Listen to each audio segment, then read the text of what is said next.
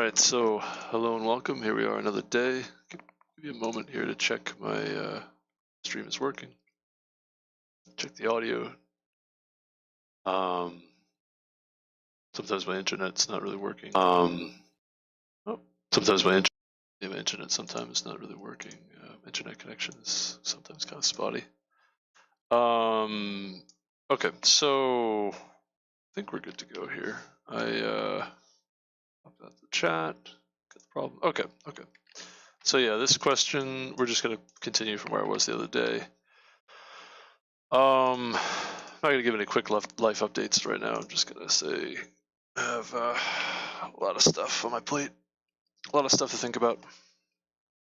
Just kind of taking things one slow, steady step at a time. Slow, steady step at a time. And yeah, so minimum score triangulation of a polygon.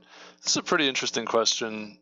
I thought about some of the ideas that I thought about yesterday. Thought more about some of the ideas I thought about yesterday. Slept on the problem. So minimum score triangulation of a polygon. You have a convex n-sided polygon where each vertex has an integer value. You are given an integer array of values, where values of I is the value of the ith vertex, i.e. clockwise order. You will triangulate the polygon into n-2 triangles. For each triangle, the value of that triangle is the product of the values of its vertices. And the total score of the triangulation is the sum of these values over all n-2 triangles in the triangulation. Return the smallest possible total score that you can achieve with some triangulation of the polygon. So 1, 2, 3. Value is 1, 2, 3. Output is 6. Polygon is already triangulated, and the score of the only triangle is 6. Here you have 3, 7, 4, 5. And you can draw a line across here or a line across here.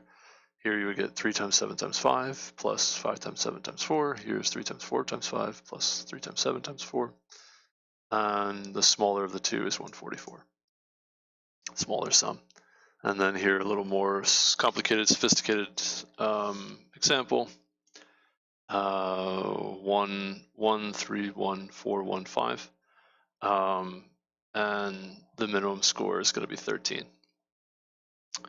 And here's the triangulation that gives you that score. Now, there's quite a few different triangulations. I was looking at this the other day, and I calculated how many triangulations are possible for an n-sided convex polygon, and it's n factorial divided by 12 for n greater than or equal to 4, and it's going to be 1 for n equals 3. 1, yeah, for n is 3. And then less than that's not defined, right? It's not a polygon. Because it'd be 0 for less than that. That's the number of possibilities. So there's a lot of different permutations that could be considered. Now, there is a way to solve this, I think, that's efficient and simple.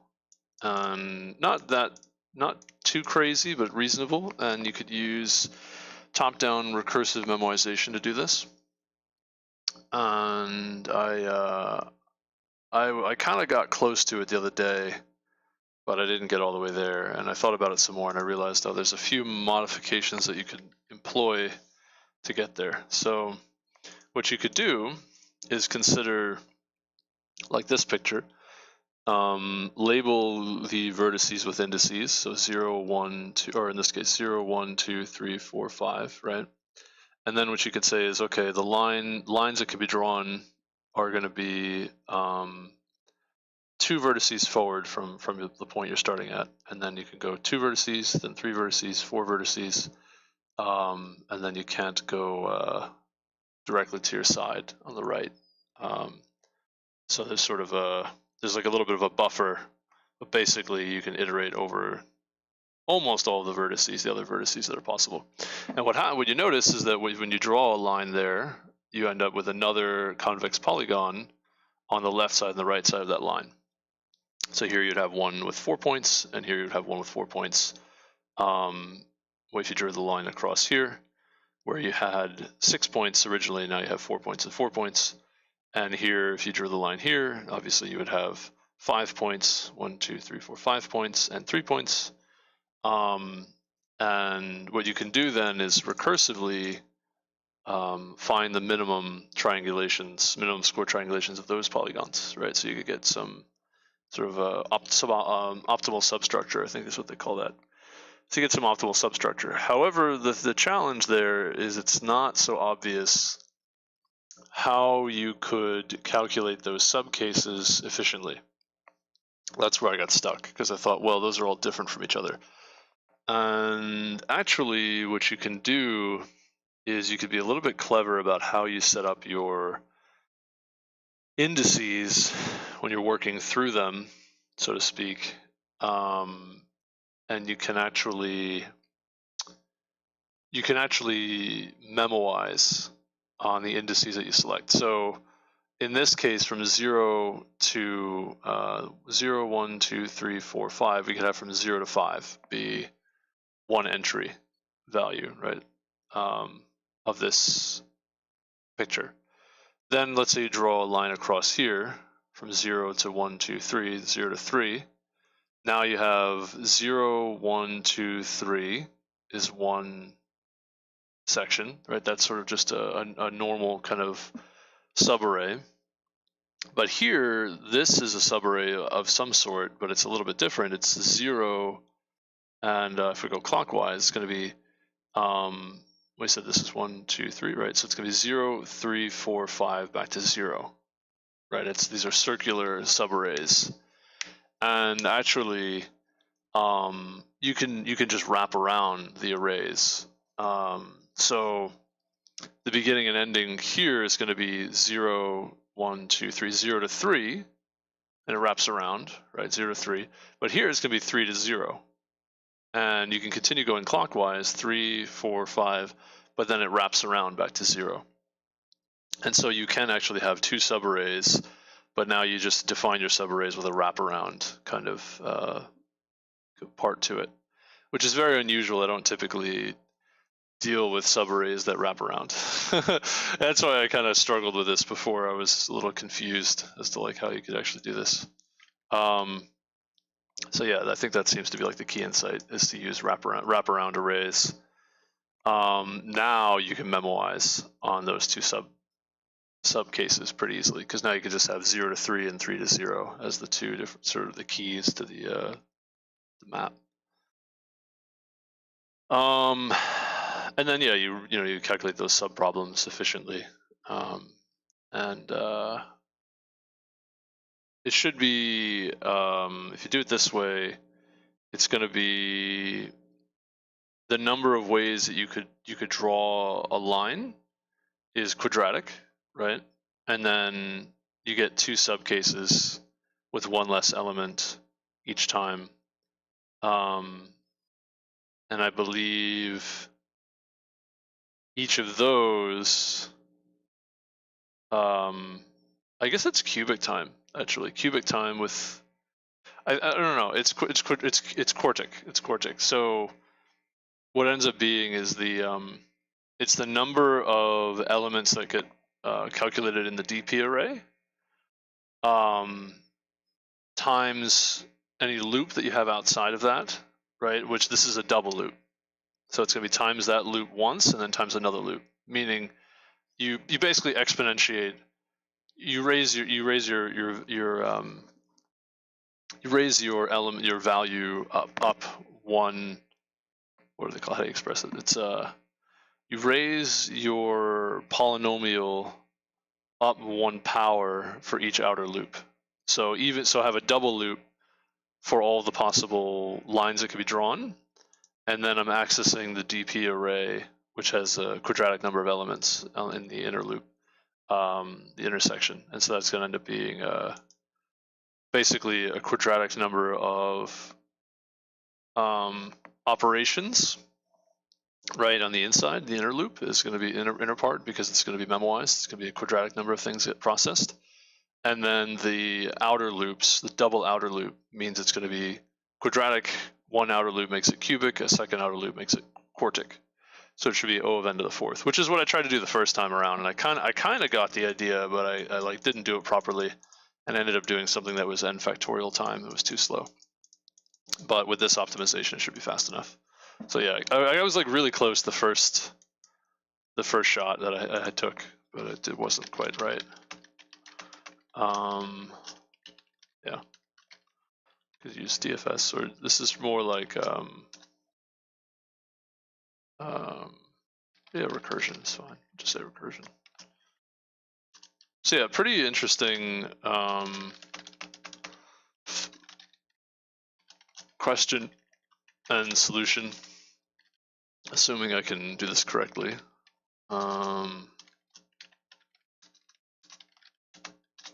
I'm not sure.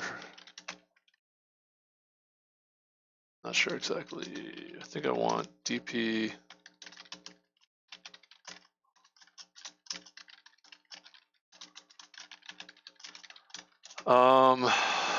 Or just memo is better.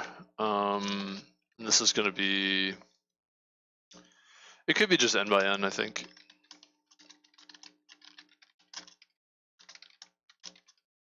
Let's say 0 here initially. Actually, better would be to use an optional, the way that I'm looking to do this, and then just an empty optional. It's fine. Yeah, that should be fine. So then we have A and B. It's going to be the wrapped array. Say if, so we'll say const auto ref opt is going to be memo of AB. See if opt exists and return that value. Otherwise, continue. And we're going to say, so there's a few things that happen here. Int I equals A. And I equals B. I is going to be I plus 1 mod n. So this is, yeah, this is the wraparound part. It gets a little bit confusing. So we're gonna start at every possible vertex, and the next iteration is going to be possible vertex ahead is going to be a plus 2 mod n. J is not equal to,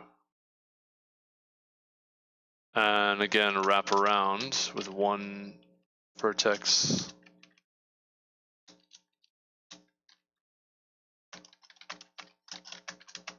that's confusing. I'll have to kind of go through this again to make sure it's exactly correct. It's, like I said, it's a little bit hard to imagine. Start with a large sentinel value, update the result of the memoization, and we're going to DP and say there's the left side, there's the right side, and this is going to be result is going to be the minimum of itself and left plus right. And we're going to recurse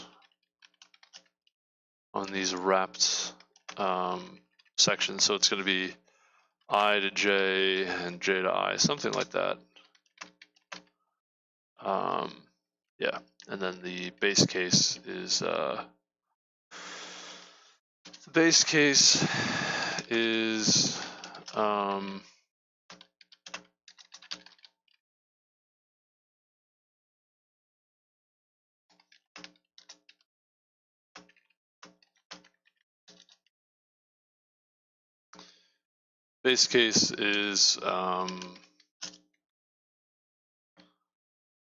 basically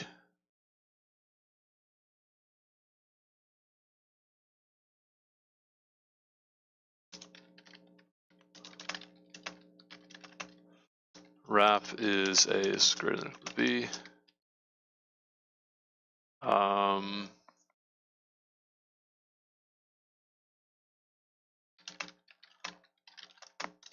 Distance is going to be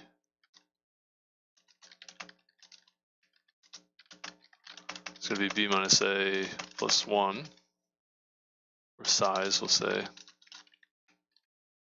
And then if wrap, then the size is going to be the other way around. It's going to be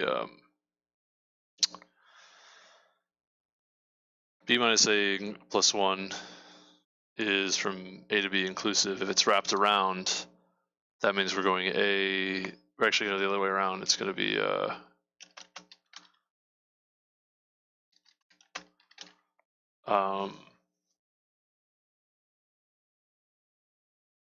we're going to actually subtract this amount at 2.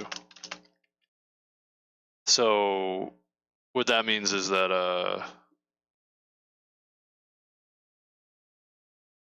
no, never mind. That's not the way to do it.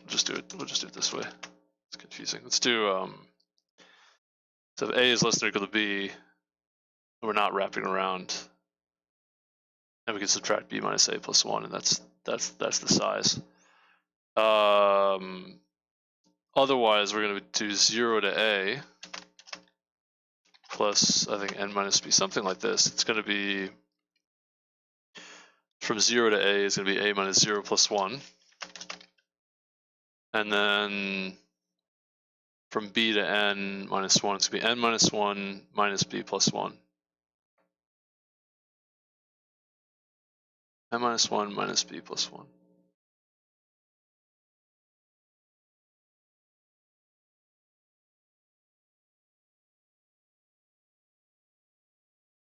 Yeah, it's just n minus b. Yeah, it's confusing, but yeah, if we're wrapping around, then this is how that works. Okay.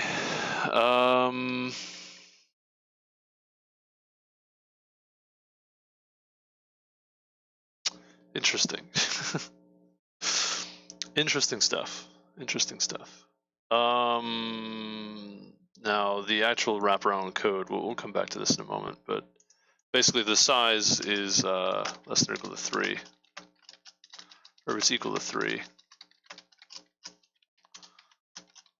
Size is less than 3.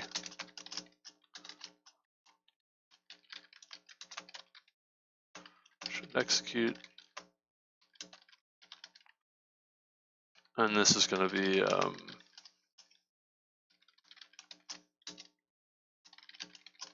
so this, it doesn't really wrap around properly if we do it this way, so it's going to be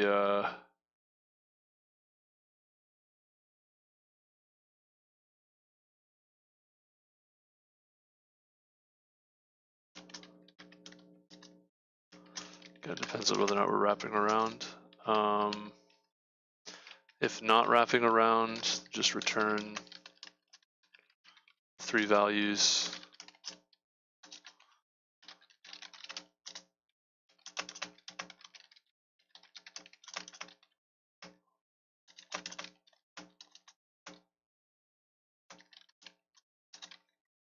Multiplied.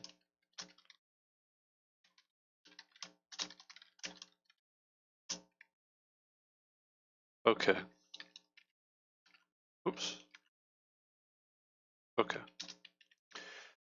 If we wrap around though, it's going to be a little more sophisticated.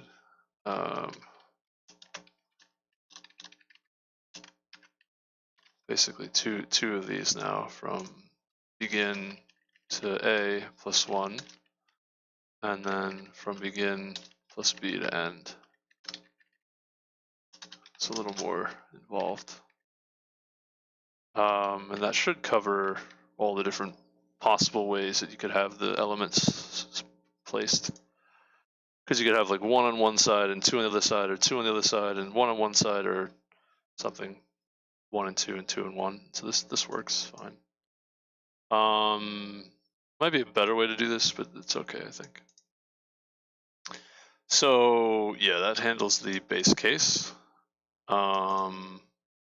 And then the question is, this is not totally correct, this loop. I think this maybe needs a little bit of work to get that right. But this is pretty much it. Basically, it should be core tick time and overall relatively efficient. It might be kind of slow on the slower side. I'm not sure how slow exactly. Like it might just make it. So I guess we'll find out. Guess we'll find out. I may be able to update this and make it strictly a DP solution and not make it a top-down memoization, but I don't actually know. I have to think about it a little bit more.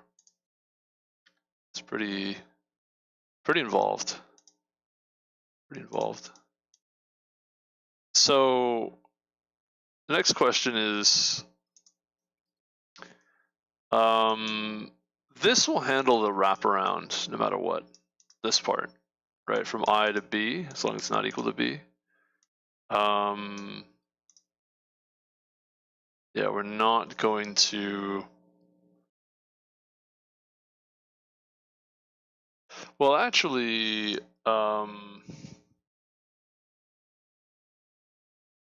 that's a good question.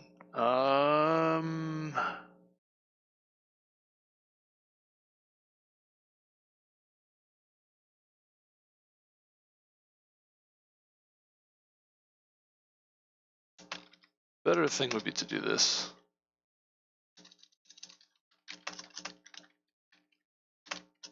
Yeah, this is better. This is easier way of thinking about it.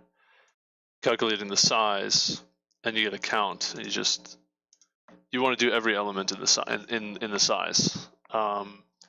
Because it's wrapping around, it gets confusing because you basically want to have the condition be I is equal to A, and then it ends at A again, right? But how do you make it I equal to A and then I not equal to A?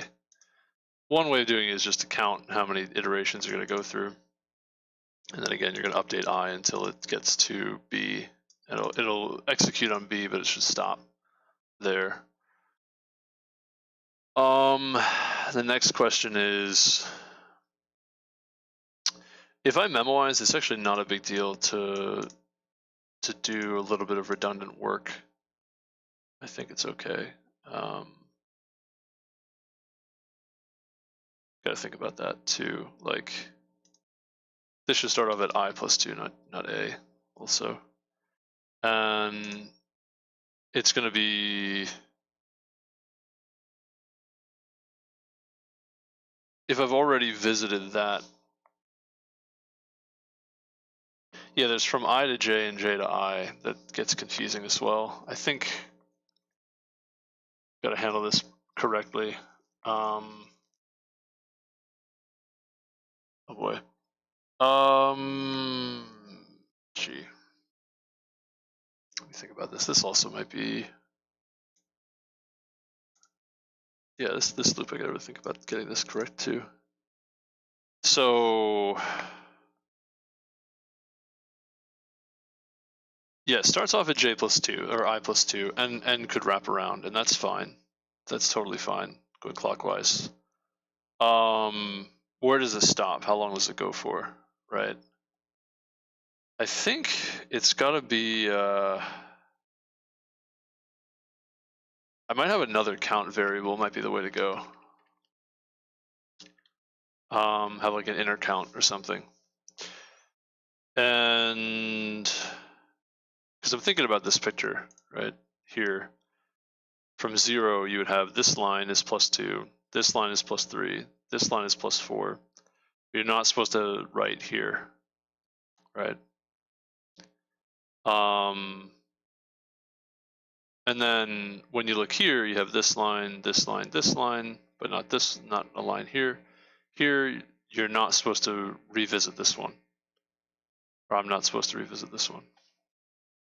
I want to skip that. That's kind of where I'm getting a little bit more confused. I kind of got hung up on that before too. I was like, oh, there's got to be a better way to do this, but actually it seems to be, may have to kind of, well, you gotta be a little more clever about this for sure. But I don't want to do this line back again a second time. That's kind of the issue. Which here it would start off at plus 2, and then this was actually already calculated in the reverse direction. Which again, part of the confusion is that, you know, the left side and the right side are kind of like, one is wrapping around and one is not. It definitely gets more involved. Yeah, it definitely gets more complicated if I don't like handle that properly. Okay, so definitely I can do, this one is just a +2, +1, +2, +3, +4, and then here is, this shouldn't get processed. This should be skipped. There should be not skipped. So that's gonna be, how do I know, how many things do I proceed with to process? I think I want the size, right? And I don't actually know. Like, how do I figure out that I stop? When do I stop? It's gonna be I minus 1. Right, I minus 1 plus n mod n. Basically, that's where that should be the last spot.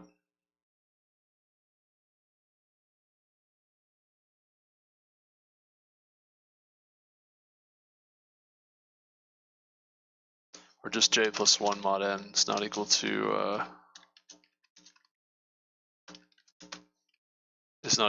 I, right? That's where it stops. So go I plus 2, I plus 3, I plus 4, and then here, 2, 3, 4, this 5, take this mod 6, if you add 1, it'll come back to I, right? So it stops here, it doesn't even process this one. That's one way of doing it. That's technically correct, although it should actually terminate sooner than that.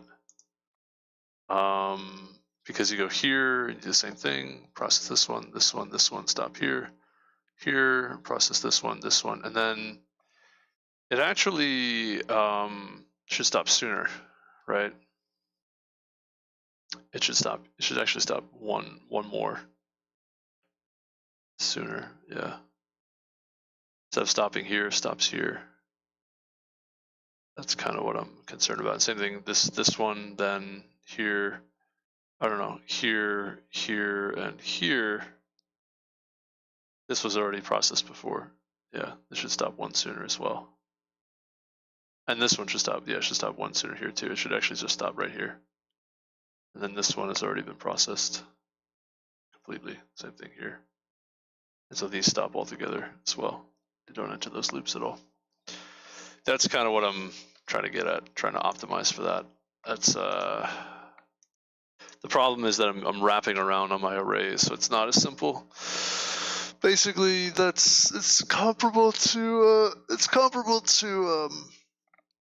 excuse me, it's comparable to like if you have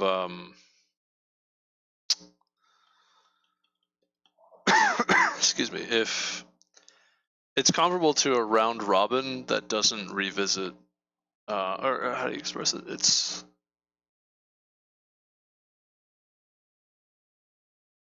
comparable to like a round robin maneuver on indices where you're looking at pairs of indices, and you're also trying to make sure that your pairs of indices are always like if it's each pair is like I and j, that I is less than j, right?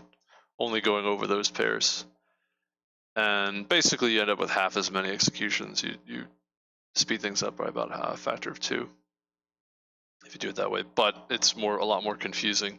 Normally you could just do like, you know, I from I equals 0 to n, and then j from I to n, right? Or 0 to I is like another way. It just means that each iteration of the inner loop is it's going to be dependent on the outer loop a little bit. It's not going to exceed the well, but it just means each inner loop, depending on the outer loop, it's going to be perform one less operation each time, depending on how many outer loop operations have already occurred. Excuse me. It's kind of the difference between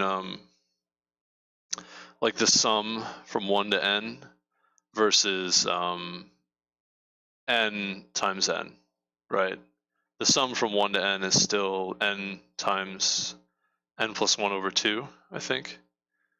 Yeah, it is still n times n plus 1 over 2, whereas n squared is just n added n times, right? But both of them end up being quadratic time complexity, but one of them is a lot smaller than the other. One is about half the size of the other, which matters, especially if this is a quartic algorithm. It's a n raised to the fourth. If you have a factor of 2 in there, then it ends up speeding things up quite a bit.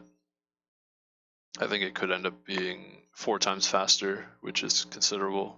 I think that this would be like 2500 squared, and if you divide by 2 first before you square it, that makes it like 1200 squared, which is around like 1 million. It's like 2 or 3 million or something. Well, maybe 1 or 2 or yeah, around like 2, a little over 2, maybe between 1 and 2 million operations if I do this correctly. But if I don't do it correctly, then it looks like it's going to be more like 5 or 6 million operations. So 5 or 6 million might be too much, might not be fast enough. Whereas 1 to 2 million should be fine. In theory, should be fine. So yeah. Anyway, it's kind of rambling over here. Question though is, how do I do this properly? Definitely this is correct, but I think this even goes further. I think it depends on what the count is here. I want to say something like this, which it's a lot of extra operations per iteration, but I guess it's probably fine. It's probably not too bad. So when the count is 0, you're going to go 2, 3, 4, and then you add 1 and stop there, right? Adding 1 would put you back at I, and you stop. When your count is 1, now you have 1, 2, 3, and it's still just plus 1, right? So even the count has been incremented here. This should be sort of count. It should be 0 a couple times, which is just going to be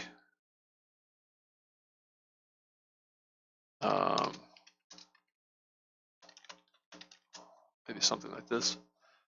So it should be 0 again this time. But then when you get here, count should be, so count is 0, count is 1, count is 2. You're going to have one more sort of part. So 1, 2, and then stop here instead of here. So you move back one position. And then here you would say 1, or no, you do 1, and this has already been processed. So now we're moving back. It would normally be 1, 2, 3, and move back 1 position, but now we're moving back 1, 2 positions with count as 0, 1, 2, 3, and count being 2. Now we're moving back 3 positions and stopping here and not processing that. And then if we looked at here, this is fully processed. So this would normally be 1, 2, 3, but all of those have already been processed. 1, 2, 3 have already been all processed. What we end up with is you would normally move back 1. The count is 1, 2, 3, 4. Now we're going to move back.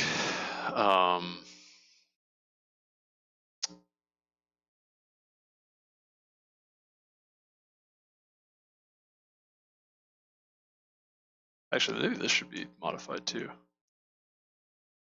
Now we're going to move back 1, 2, 3, 4. Yep, count as 1, 2, 3, 4, 5. We're going to move back all the way 4 positions and just immediately stop. The thing here is this stops too. In fact, these shouldn't be processed at all. Once we get to halfway through it, we should really stop, I think. 1, 2, 3. 1, 2, 3. This doesn't get processed. This gets processed. This gets processed. This gets processed. This doesn't get processed. This has already been processed. And then this one is already fully processed. Yeah, once you get through about half the elements, it's done. I think so. Is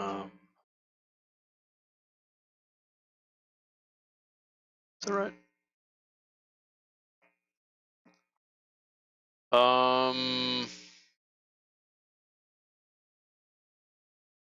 Think here.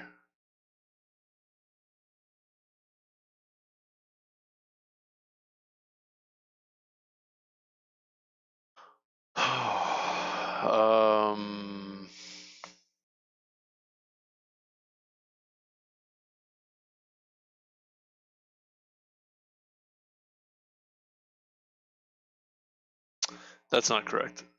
No. It's only like that because this is a six-sided polygon. If I use like 8 sides, it's, I don't know, I need to be a little more sophisticated than that in terms of how to solve this. So if I go with 8,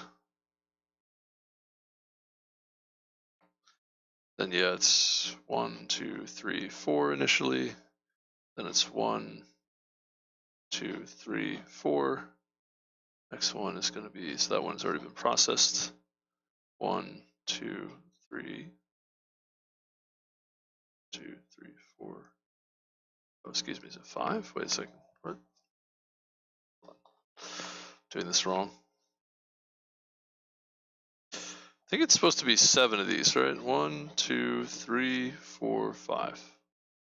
Oh, it's 5. Okay, it's 5. All right. First point is 5.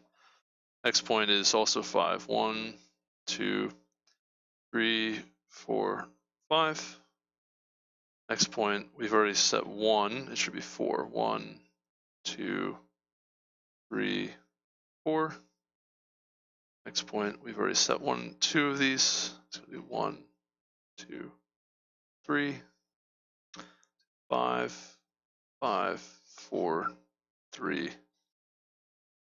It should be 2 now, right? 1 has already been set, 2 has already been set, 3 has been set, 4, 5. Then this last one, 1, 2, 3, should just be 1 of these that gets set.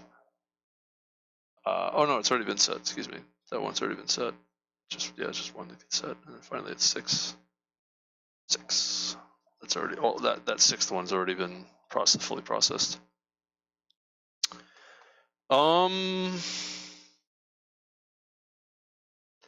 Yeah, I think it's just the nature of, because I skipped 2 vertices. I can stop at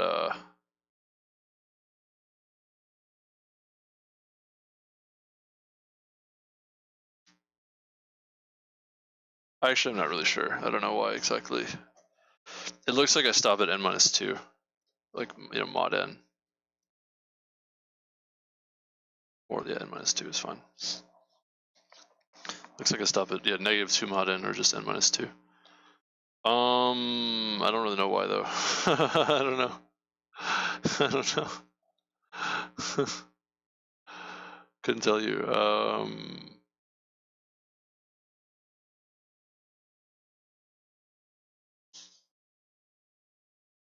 If I have 5 of these, try that one.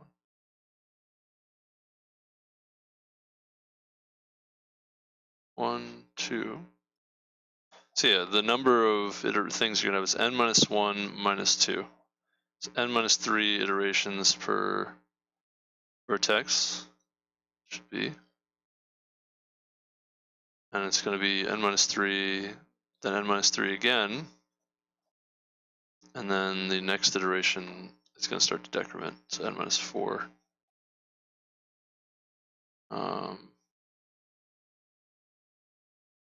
And then actually after that you have n-5.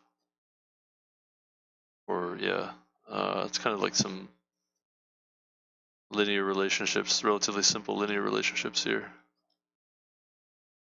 But yeah, you end up stopping at n-2 is the vertex that stops. You stop processing. So everything's fully processed by the time you get there. Why is that?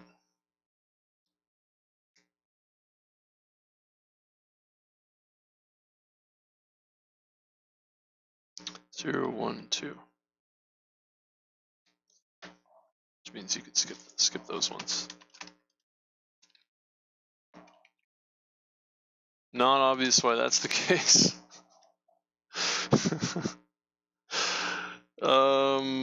Yeah, I don't know what to say. Huh.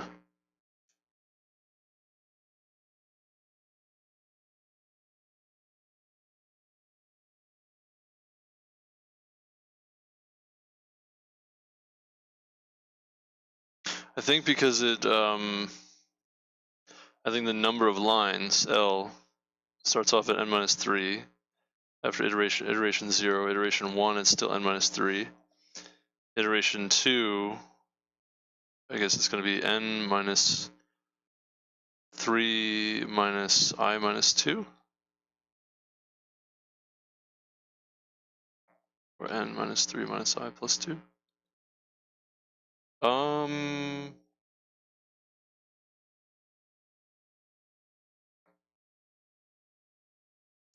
It's more like n minus 3 minus I plus minus 1, just n minus 3 minus I plus 1, just n minus 2 minus I. Yeah, n minus 2 minus I think. Because then when I is 2, you end up with n minus 4. And when I is 3, minus 2 minus I gives you n minus 5. And this n minus 2 minus I has to be greater than or equal to, it's greater than 0, excuse me, greater than or equal to 1. Which is to say that you have n minus 2 is greater than or equal to I plus 1. And that means that I plus 1 is less than or equal to n minus 2, which is I is less than or equal to n minus 3.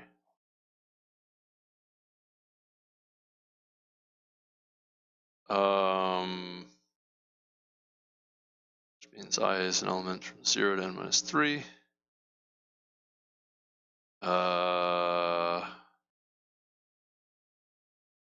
That's how many iterations occur, which the number of those iterations is n minus 3 minus 0 plus 1, which is n minus 2.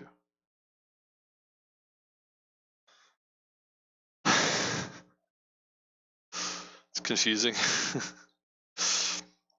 Also stopping at n minus 2 and not processing it at n minus 2 is exactly what I was saying. Yeah, not processing n minus 2. Okay, so that seems to be correct. It's a bit involved, but yeah, that seems to be what's going on there.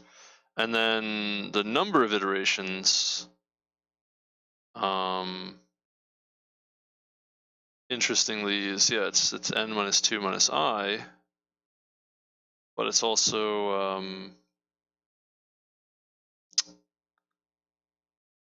when I is 0, it's n minus 3.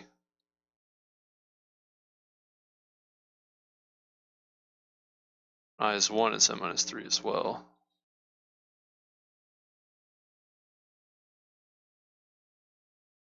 And then when I is 2, it goes, then it starts to move. So basically there's like kind of a double step type of thing going on here. So we can call this like count 2 or total.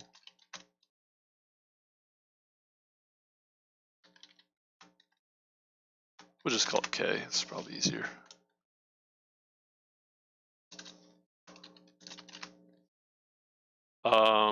And set K to n minus 2 minus I.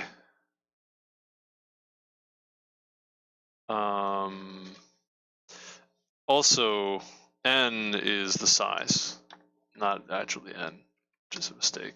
Yeah, size is what I keep saying n, it should be size, what I mean. Mixing up these values.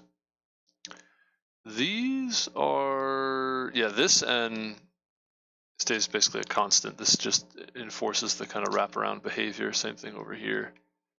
But K being the size is actually how many iterations. Obviously in the first execution of this, n and the size are the same, but once you start getting into like the sub cases, then it gets a little more confusing with the size is what I wanted here, not n.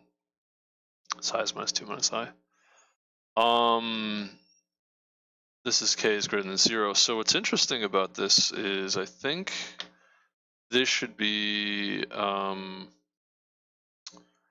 when I is 0, this should be no larger than n minus 3, or size minus 3.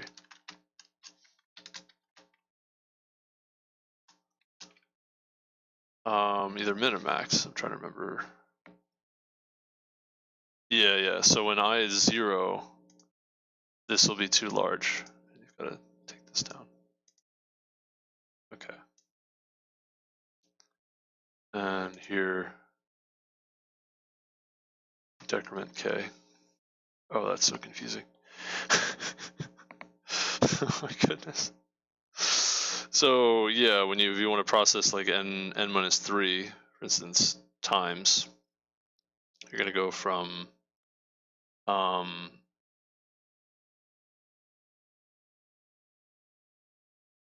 this value n minus 3, we're going to go to, I think, down to 1 inclusive, right? So n minus 3, or the other way around, 1, n minus 3.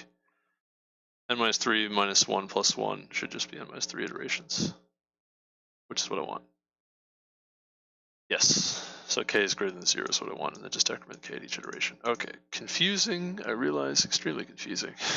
Extremely confusing. But that should give me the correct number of operations, at least. There's a lot of finagling going on there. Now, whether or not this left and right is correct is another question. I think so. I think it's that simple. You just have from 1 to 2 clockwise, and then from 2 to 1 clockwise, or from vertex I, and vertex j, from vertex I to j clockwise, and then vertex j to I counterclockwise, also clockwise, but potentially wrapping around. And you only know if it's wrapping around depending on which direction you're taking.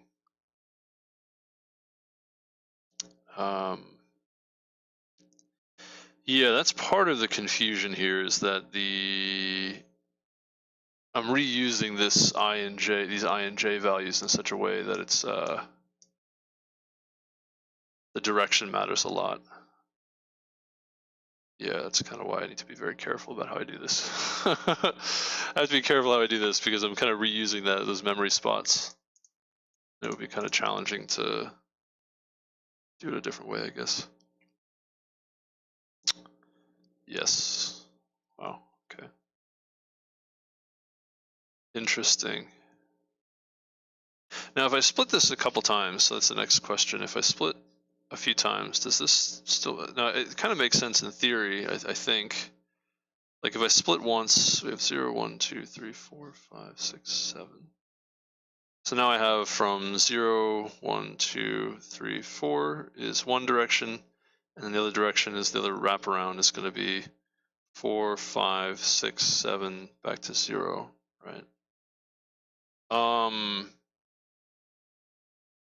If I now go ahead and try to split one of these again, so now let's say I draw a line from 1 to 4.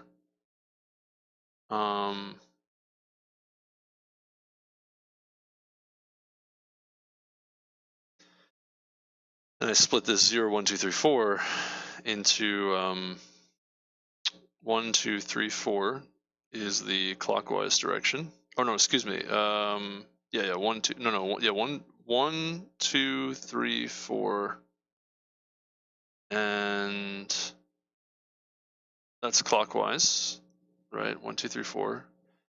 And then also 4 back to 1, 4, 0, 1. It's also clockwise, 4, 0, 1. Right, so from 1 to 4 and 4 to 1. Yeah, wraps around. One of these sections is not going to wrap around, and the section that does contain the wraparound just continues to wrap around. That's kind of the thing, is that yeah, you don't. What I'm wondering about is like whether or not these splits can create issues of some sort. So on the other side, now I had 4, 5, 6, 7, 0, right?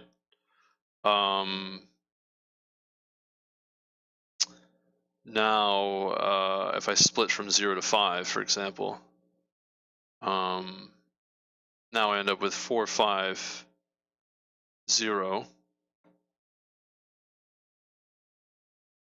So 0 to 5, there's going to be 5 to 0, 5, 6, 7, 0. And there's going to be 0 to 5, which is 0, 4, 5. Okay, did I get that right? Yeah, I don't know if this makes sense. Maybe this is a little bit nonsensical. I don't know if this really makes sense. This is pretty, it's kind of confusing. I don't know if this actually works. In my mind, I thought maybe it does work, but I didn't really fully work out the details. I'm still kind of hashing it out here. Yeah, so if I have one wraparound already, 4, 5, 6, 7, 0, right?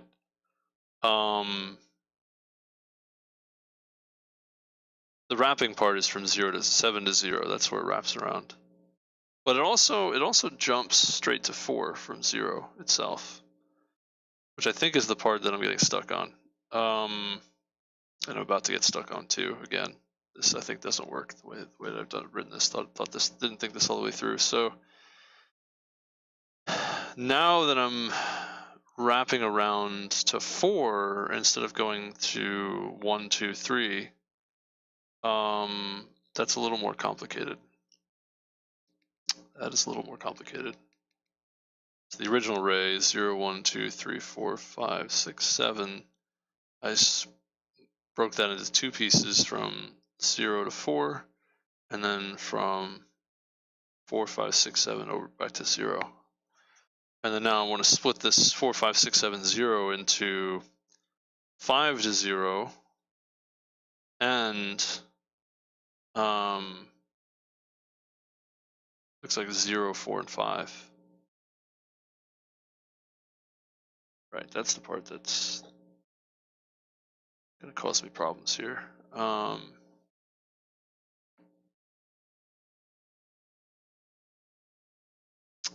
Because this needs to jump over from 0 to 4. Yeah, that gets really confusing. Yes. Yeah, that's a problem. Okay, so this approach doesn't work. The idea does not work. That's kind of awkward now. That's pretty awkward.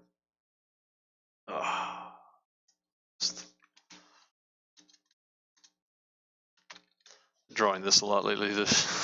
Just, I don't know. The ... The who knows symbol. I don't really know symbol. This had a lot of submissions too, a lot of exceptions and submissions. Pretty high acceptance rate. I'm just kind of surprised. This seems to be like a lot harder than I thought. I realized. Maybe I'm just missing something important that makes it a lot easier. That's it tends to be. I mean, that's kind of all these questions. It's always just something that you don't really think of or don't see. And that's what makes it challenging. It's just not something you already know how to do. It's never something that's like too crazy, I guess. Well, I shouldn't say that. I don't know. That just is what it is. I'll just say it's a matter of kind of investigation. But yeah, it looks like this is not going to work, right? The case that I would cite is like just take an octagon and 0, 1, 2, 3, 4, 5, 6, 7.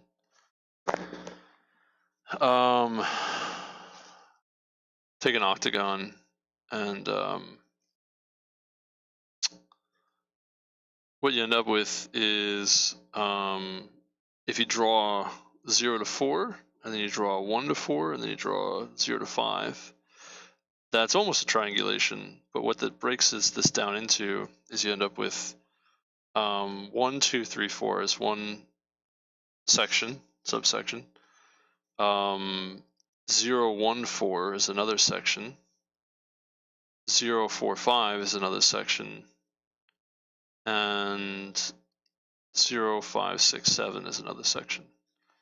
And the problem is these kind of don't overlap nicely, I suppose. You can't really split 0, 4, 5, 6, 7, which is represented really as a wraparound array starting at 4 and going to 0. The problem is that now the wraparound that occurs for this array is going to be actually slightly shifted. It's going to be, I mean, maybe I can do this with just using a little more memory. Maybe I can actually do this.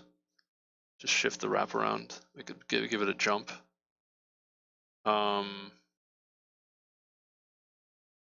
So 4, 5, 6, 7, 0 now becomes, somehow breaks into 0, 4, 5 and 0, 5, 6, 7, which would be 0, 4, 5 is a wraparound within the already wrapped array, and then 0, 5, 6, 7 should actually be 5, 6, 7, 0. So yeah, 0 to 5 has the 4 in between, and then 5 to 0 has the 6 and 7 in between. So there's one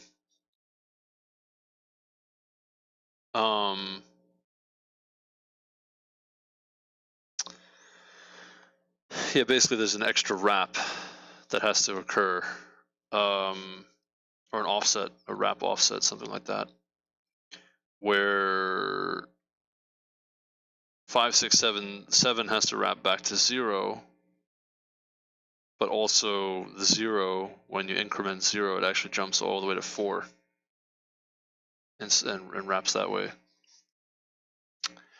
So that's the confusion. That's the part that's confusing. It's yeah, there's an extra jump in there.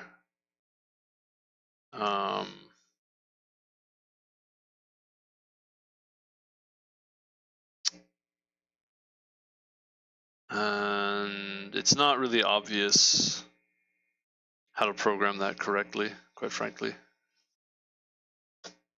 Yeah, it's not obvious at all.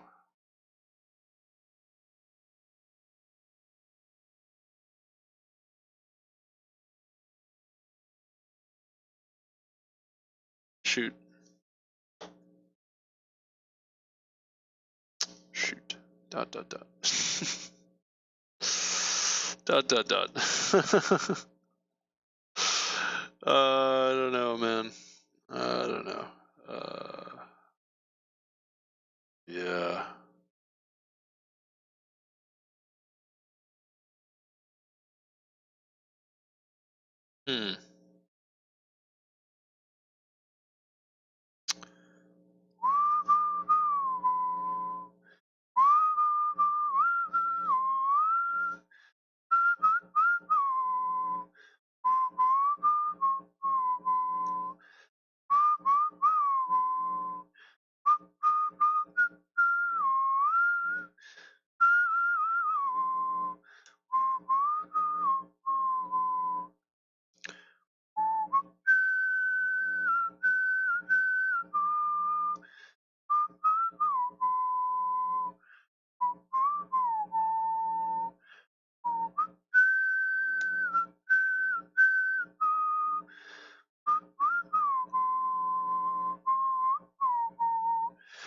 This is a good question, man. I don't know. It's pretty. I'm trying to look for things that can make it a little bit easier, but actually, because there's only 50 numbers that you're dealing with, it doesn't matter if the numbers are bounded.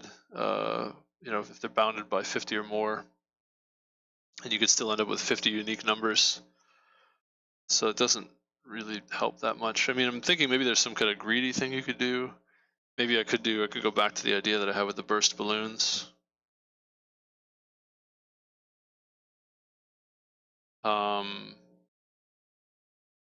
That idea seemed pretty good with just using a wraparound of some sort. But that, try to use basically the same burst balloons routine, but with a wraparound and the first two elements basically not contributing, using like a count, extra count variable. I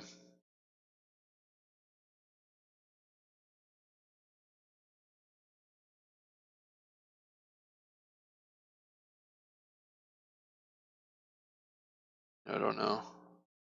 Don't know. It's maybe one way of doing it. That would be, I think, cubic time. That would be faster than what I'm trying to do. That would be faster than what I'm trying to do. It's 50 cubed. It's like 2,500 times 50.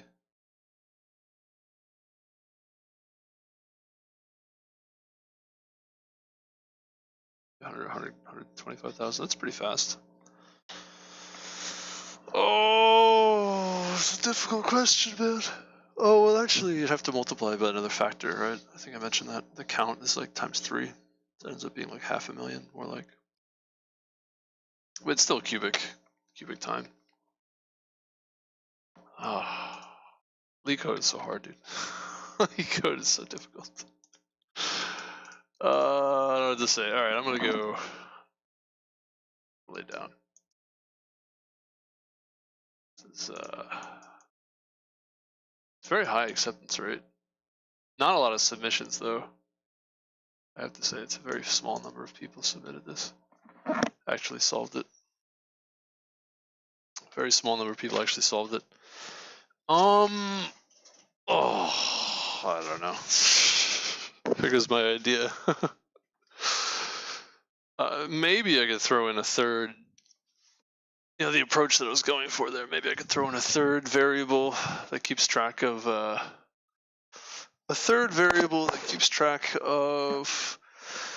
like, I guess how much you have to jump in each array. Excuse me, but I don't think that really works either, because you could end up with a lot of jumps, extra jumps. Like you really end up kind of breaking up the original shape. If you have, like, let's say you had 50 vertices, each lots and lots of different triangles end up really modifying the shape, and so it's not that easy to keep track of.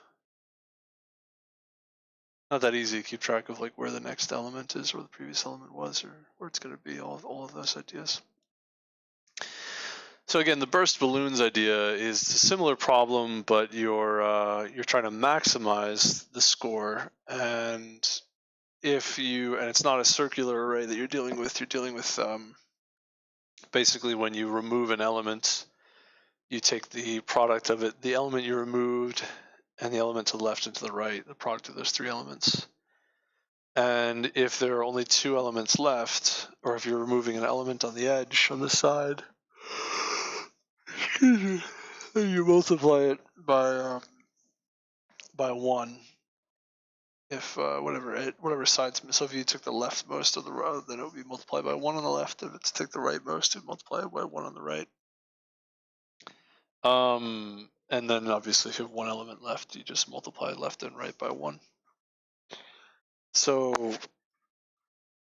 this question is similar to that one. That one you can do in cubic time, and the basic idea is to just go backwards and say, okay, you know, for each element, I could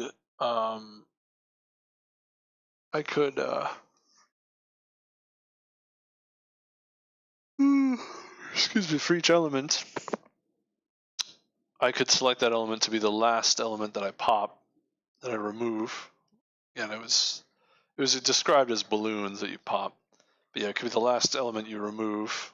And then you'd have processing the left side and the right side using recursion and memoization. You could also use DP to do this too. You can go bottom up DP as well, as it turns out. But yeah, you could do it that way and say, okay, well, since it's the last element I'm going to pop, or last element I'm going to process, process. So it's going to be that element times 1 and times 1 on the left and 1 on the right, because everything else is going to be gone by that time. And then you can process the left side and the right side recursively and memoize, and those will end up just being 2 indices to represent the section that you're processing.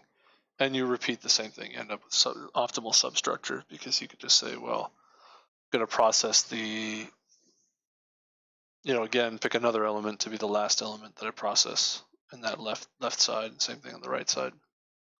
And those would also then split those into further left and right sections. And in order to calculate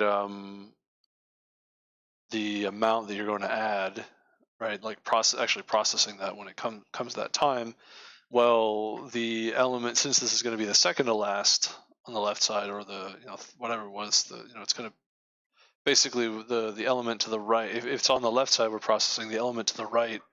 All the elements on the right side are going to be gone except the rightmost element that we just picked before. And obviously that's just going to be whatever your range is from I to j, it's just going to be the j plus 1th element on the right side. Same thing on the left side, it's just going to be the I minus 1th element. And if you go out of bounds, then you just set those values to 1 and multiply by 1. And so that's consistent across all the elements, which then gives you optimal substructure, which then allows you to do this in cubic time with a quadratic amount of extra memory. Just memorize on the indexed ranges. And it's very straightforward. It's not straightforward, but it's doable. It's not that straightforward. It's relatively straightforward, but it definitely takes a little bit of thinking to get there. I actually never got there on my own. That was too hard. I didn't think to go backwards. I didn't even consider that was a possibility. This is a similar kind of a question. I think probably requires a similar kind of an answer, because if you try to go forward, same thing with that other question, if you try to go in the forwards direction, you just end up in a mess of trying to go through these, n factorial different permutations. Same thing here. This is very similar. You have n factorial divided by 12. In most cases, that's how many different permutations you'd have to go through. Different selections of elements to remove to process, and try to find the smallest of all of those. Which other one was trying to find the maximum of all of those? And I think probably if you go backwards again, you may be able to find optimal substructure. Excuse me, and be able to memorize. In this case, it's a little harder though, because one, there's two caveats, two things that make this a little bit different. I shouldn't say harder, but different. One is that the last two elements that get processed, those do not contribute anything. Those actually should be multiplied by 0. The last two elements that should be, processed should be,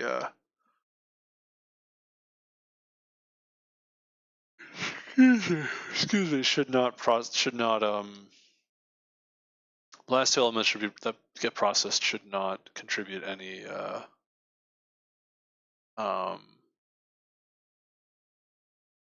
amount to the score, which I thought maybe that I would end up doing a quintic algorithm n to the 5th, but actually I could optimize that a little bit more and just go for by basically just selecting those two elements preemptively, just do choose two different possibilities where I select those elements, and then for each one of those selections perform the rest of the algorithm. But I actually think I could optimize that further by going for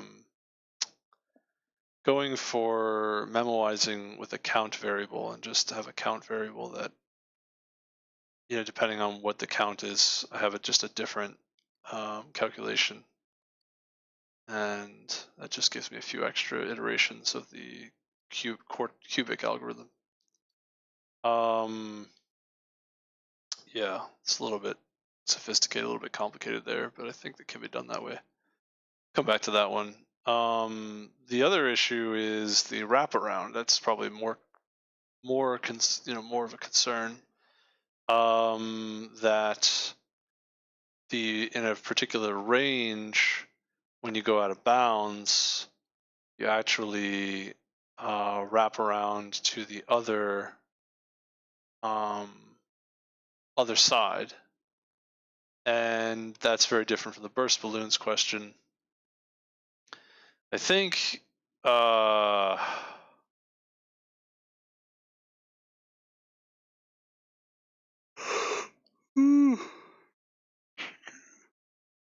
Excuse me. Like when you yeah, it's a little bit harder to think through. It's a little harder to think through, especially because, right, like I said, the processing is a little bit different depending on the count. So I think when it's the first element, when it's the last element you select, you have a left side and a right side, and you contribute 0, and you process the left side, process the right side.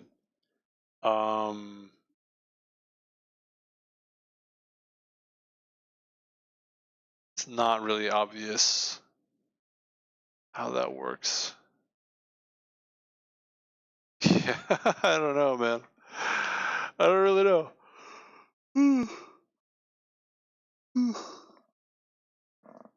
Excuse me. Oh.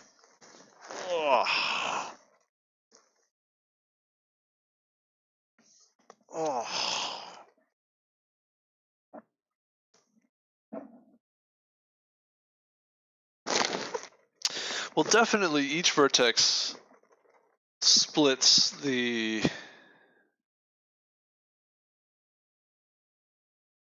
That's so confusing. So confusing. Okay.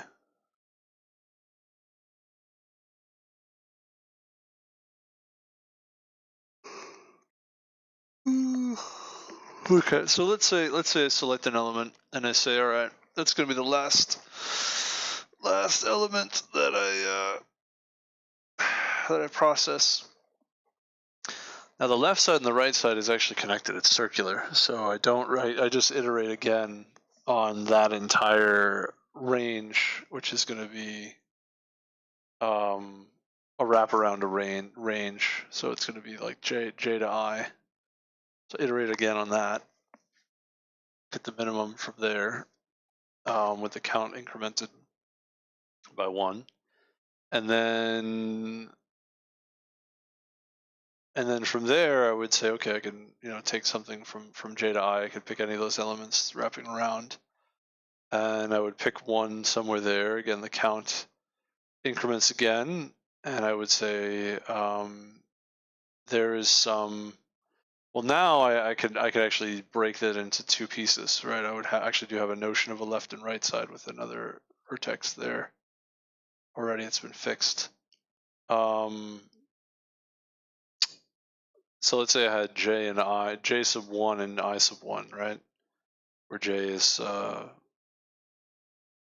I sub 1 is to the right of j sub 1. So I sub 1 is going to wrap around to j sub 1. When I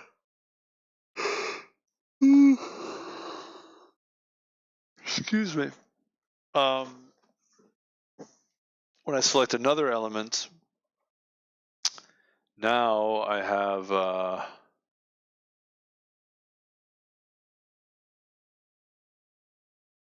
let's call it I sub 2, or just call it k sub 2, some index k sub 2. So now to the right of k sub 2, I have I sub 2 and j sub 2, which could wrap around. Where j sub, so if I wrap around to the right, then j sub 2 actually is the same as j sub 1. It stops at the previous spot. And on the left side, it's going to start at I sub 2. We'll call that I sub 3, which is I sub 2. And then j sub 3 is going to be on the left side. It's going to be so I sub 3 to j sub 3 and not wrap around. Okay.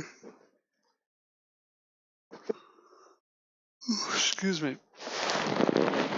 And then those two will get processed recursively. Oh, my goodness.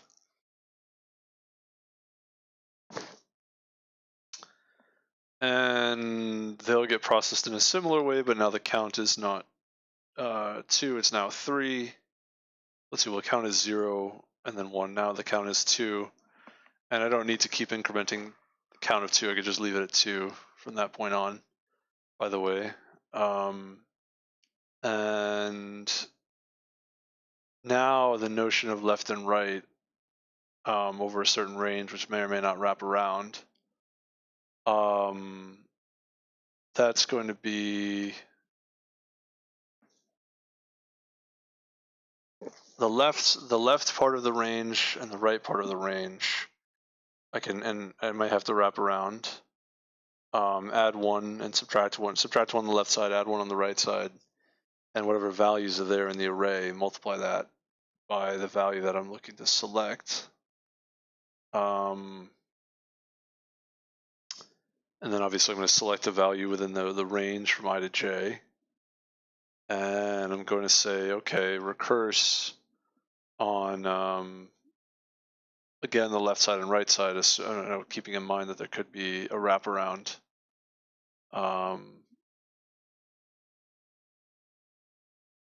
And take the sum of the left side plus the sum of the right side recursively, and then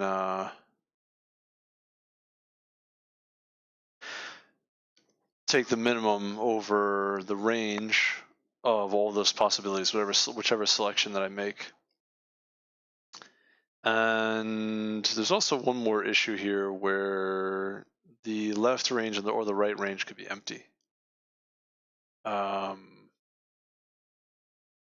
Meaning the optimal selection, or just one of the possible selections, it could just be within, for some I to j, it could just be I equals 0, the first value, I, is the one that I select to be what gets processed in that, like it's not what gets processed next, it's what gets processed next to last, or, it's like penultimate. It's, I don't know how to express it. It's going to be like, there's the last element you process, and then the next to last. And each iteration, it's actually going to be looking at the next, it's not going to be backwards in time. It's going to be the next value backwards in time. So anyway, the next value going in the backwards direction, the next thing to get processed in the backwards direction. Well, the next thing that gets processed in the backwards direction could have nothing on the left, could have no left side at all. In which case, I'm not really sure how to process that exactly. I guess I could just check the size of the range, and if the range's size is 0, then I would just not process the left side or the right side.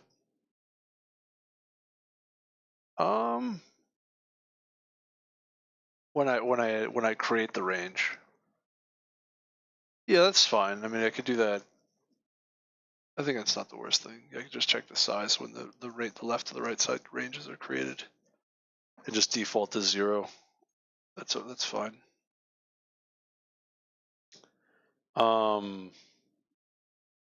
anyway, yeah. So that's pretty involved algorithm, and it should be cubic time as well.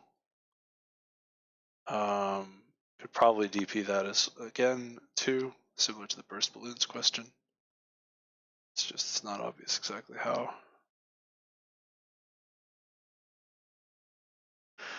Yeah, I think this could work. I think it could work.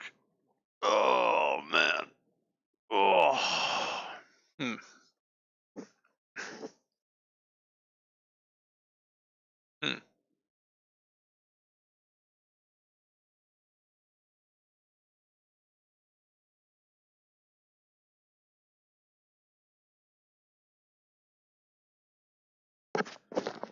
Wow.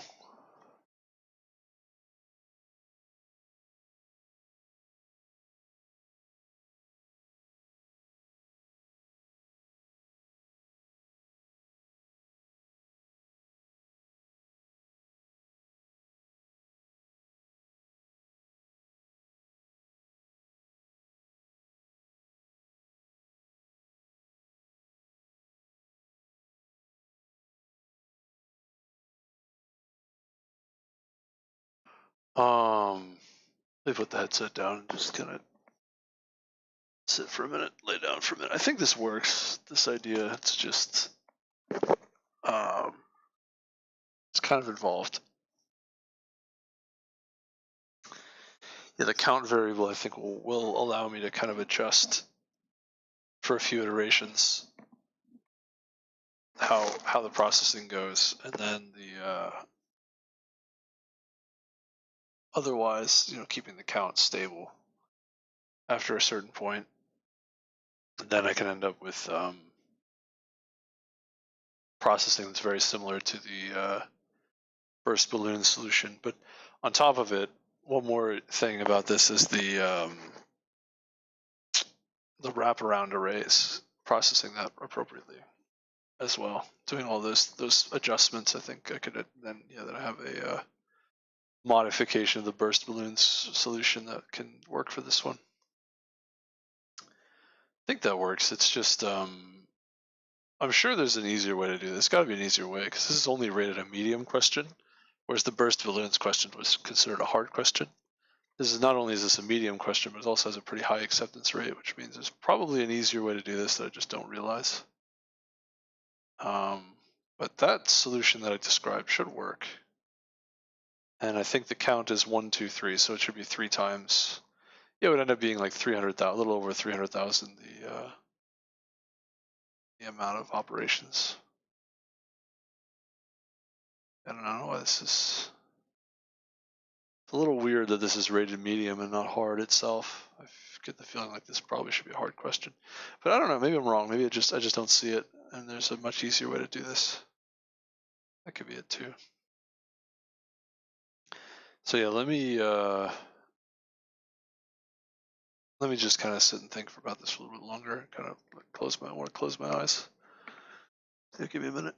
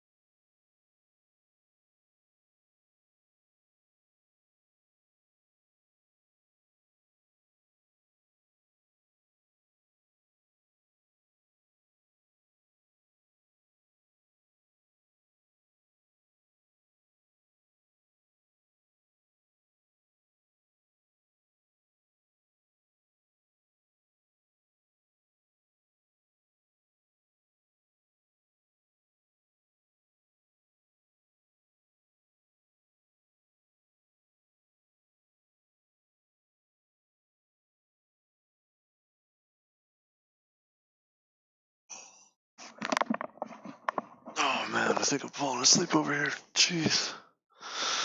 Also, there's some really strange noise I keep hearing. I think someone's doing construction nearby, but I'm gonna go investigate that. Make sure it's not something going on downstairs, but yeah, wow. Oh, I fell asleep. Just fell asleep. No kidding.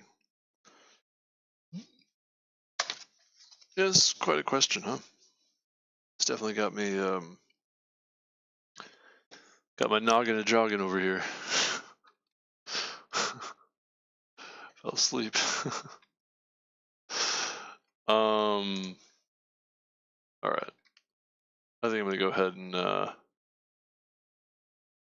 I'll be back in a minute. I'm gonna go investigate. Here's this noise. It sounds like it's very close, but it also sounds like it could be construction down the road. I don't know what's going on. So I don't know. I'll be back. Yeah, I think the solution I described would work, but it's involved. I'll come back to it. Come back to it in a few minutes. Obviously, fell asleep for a few minutes. Fell asleep for a few minutes. We'll be back.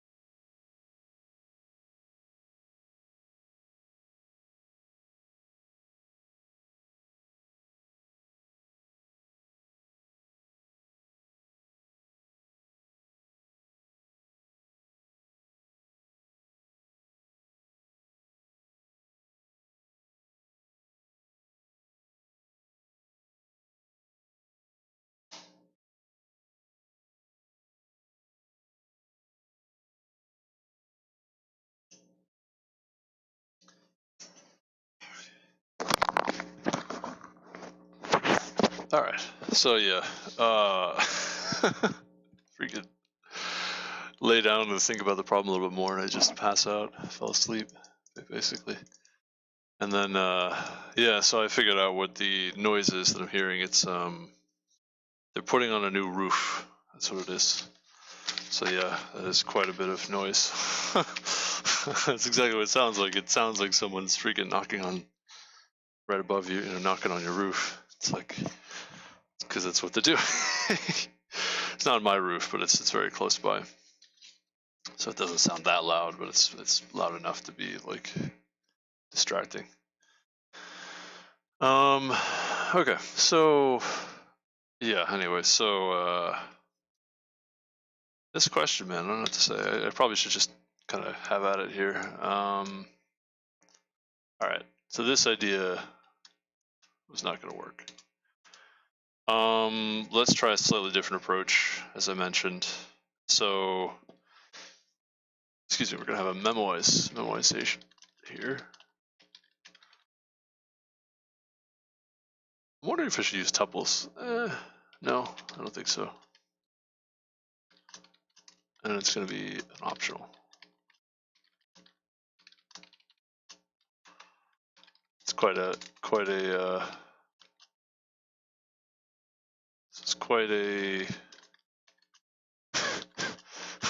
data structure. It's a vector of a vector of a vector of an optional. Here's the optional. Here's the first vector, second vector, third vector. Okay. And I'll explain why it's going to look like this in a moment. I think one less vector here. This is going to be, so we're going to have three of these vectors, which again, optional, vector, vector, an optional, vector, vector, vector. Yeah, that's fine. I did this wrong. Wait, 1, 2, 3. This is one extra. Yeah, okay, there we go.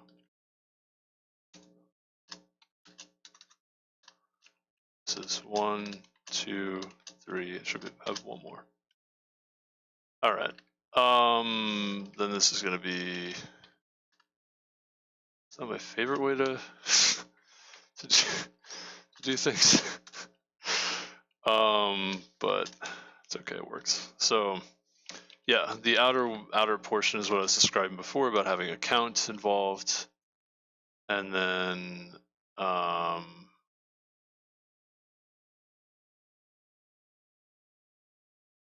don't know. This one should have 3. That's what it is. Yeah. This should be do n. This is going to be n by n.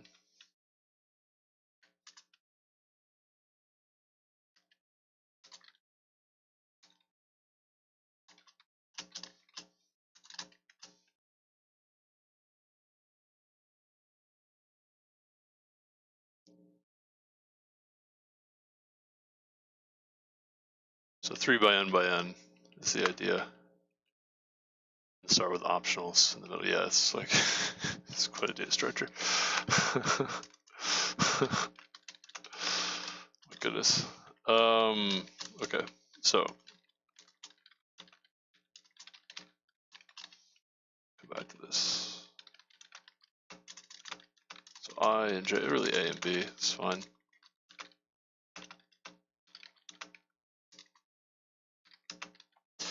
There's one more here, which is count. Go back to that. And we're going to say curse 0 and -1. Count starts off at 0 and recurse itself. And we're going to say const auto optional. It's going to be memo of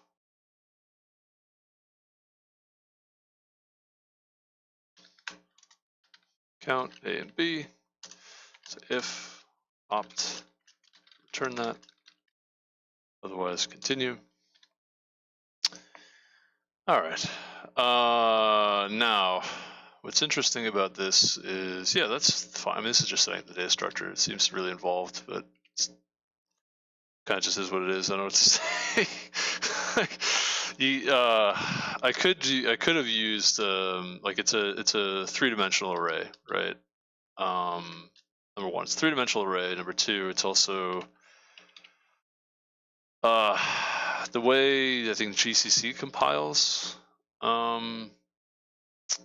C++ code. If you try to make, I don't know, it could be C++ in general, just how GCC compiles it, but if you try to make a three-dimensional array that's not a dynamic array, like something that's like a local variable, and a multi-dimensional array of variable, if you make an array of variable length, it's a local variable, and then try to capture that in a lambda expression, you won't be able to use it in the lambda expression. So kind of a subtle thing. So this is like a lot of extra code to initialize the. I guess I could write a better way of initializing this, but I'm not sure if it's really much better. The other approaches I could take. There's probably a mistake somewhere in here because this is just like really complicated. It's like really involved just to initialize a variable. But anyway, so yeah, I get my memwise variable there. It's got an extra dimension for the count. I think I mentioned that before. Then we're gonna do a recursive lambda expression, so it's gonna be able to call itself. Basically just gonna recurse on this array.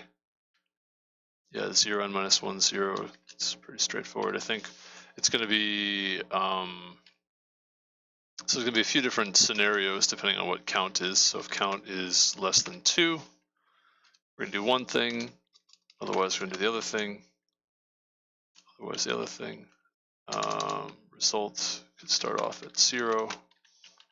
We're going to memoize with these values with result. It's going to be memoize of count A and B and return result. So if count is less than 1, we'll come back to that.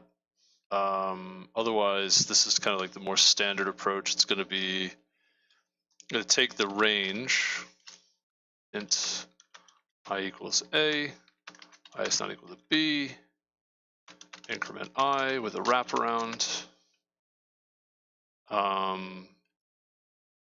and say basically there's a left side, there's a right side, which I figure those things out recursively, and then I take the result.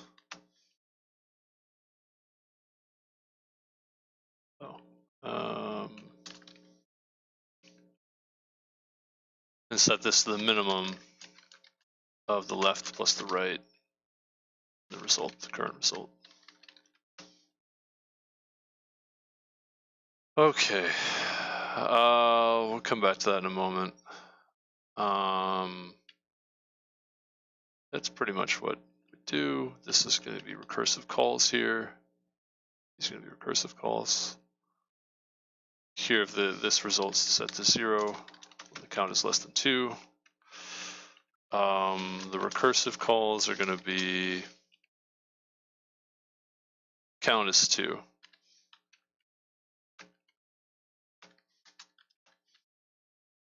And it's going to be, the left side is going to be from A to I, and the right side is going to be from I to B. And this range could be a wraparound, could be flipped. Yeah. But I is going to be somewhere in between. And there's one more issue here, that if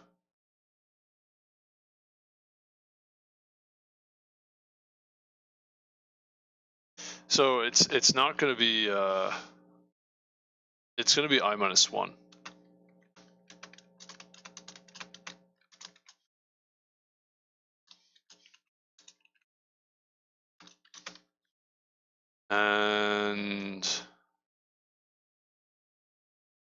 that could get kind of confusing.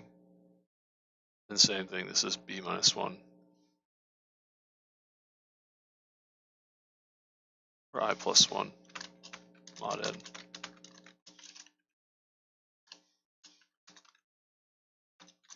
Yeah, it gets really confusing.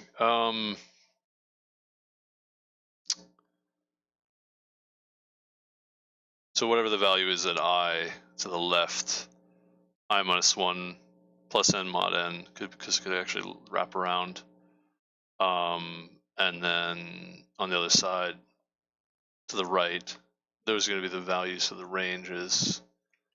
And we can say, let's do L and R. Let's do it that way. L, R,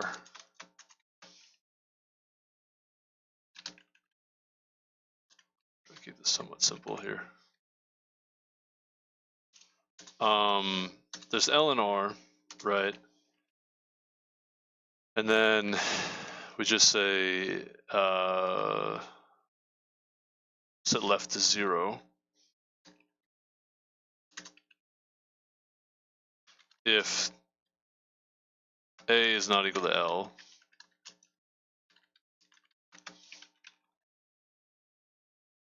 This kind of thing. And then right is 0 if B is not equal to R.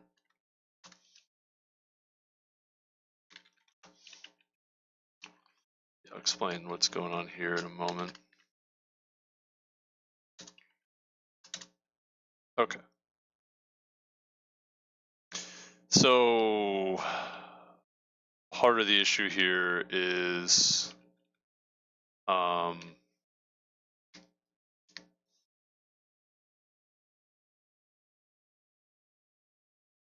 it's a little bit more to it than that too.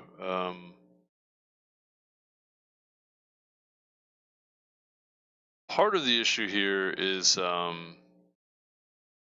might not be a left subarray, wrapped subarray to consider. There might not be a right wrapped subarray. Like I mentioned before, if you have like 2 points, two indices I and j, and you look at like I plus 1, and you select that to be, or even this actually should be I plus 1 mod n. Yeah, the range. No. The range is inclusive. Yeah, the range is inclusive. So yeah, basically you could select one of the ends of the range is what I'm trying to say here. If you end up selecting one of the ends of the range, a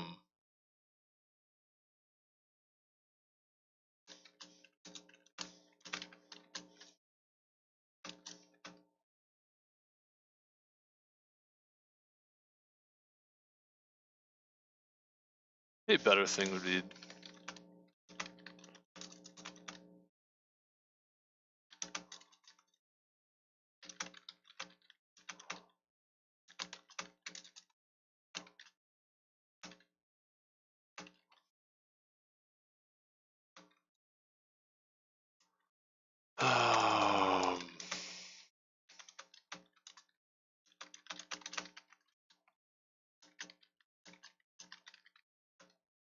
I kind of did this before. It's going to be a plus 1 plus n minus b,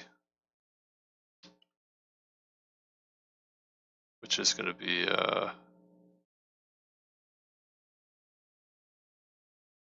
n minus 1 minus b plus 1 is just n minus b. Yeah. Okay.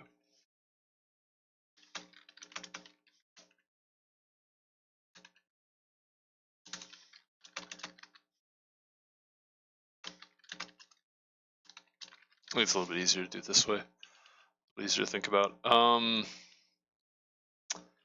Yeah, so we're going to process every element from I equals A to I equals B, including B, with the wraparound involved. And then it could be the case that basically we process one of the endpoints. That's kind of what's going on here. If we process one of the endpoints, then those left and right values should be 0. And in those cases, yeah,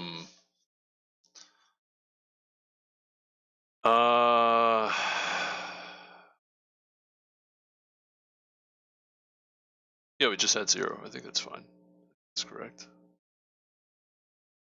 And there's always also a product that gets added here.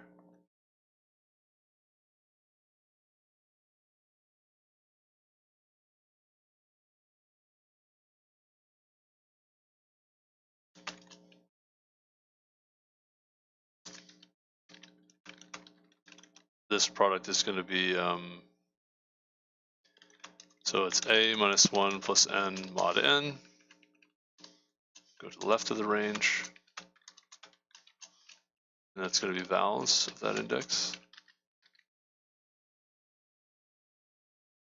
times vals of the right side of the index, which is going to be b plus 1 mod n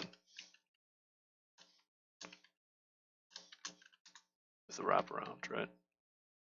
And this product will be the result of result plus product times vals of I plus left plus right. Yeah. That's the part that makes things complicated, is this piece. This is why we have to really gotta like contort ourselves to make have to really, you know, finagle things to get this to work properly. It's really this part is the thing that's really sophisticated or involved. Okay, anyway, so yeah, so this should loop through the range, pick a point in the range, and then recalculate this prod value, and then add left and right sections recursively, and take the minimum of those possibilities, and then afterwards memoize that result. And count is, I should probably use a different value. So let's just say it's a different count. I don't know. I want to call this like K or something instead of count. So value K.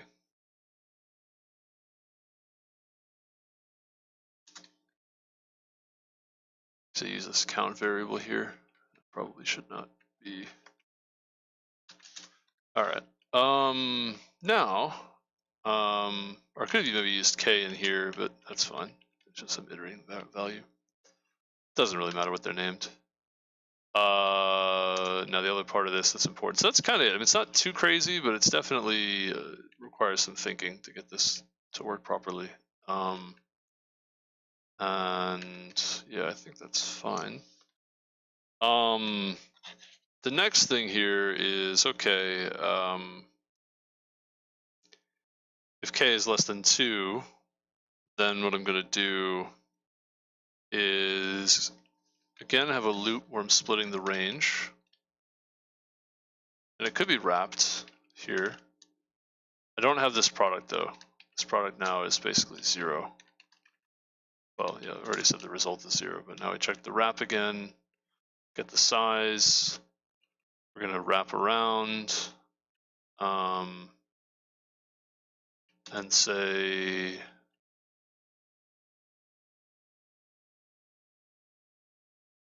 L and R values, indices. These are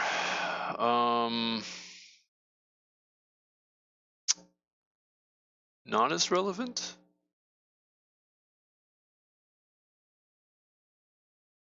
It's actually just going to be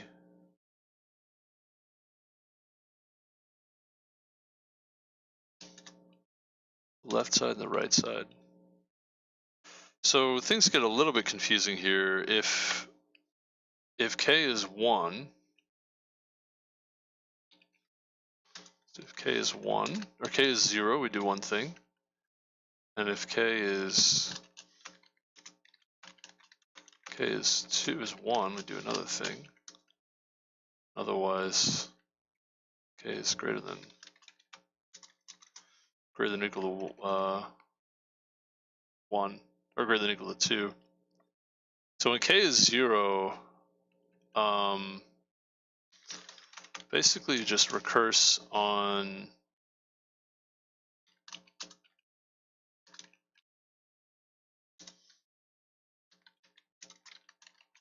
smaller of these two, where you pick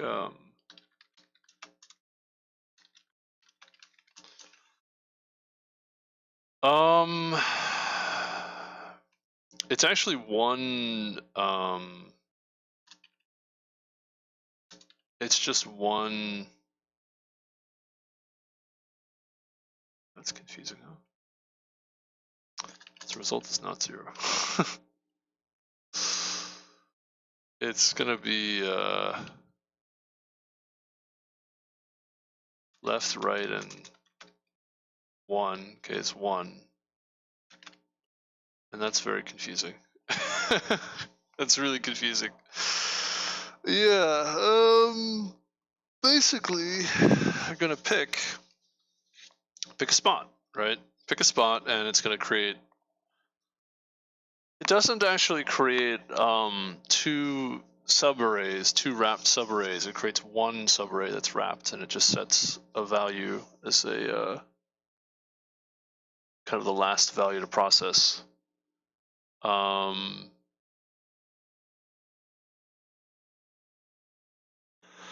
Yeah, that's a little confusing. The left side to the right side. It's actually going to go wrap around. So the right side actually comes first. The left side goes it goes the other way around. It goes right around to left, which is odd. But yeah, it's going to be flipped around. It's going to wrap around. And so recurse on those possibilities. And then the second case, now it should be wrapped in this case, always wrapped. It's not wrapped in this case, always. And in this case, it should wrap. Just going to rewrite. I'm going to just have this code duplicated anyway, just because it shows what's happening. But now we're going to. Now we break this into two pieces. And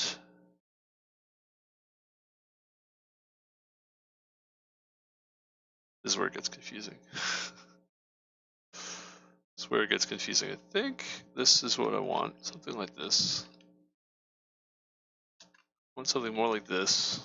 I still don't have a product to consider. No product to consider. There's the wrap code. There's the left side and right side. Yeah, there's the left side. There's the right side. Now k is going to be 2. Whereas k was 1 before, k is now 2.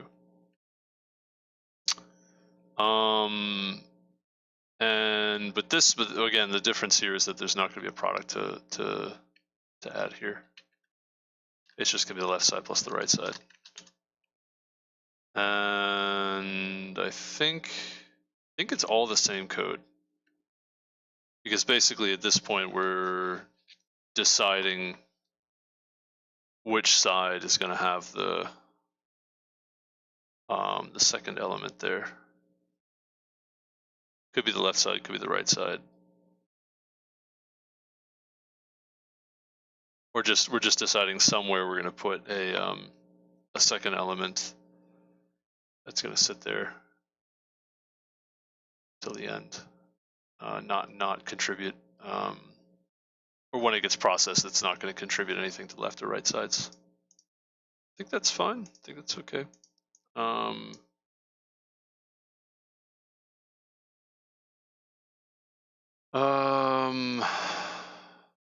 So.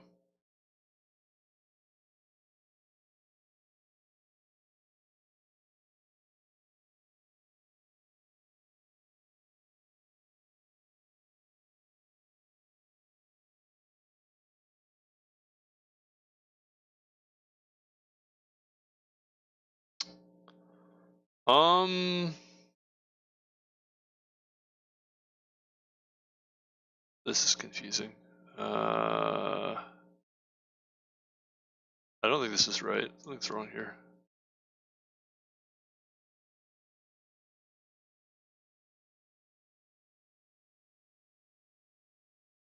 Let's write this left and right. So now I'm going to pick another spot.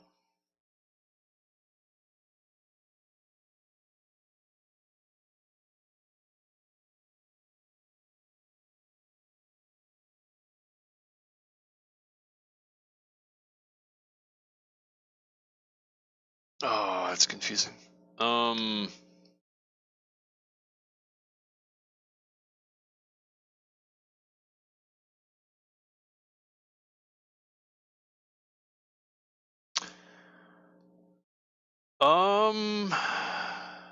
How does this work?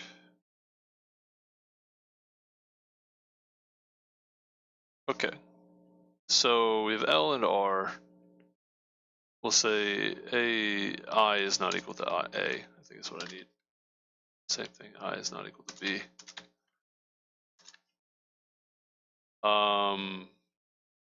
Because the L and R don't make sense. So if I is not equal to A,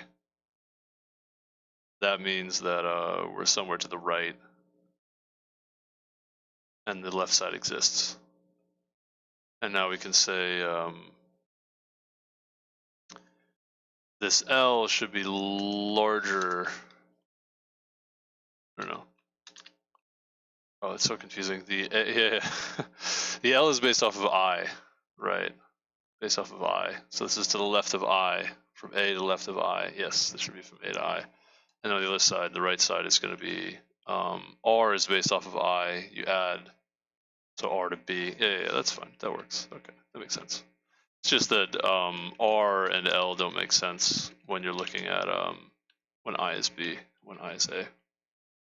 Which I think I mixed that up over here. I should just say I is not equal to A and I is not equal to B. Okay, that's fine. I think that's it for these two. It's a little bit involved, as mentioned. It's pretty a few things going on here. But yeah, the first value that I place is just it's gonna create a wraparound array, and that's just kind of is what it is. The second value that gets placed is not necessarily. It's gonna actually create two different arrays. It's gonna split an array into two pieces, and then from then on, all of the values are gonna split into two arrays. The first value doesn't actually split into two. And the second value doesn't contribute anything to the result, whereas it does contribute something from that point on. That's why this gets a little bit more involved, and that's also why I had to use a three-dimensional array, and then I also use an optional too, because I want to use it as a top-down memoized recursion to do this. And I think in theory this works. I think this is fine. It's pretty involved. That's why I didn't want to program it before. I wanted to go lay down because I was like, this is really involved. How's it doing? Day going, mate? Hello, Naivedya Patel. It's going well. Appreciate you asking.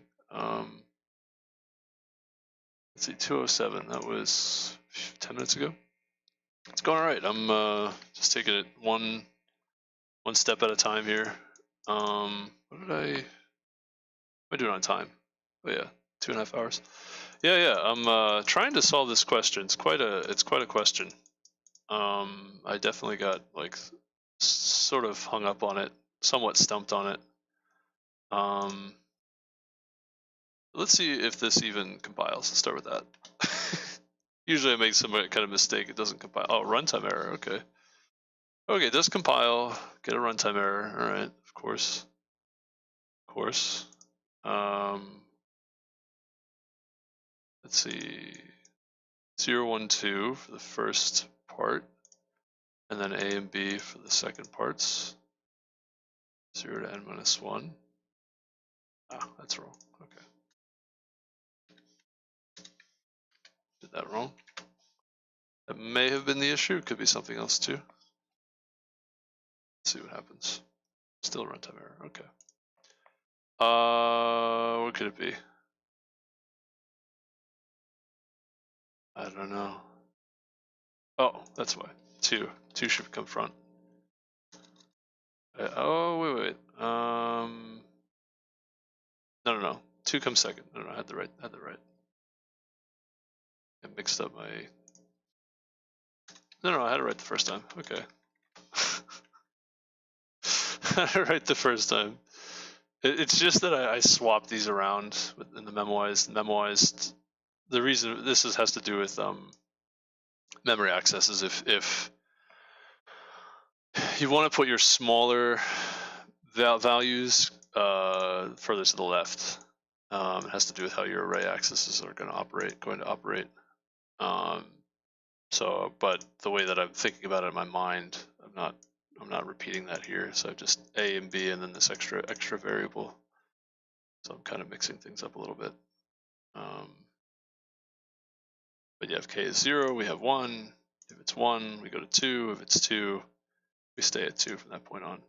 Start off with 0 initially. Getting runtime errors though. Wasn't expecting that.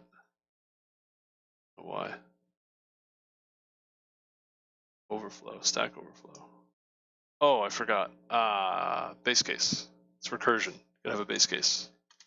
Totally forgot. I should really calculate the size up here. Didn't think about that. Yeah. Because this is duplicated code.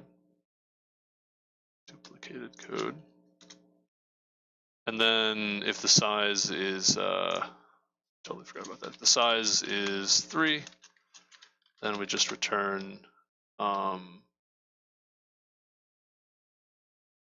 excuse me, it depends on the wrap actually. If it's wrapped, so I had this code before, it's a little bit, maybe not the best, but it's reasonable.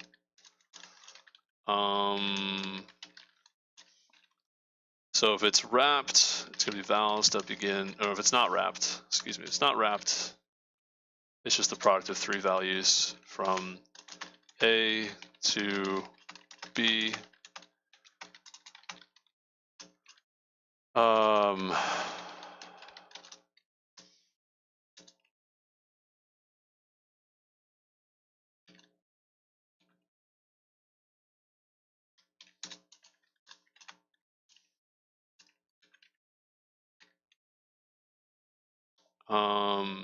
Okay. That's from 0 to A, if it's wrapping around, and from B to the end. Right? That kind of handles all those cases. It's only 3 elements, but still, even for 3 elements, it would be kind of a little bit more involved. So that's the base case. And then if size is less than 3, then just return. This should be reached.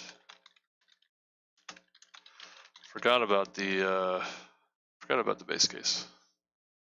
So involved in the thinking about the other cases. So involved thinking about the other cases that I probably should also just keep this simple. So involved thinking about the other cases that I didn't even think about the base case. Still Stack Overflow, huh?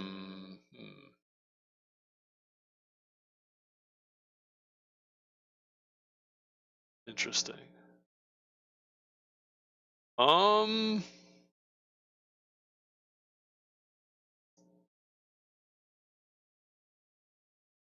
Huh. Really?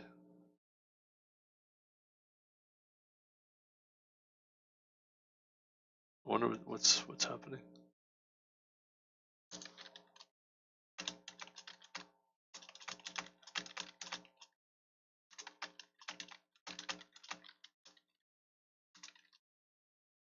So I think I have the right idea. I think the implementation may have some issues.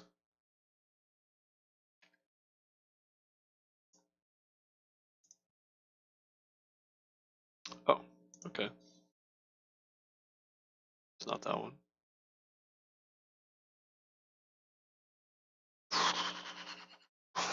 One of these is just looping infinitely for some reason.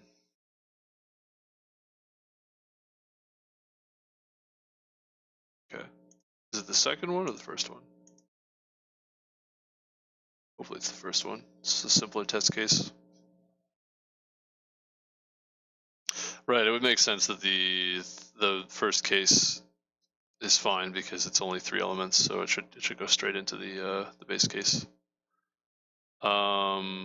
Okay, so it looks like we're doing 0, 3, 1, 3, 2, 0, 3, 0, 0, 0, 3, 3, 3, 0, 0, 0, 3, 3, 3, 0, 0, 0, 3, 3, 3, 0, 0, 0, 3, 3, 3, 0, 0, 0. Just repeating back and forth between these 0, 0, 3, 3, 3, 0.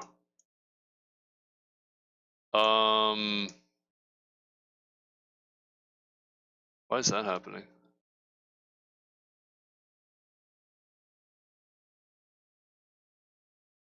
Zero zero three three three zero zero zero three three three zero zero zero three three three zero. Interesting. 3 is 0 1 2 3 4. Yeah, it's 0 1 2 3.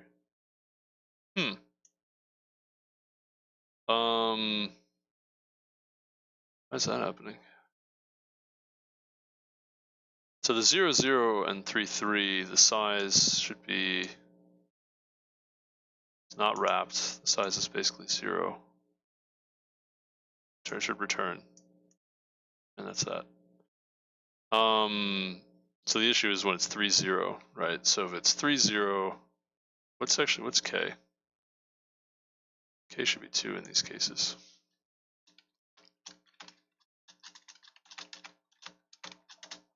Okay,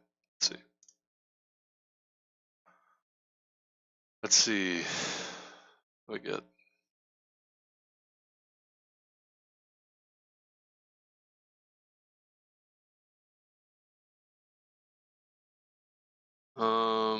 Yeah, okay, it's 2. This is working fine. This part, right? So I think 3 0 is the issue because these should just terminate immediately. Pretty sure. Let me just make sure that's happening.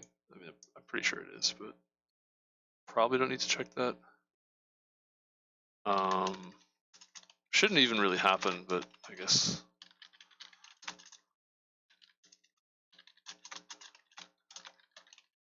Just make sure that that's exactly what's happening. Yeah, I don't know why that's happening. That shouldn't be happening at all, but okay. So it happens.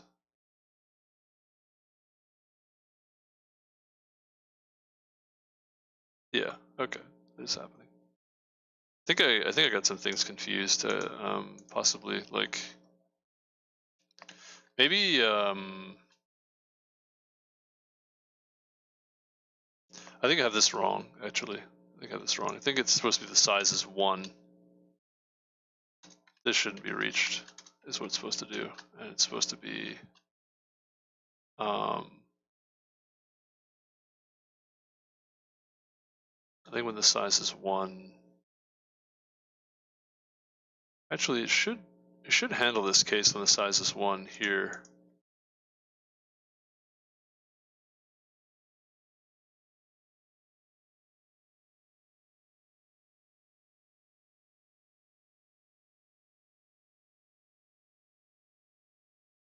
No, I don't need this base case. I don't need this. I don't need that.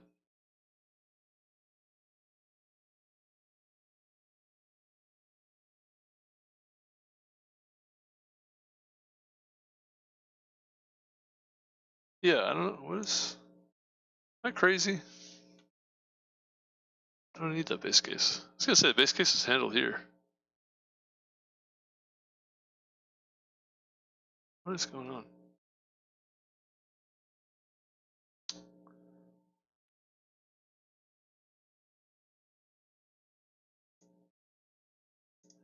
Okay, well 3 0 I think seems to be a problem. That maybe this is the issue. Actually didn't need those base cases at all.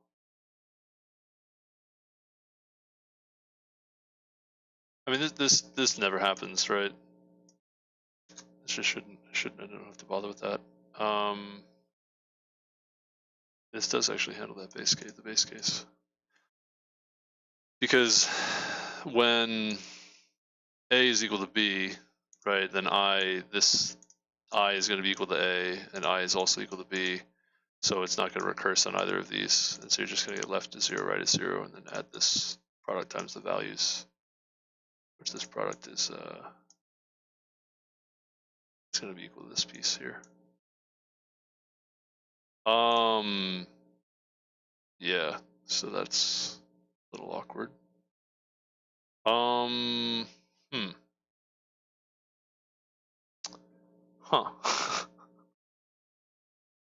No kidding.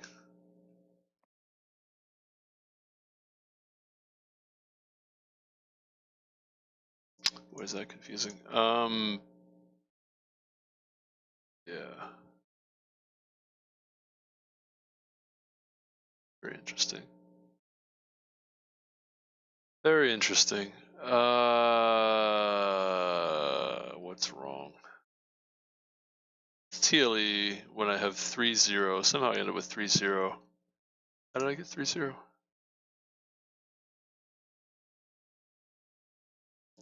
So one iteration of k is 1 means it looks like I picked a is 0 for the first point. And here it looks like I picked a is 1 for this next point, and then it infinitely looped. So I picked I as 1 rather. Right, it's supposed to go I is 0, I is 1, 2, 3, left to right. It just starts looping infinitely here. So I end up with, I should get an array that goes from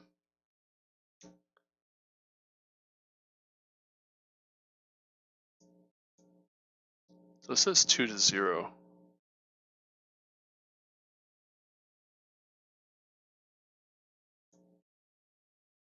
Yes. Yeah, we go 2, 3, 1. No, 2, 3, 0 stops at 1. Right, those are the 3 elements. This is the wraparound that I get. 0 to 2, or 2 to 0. Yeah, 2 wraps around to 0. That's what I get in this first iteration here. Then I have this 3, 0, which is, so 2 wraps to 0, and now I can select that spot to be my next kind of element.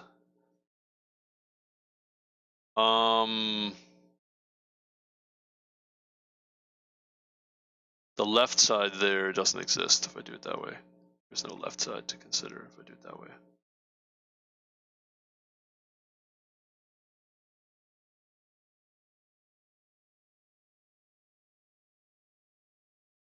I think that's part of the confusion. I think if I try to just select 2 points, 2 vertices that are never going to be deleted, the problem is that they can't be right next to each other. Is that right?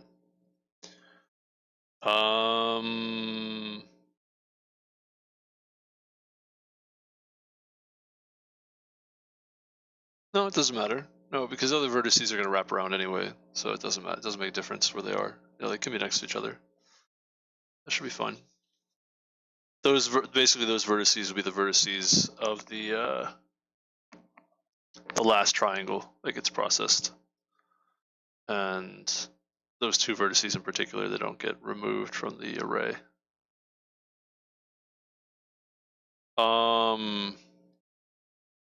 Whereas all the other vertices will get removed from the array. So similar to the burst balloons question on LeetCode. Yeah, so you just don't have a left side in that case, right? You just go straight to the right side. And the right side is going to be, so again, we have 2, 0. And then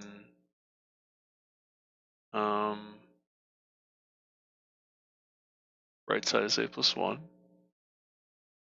It's 3, and b stays the same, 3, 0.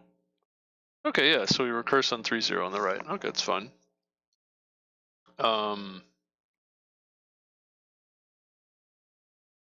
0, 1, 2, 3, we select 1 for the first sort of pivot, and then now we're going to select 2 for the second pivot, and now we're going to operate on this wraparound array from 3 to 0. Yeah, that's okay. That's fine. But for some reason,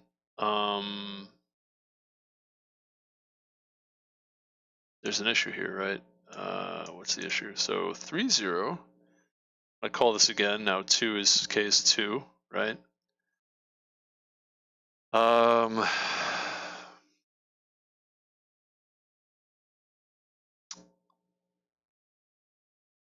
A starts off at 3, count should be 2, right?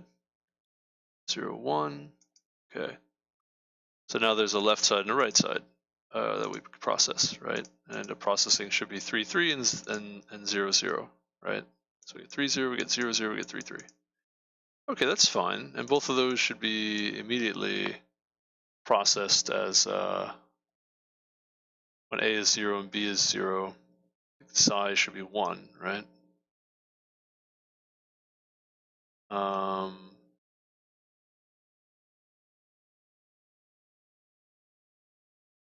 This is false. This doesn't get processed. It's just 1. Size is 1. Count is 0. So this gets processed once. I is both A and B. We don't have a left side. We don't have a right side. We just go straight into this value. That's the result. That should be pretty straightforward. Yeah. Let me just see.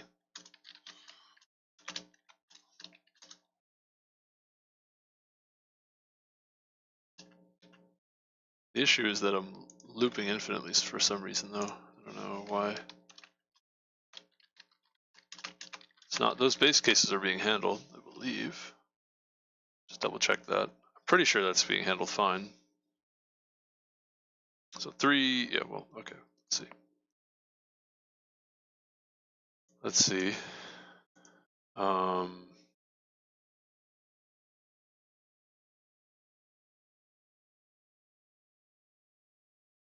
Yeah, here we go, 0, 0. Uh-oh, what's going on with 3, 3? 3, 3 should print something. Oh, 3, 3 is looping infinitely, huh? What's going on there? What? Huh? Never get there. Oh boy. Yeah, so 0, 0 has no problem. We end up printing here, but 3, 3 doesn't stop. Oh. Uh-oh. What? Uh-oh.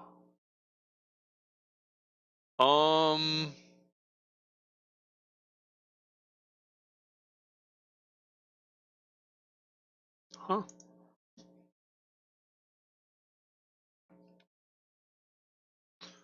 What? What's going on there? Size.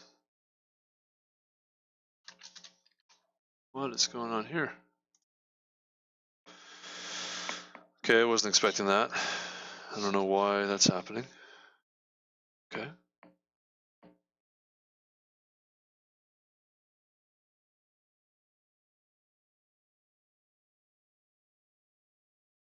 Oh, here we go. That's working.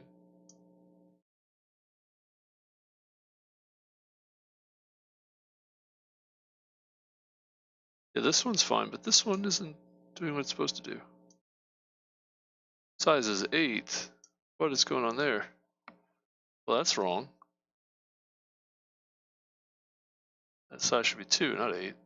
That might have something to do with it. What happened there? What is going on? What? If it's wrapping around, then I didn't even think about that. That's pretty subtle. That's an easy mistake to make. Imagine that. If A is greater than B, that means A is to the right. It's got to be the other way around. Oh my goodness, that's very subtle.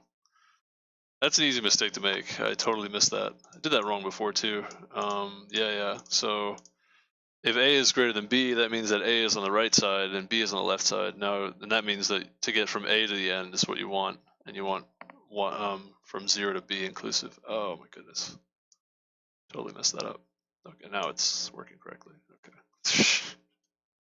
That's pretty easy mistake to make. That's pretty subtle. It's like kind of amazing I got so many other things correct, except for that. I got so many other things right, I got that one wrong. Amazing. Amazing. Wow. Okay, that's easy one to make. Miss. There we go. Hey, very good. Sweet. Looking good. Now we gotta go for the ultimate test here. So I have the right idea.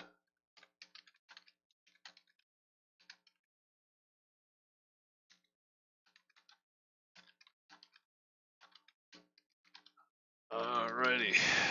I was thinking I could probably write a script to produce this test case, something. Wondering maybe I could do something on the bash. Maybe I could do something on the bash terminal. I don't know. Could do I wonder if I could do that. That's a good question. Let me see. Type so much next time. Hey, 3 milliseconds. Look at that. Beautiful. Gorgeous. That's fast. That is fast. Let's try an awk script. You ready? We're gonna do begin I equals 50. We're gonna run. No. Can I do this? I know what to do. Begin for I equals 50. Print I. I equals 0. I is less than 50. Increment I. How about this? Something like this. Okay, that's what I want. Yeah. So print that from 1 to 50, and then I can replace the new line character with a comma. There we go. Sweet. Then I can copy that. Yeah, that's what I should have done before. That would have worked. That would have been a lot faster. I was kind of not sure how to do that.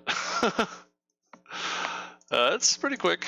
That 7 milliseconds is a lot faster than I was expecting. Actually, it's like pretty fast. It's really fast. Can I do random things? I don't know. Does awk have random? Let's see. Awk random value. Arc functions.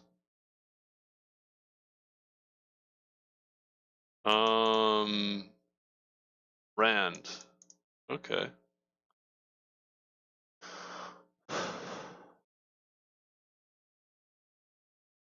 Randint. I don't have like just a.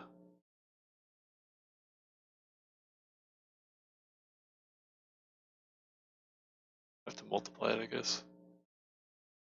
N times rand. Yeah, you could do it that way. That works too. Just rand. Okay. Let's do. Yeah, I could make some test cases using awk. It's not the worst.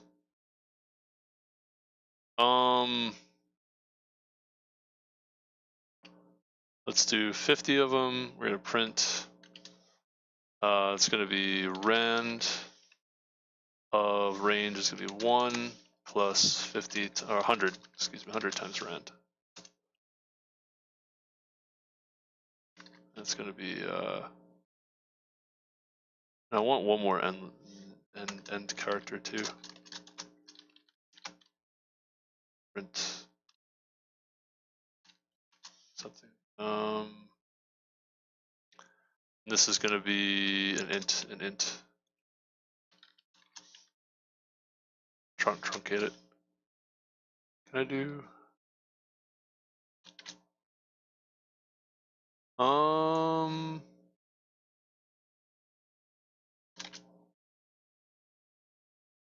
So int. Yeah, you can make an int out of it.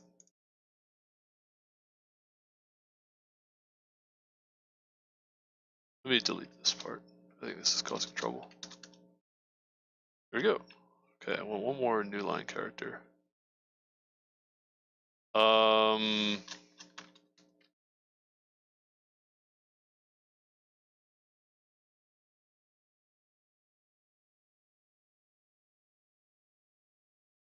How do I get a new line character? Paste? Something like that? I forget how to, you can tab, right? Control tab.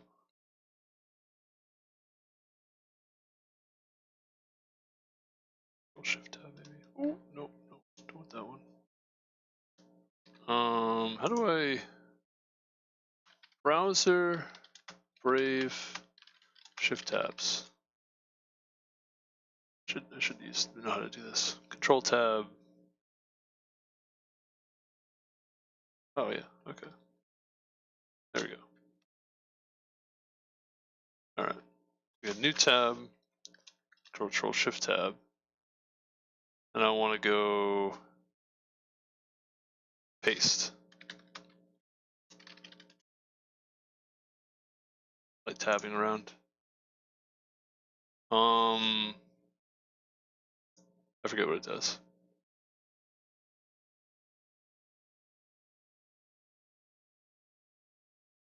No, I think cat is what I want. Whoa.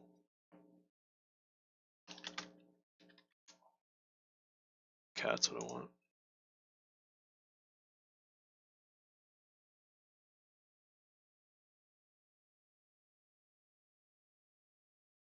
I just want to concatenate a new line. Oh.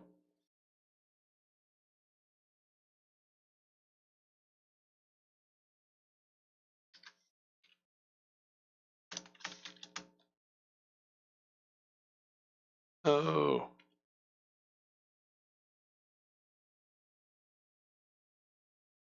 Can I just echo?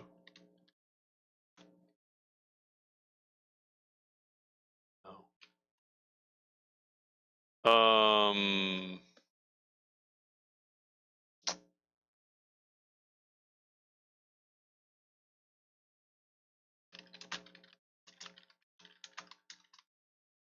Gotta concatenate output. Echo is maybe what I want.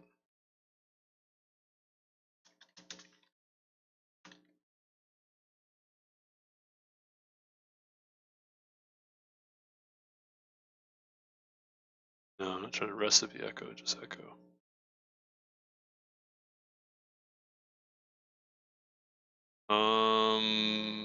Maybe it's just echo.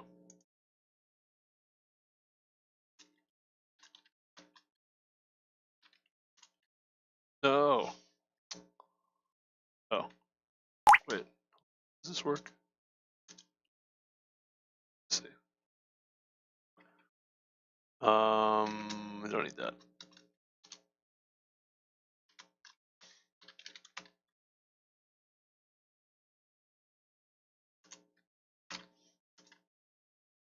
There we go. Oh no.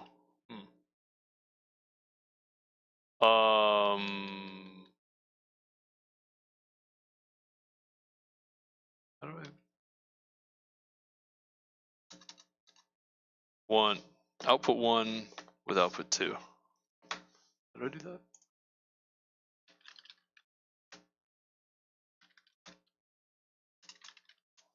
Pretty sure there's a way to do this. I just don't remember how to do it. There we go. Echo tr. Said is kind of what I want.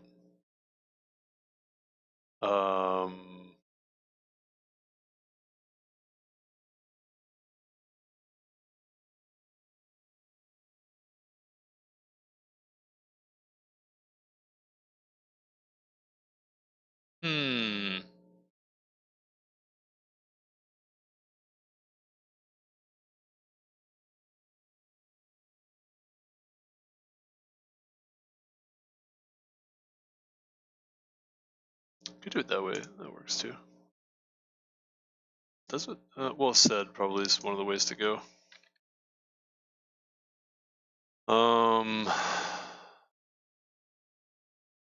Could maybe do this.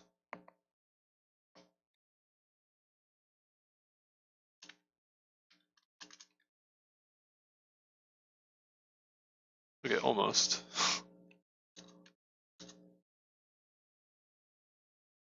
No?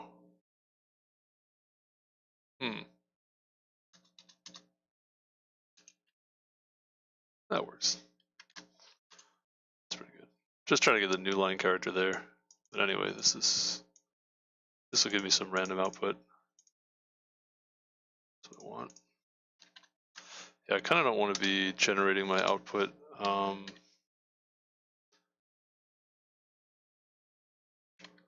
by hand. It's kind of awkward.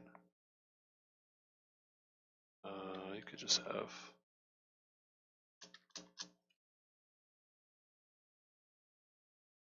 how do I remove the last character?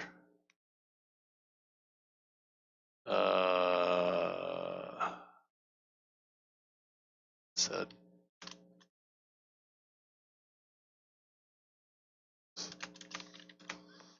I have to use said. Maybe that's just the way to go.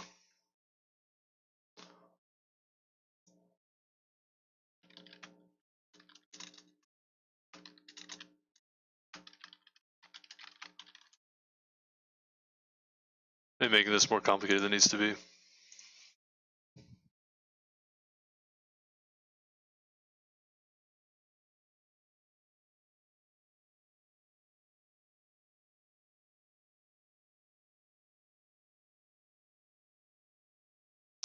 $. Could use awk as well. I really like bash scripts. They're awesome. They're really cool. So $, said $. Let's go for it. I don't know all of the things you could do in set. There we go. Then add, so I can just copy paste this directly. Like that. I like that. Very good. Let's do one more. Oh, I need a seed, right?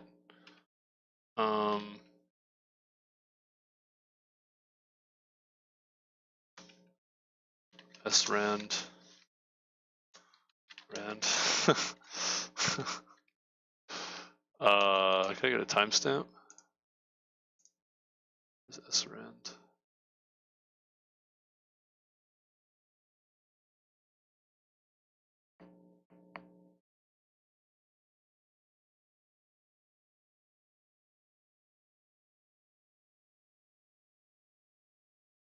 Oh, cool. Okay.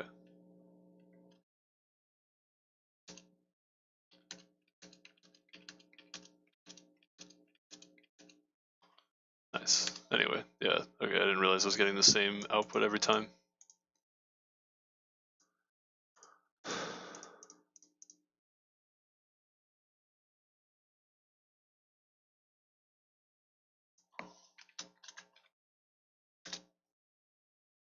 So I want a few of these, right?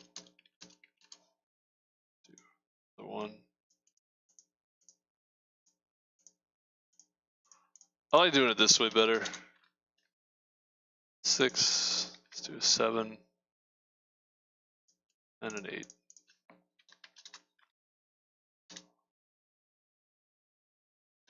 Yeah, I should use some clever shell scripts for my my random test cases when I want to do that in the future. It's just easier doing it that way. I think it's typically easier. So yeah, that should be efficient enough. I think that'll do it. Let me try some more smaller test cases. Let's do like 3 times, and then let's do like 4. Let's do like 10 a couple times.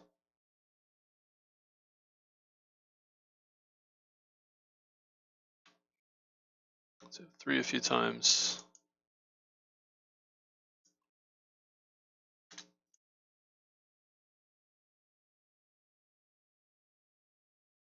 This is mostly just because feels good to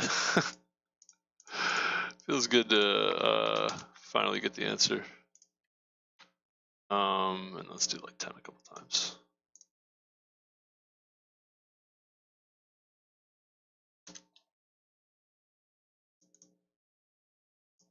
Be cool if I go right into my clipboard. Should undo that. Okay, can't undo it. All right, it's fine. Whatever, don't worry about it. That's fine.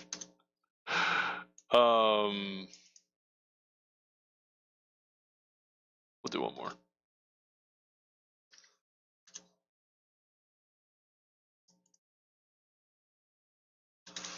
It's faster than I thought it would be, the solution. It's quite a bit faster than I thought it would be. I think it's cubic time. I think that's why it's so fast. Let's try to go for it. Might be correct, I don't know, maybe, hopefully. Hey, you got there.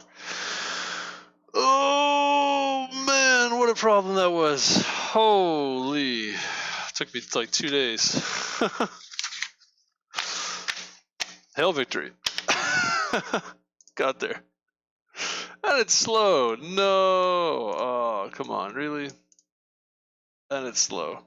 Oh my goodness. Unbelievable. That's kind of depressing. Well, I don't know. We did it on time. 3 hours. No.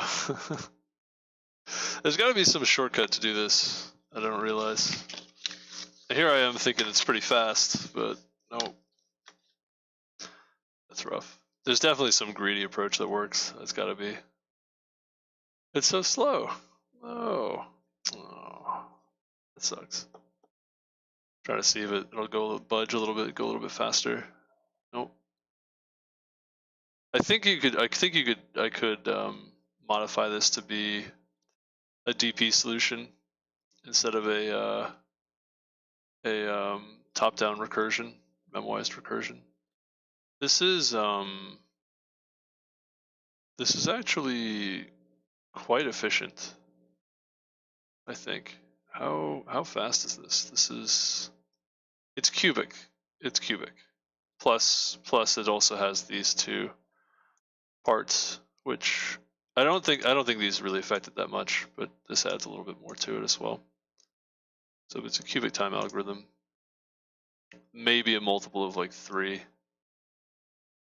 The worst case, 1, 2, 3, 4, 5.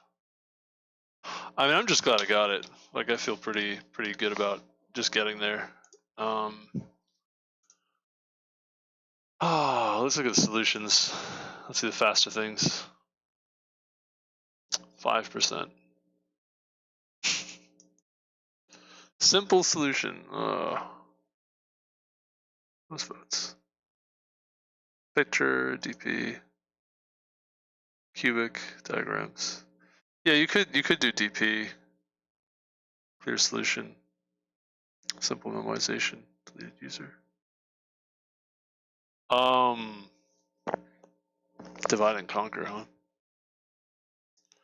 This definitely could have been like I said, you probably could DP this instead of using memoization. I think if I use the DP instead of memoization, it would be faster, and maybe it would be optimal speed.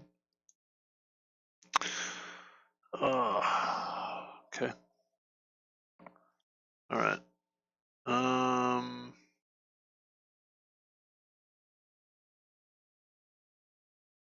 Okay, so instead of using a single line, he used the full triangle here. Okay. Top down, orange, green, blue, memoization. Okay. Oh man, that's a lot cleaner than what I had. Holy. Woo. Oh. It's like, okay. Okay. Gee. Of course. From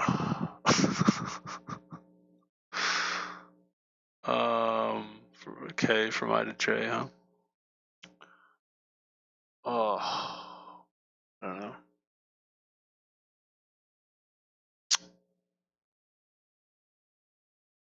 Well, it's basically what I did, but just way, way cleaner.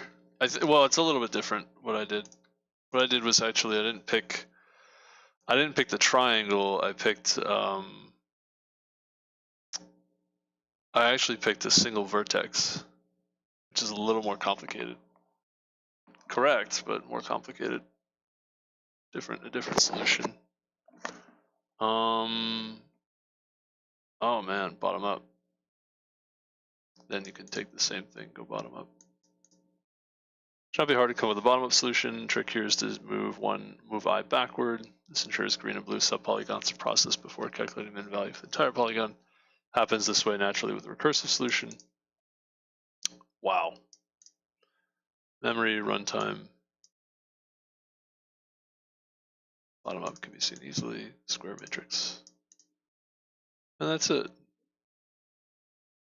Very clean approach, clean solution. Oh my goodness.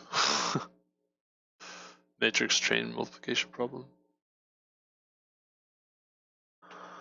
Oh, point to point.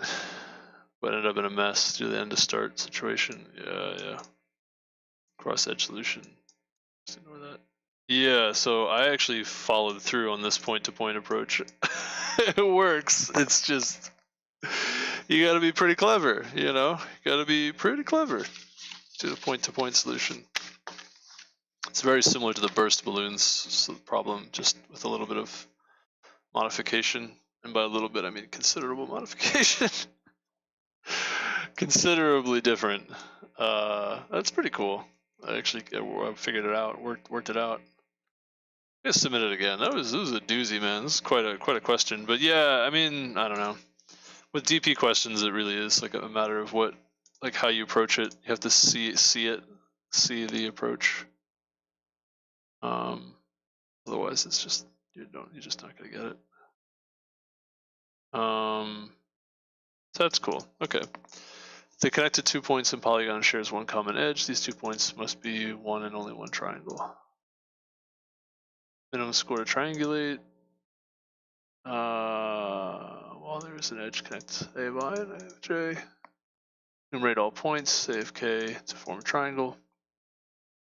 So yeah, he did it the other way too. They both did it this way, where you would select a point, you'd pick an edge, and then select the points between the two edges to create a triangle, and then it creates subpolygons. It actually it creates like 3 subpolygons, bunch of subpolygons. Oh man. Oh. Gee.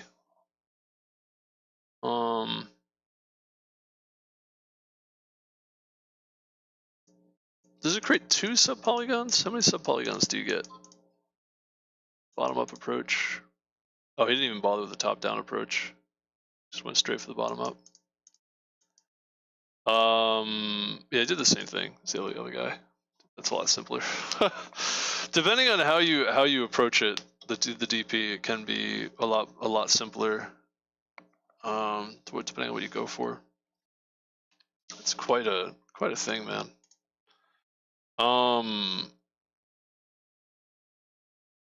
So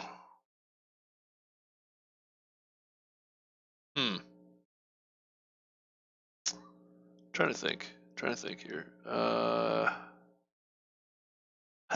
So hold on. If you get your triangle, right?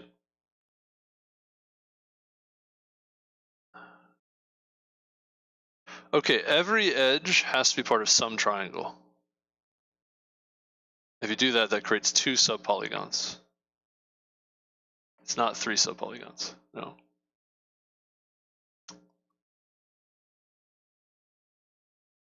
I think that's what.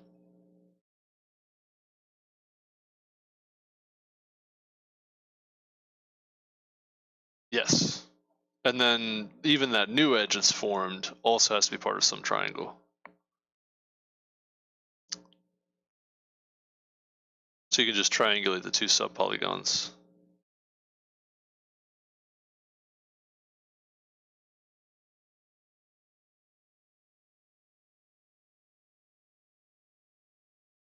Now, my question is,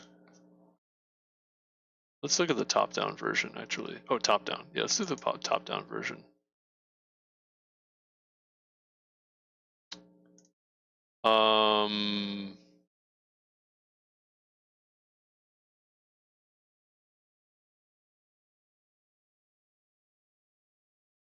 Excuse me. This is not top-down. Is it? Oh, it is DP. I'm sorry, it is top-down. Yeah, I didn't realize this is a function. Okay. Yes. So here you go. Left side, right side. Got it. Okay, he does do left and right. Yeah, I was gonna say, I was like, how'd you do this? So you start with the full range.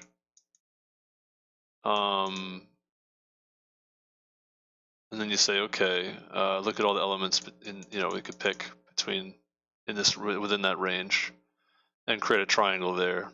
And we're going to say now that splits the range into 2 pieces. And it's actually going to be the points that you selected, right? So it creates those 2 lines. These are going to be the bases of the next triangles to triangulate. That's how it works. Oh, that's really clever. Okay, I see that. That's really clever. I don't know how you would realize that. A version of, yeah. Oh yeah, this is the burst. I kept saying that. I said that like 10 times. The burst balloons over and over again. They're not that different. They're actually very similar. They're almost the same. Almost the same. And I could prove it because this is literally a variation of the burst balloon solution. It's just the 2 modifications that you have to modify the burst balloon solution is to add the you have slightly different processing for a few, like a constant number of iterations of the algorithm, and then you also have to have a wraparound part involved. So yeah, it's almost the same problem. It's very similar, but this is actually, if you approach it this way, it's a little more complicated to solve this one than the burst balloons question. I would say this is a harder solution than the burst balloon solution. But interestingly, you could be really clever and go for oh, is this a Russian chick? Oh, whoa, it looks like a child. Might be a British child. I don't know. I don't know what's going on with this picture. But anyway, comment, this is an unusual picture. This is really clever. This is super clever. You can actually, instead of trying to pick one line at a time and splitting into subcases, you could pick the full triangle, and then now you can very easily split. Yeah. Now here's a question. How do you turn this solution into a DP solution? I think that would be challenging. quite frankly. It could be done, but it's definitely pretty involved to make this bottom up. I don't even want to bother. It's too much work, man. To make this one bottom up is too much. Much more clever DP solution is right. You get the full triangle first, and then now you've got two sub-problems, and you can use the vertices, the edges that you just created. Those are going to be the base of the next triangle that you're going to approach. And if you do it that way, you don't have to worry about all the wraparound stuff going on. It's very straightforward if you do it that way. And not only that, but then you can bottom up pretty easily as well. It's not obvious how to do that though. I guess you'd have to, well, how do they do the bottom up? Well, let me try to think about how you could do the bottom up before I do it. It's going to be,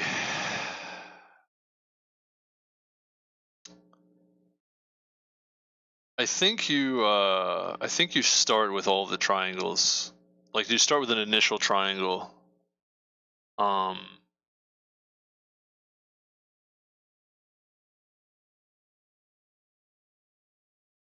it's basically every edge, and there's like an initial triangle, right? You start with all the initial triangles. Well, bottom up is going backwards, but it's actually this. I think it's the same thing, bottom up or top down. It's like the same thing because you end up with No. It's just all possible triangles is what you start with. And the reason why it's all possible triangles is because, as I said, once you make the first triangle, that becomes those two edges that are now in the convex polygon. Those become the bases of the next triangles. The next subproblems. And so what you want to do there then is, in that case, it could actually just be you could have any triangle as the starting point.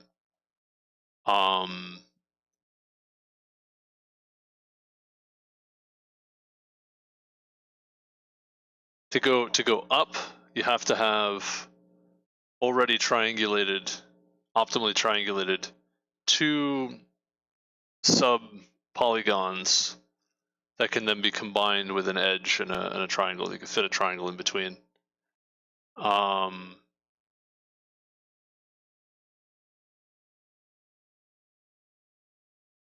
So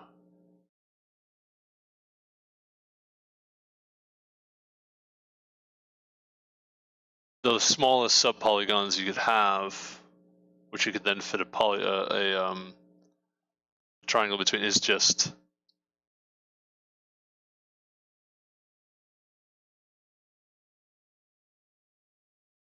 well, you can do it the other way around. You could just go top down and go all the way down and then go backwards. That's probably the easiest way to go from top down to bottom up, is just basically build the tree. Like just go top down in your mind, go all the way down, and then look at what's at the bottom, and then realize like, okay, what do you have to go in the reverse direction? That's probably the easiest way to go from top down to bottom up, is to actually just walk through it. Again, I probably could, if I spent the time, I probably could figure out this one too. This is a little bit more involved though, because it's got three dimensions. But it would be so at the bottom you end up with a polygon where basically you're splitting polygons repeatedly until you get to a point where there's a line, there's only one vertex. It's basically a triangle, right? So the line that you create when you triangulate, the last step, what's going to happen is those two new edges that you got are going to be the base of a triangle, and there's only going to be one point that you can connect to make that triangle. Like there's only one point on that convex polygon, which means actually the base case is all of the outer, like the clipped, sort of quote unquote clipped triangles, all the outer triangles. Those are the base cases, where there's only one option. So you've got to start with all of those, and then the next step is going to be from there you can basically combine those, the ones that can be combined, into larger polygons. So first, so you have a set of triangles, and then now if you take two triangles that are sort of next to each other and draw another line between them, so now you have three triangles there. That would be triangulated, but that would be it'd be 1, 2, 3, 4, 5 points. And you end up with a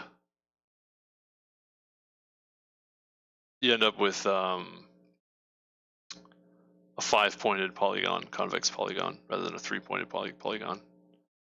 So you could triangulate basically like a hexagon in the next step. What's interesting about that though is the 4-pointed polygons. I think what you do is, yeah, you could basically let me try something with like 6 points.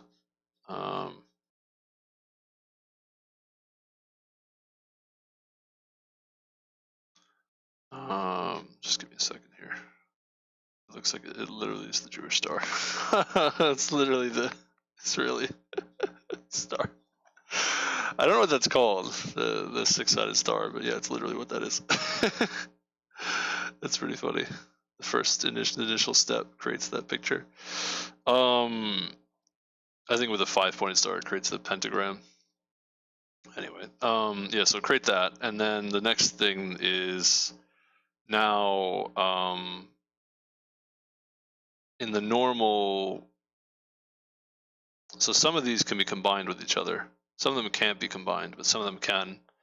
The ones that can be combined, you can then draw another line down to create that triangle. So now you've got these multiple points. And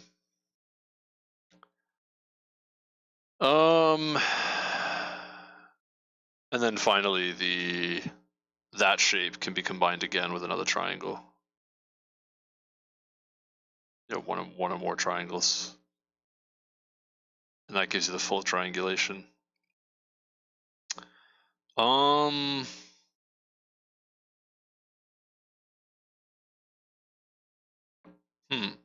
Is that right? Does that make sense?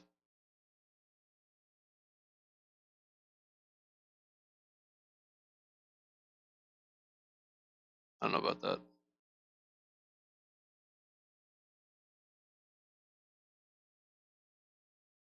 Huh.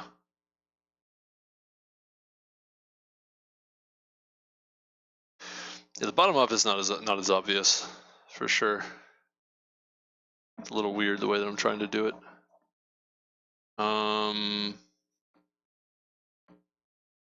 Although these guys say it's pretty obvious, it's pretty easy to do. I don't know about that. They're like, oh, it's pretty easy to go from top down to bottom up. It's like, is it? Really? I don't know about that. Maybe.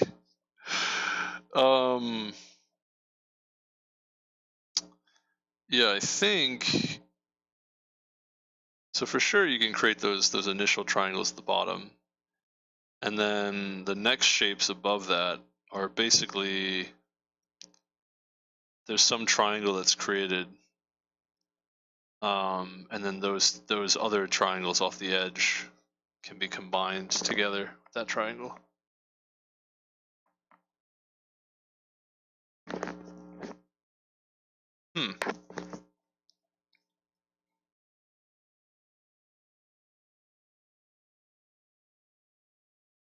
I don't know. That's weird. I don't know.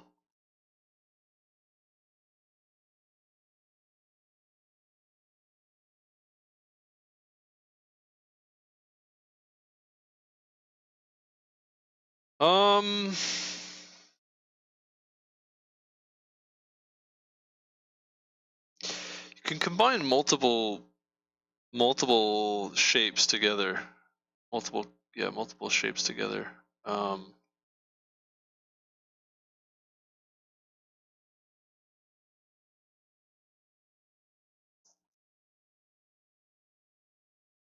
I think the DP should represent for a given ij basically a clockwise convex polygon that's been optimal triangulation of that clockwise convex polygon.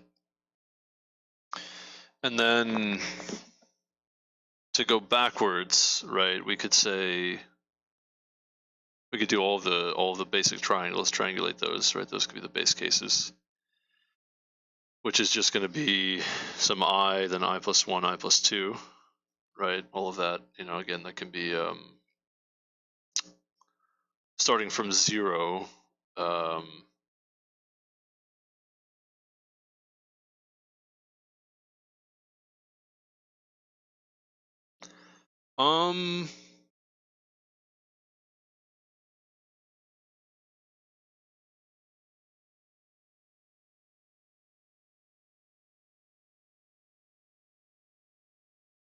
Yeah, there's a bit of a wraparound thing that happens there for sure.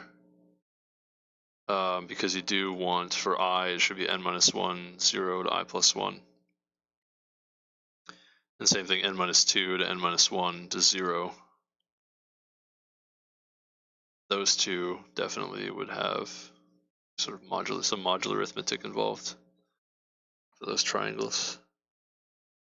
Aside from that, though, it's everything else is just a straightforward thing. I mean, you could just write those ones in directly.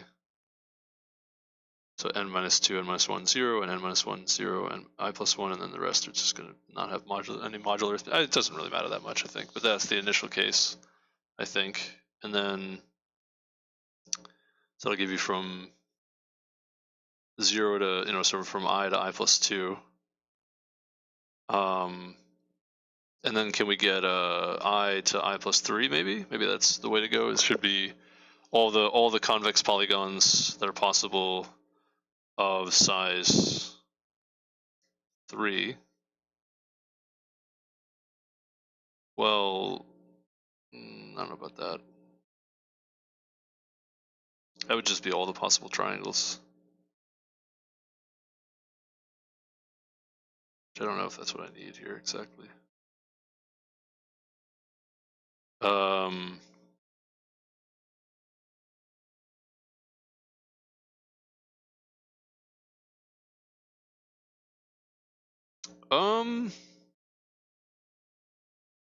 You know, it's a good question.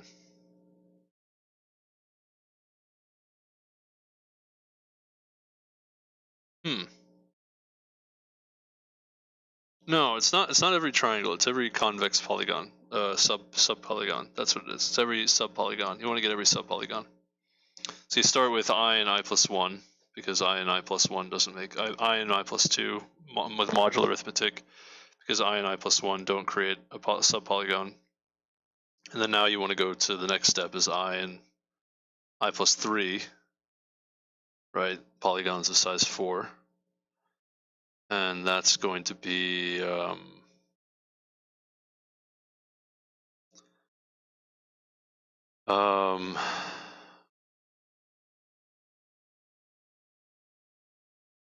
basically build off of the polygons that you just calculated with a new triangle. So like from 0 to I plus 3, right? That's going to be it's going to be I to I plus 2, and you know, the triangle from 0 I plus 2 to I plus 3, that triangle, right? Those two together. Or it's going to be the other one, which is going to be or no, I said 0, it should really be yeah. So it could be so So calculating I to I plus 3, one option is the pre-calculated triangle from I to I plus 2 plus I to I plus 2 to I plus 3 as a triangle, right? Or the other option is going to be the other pre-calculated I plus 1 to I plus 3 triangle plus the new triangle I to I plus 1 to I plus 3. Yeah, okay.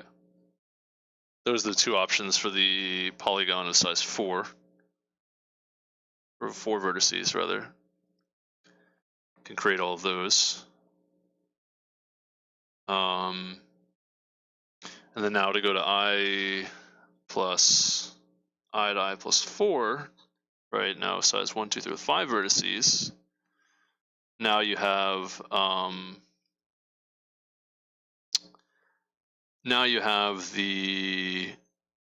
have a few options, I think.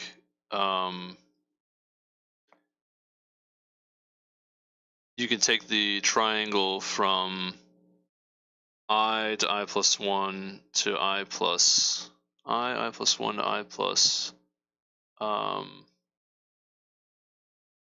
4, and the dp of I plus 1 to I plus 4, right? So that's the four-gon here, and a new triangle to create the 5-gon. Or you could make the triangle the other direction. From the triangle could be I to I plus 3 to I plus 4, right?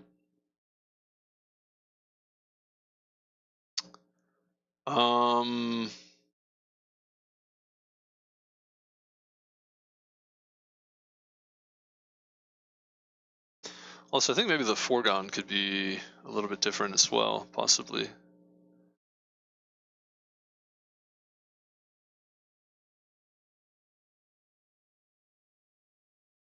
Huh.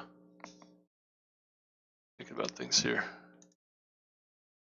Origin on time, 3.5 hours. Yeah, I'm still trying to like ponder how this could be done. The bottom up approach.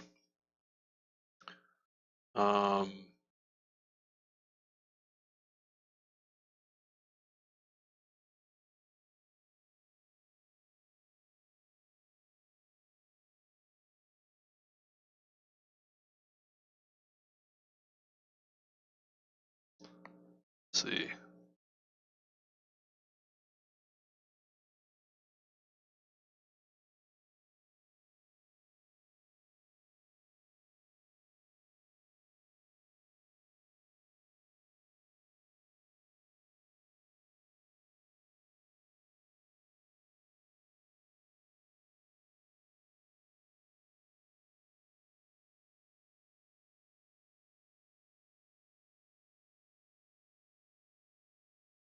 I'm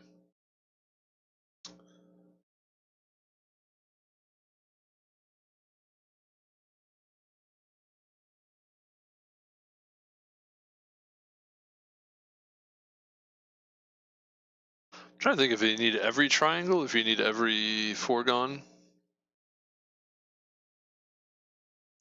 Don't need every foregone and 5-gon, etc. You just need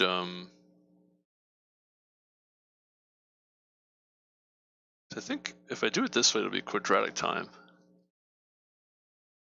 That's actually what I'm getting stuck on. Like, wait a minute. How would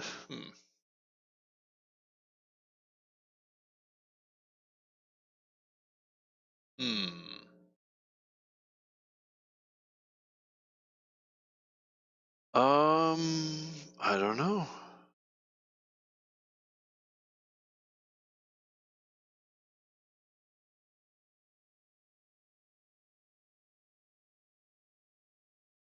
That's a bit strange. Gee.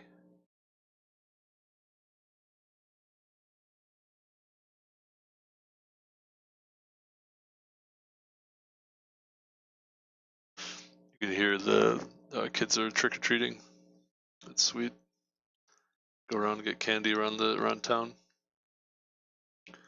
I don't know what I'm thinking with this. This is a little confusing, this idea. I don't really have it.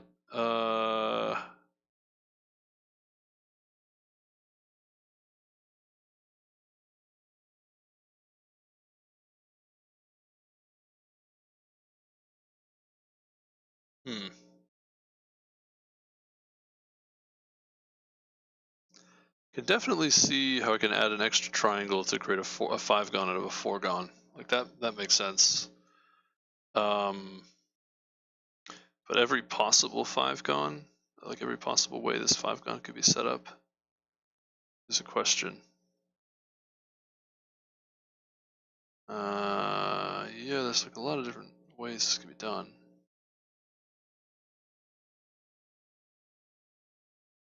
That's confusing. I don't know. Oh no. I'm trying to do the bottom up thing, but it's not making sense. Yeah, so again, the top down part is you pick an edge, and then you create another. That edge has to be part of some triangle somewhere. So you can loop through all of the possible points that could complete the triangle, right?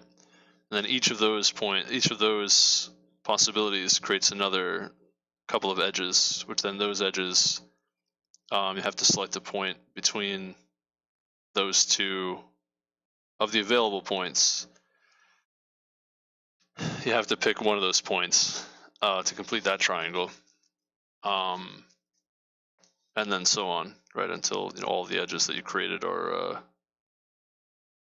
unless there's no points to select, then you stop. But you keep going until every edge has a triangle associated with it. And obviously you're going to pick the minimums of all those possibilities as you go. It's basically the top-down approach. To go bottom-up, then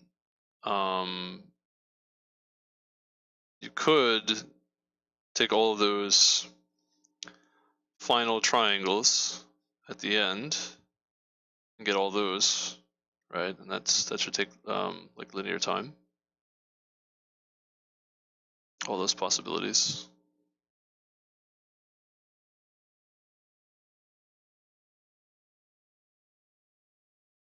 Which again creates like the Jewish star. And then what you're going to do is from those triangles, you can create the next shape, which it's not obvious what that next shape is supposed to be.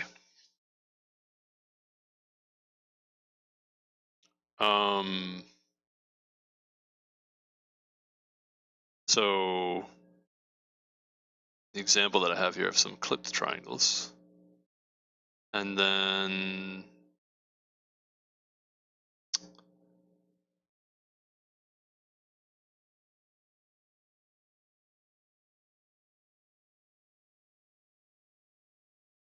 from the edge that's created in that clipped triangle,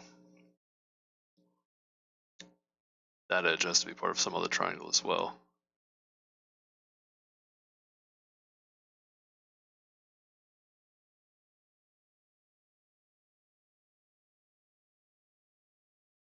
And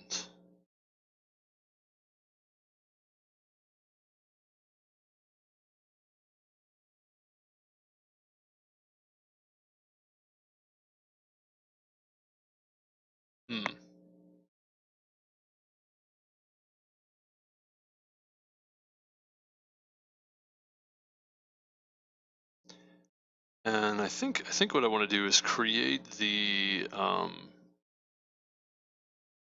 basically n-gons that can be built off of those triangles.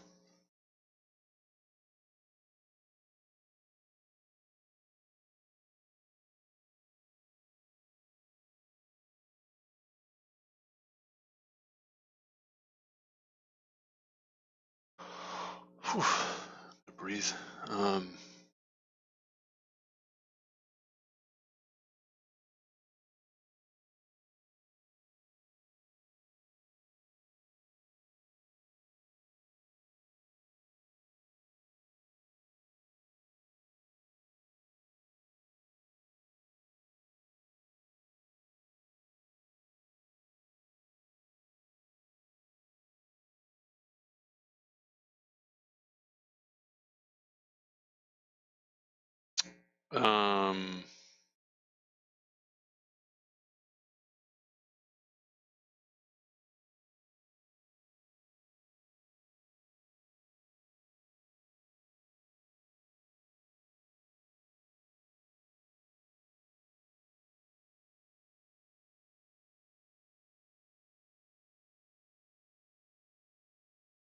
look at all the different foregons. I guess each foregon that you can have on the side.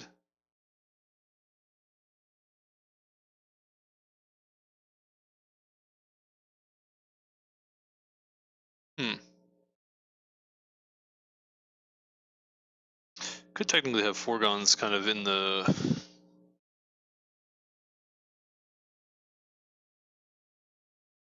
like between the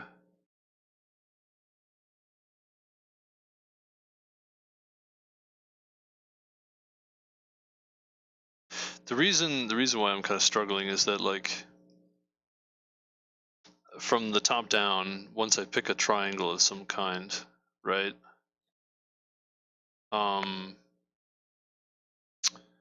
Then the two polygons that are created are completely on the sides, if that makes sense, on the edges of the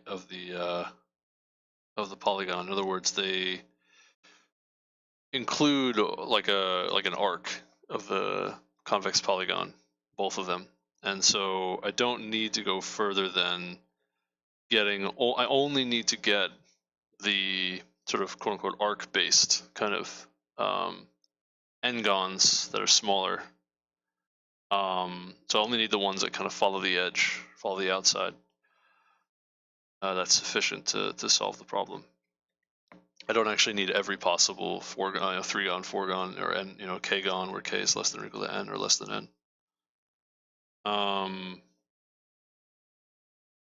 And once I have all of those n-gons, right? So the 3-gons and then 4-gons can be built from the 3-gons by adding another triangle that's adjacent. And getting the optimal 4-gons, then we get the optimal 5-gons in the case of the 6-pointed.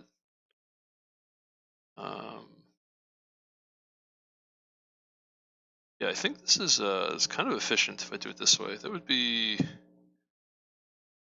quite efficient. I think it's a linear amount of time per k, where k is less than n, which is, I think this is quadratic if I did it this way. This might be more efficient than what they were doing.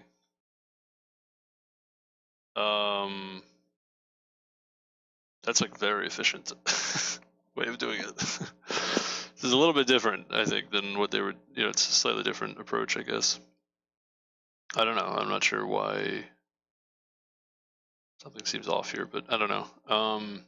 Yeah, so the 5-gon would be take a 4-gon and then add one triangle, or the other triangle, right? There's only two possible triangles that could be added.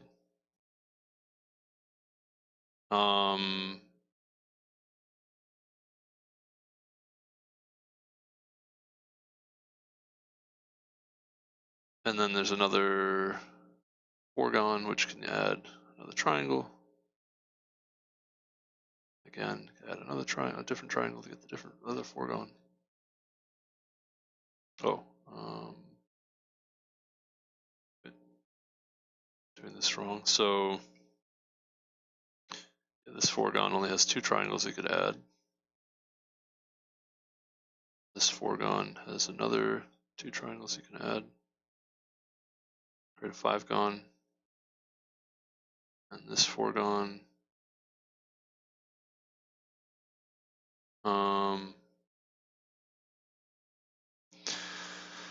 Oh, that's confusing.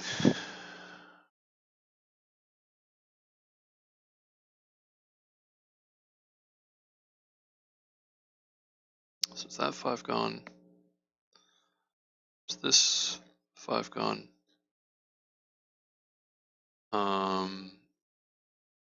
Then there is this 5-gon. And this other 5-gon, which I looked at before. It's 1, 2,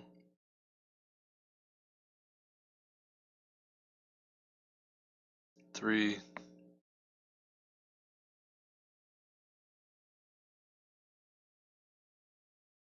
Oh man. It's a lot of stuff, man.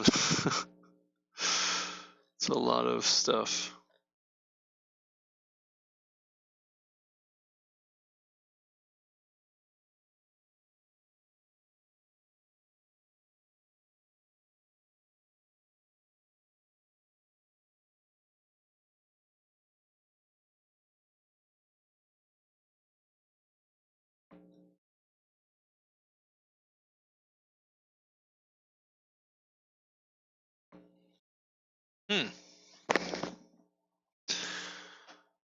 Yeah.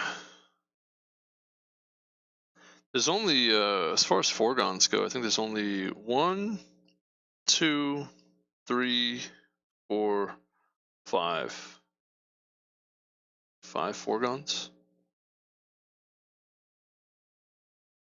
And there's either 6 3-gons, 5 foregons, and then that gives me 4 5-gons.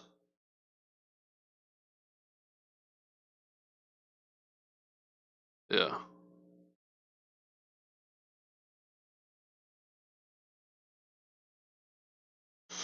Yeah, and each one of these is only each n-gon or k-gon, we'll call it, to get to the k plus 1 gon, you only need to consider 2 different triangles to append and to triangulate to get the next optimal or minimal k-gon, and then, or the other k plus 1 gon, and then the 6-gon there's only 1, right? So of the remaining 4 5-gons, there's only 1 triangle to add left for each one.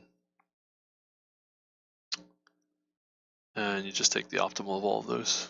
That's it. That seems pretty efficient. I don't know, maybe I'm missing something here, but that's basically it. If it's by induction, it should get, pretty sure it's a linear amount of time, each one. So the first 3 gons are linear amount of time, so, O of n time. And then, excuse me, the next 5 4-gons is a linear amount of time, because it's only 2 different triangles that need to be considered. Yeah, it should be quadratic time. I don't know if that's optimal though. I don't know if that's correct. That would be quadratic. That would be definitely faster than the other solutions, as well as my own solution here.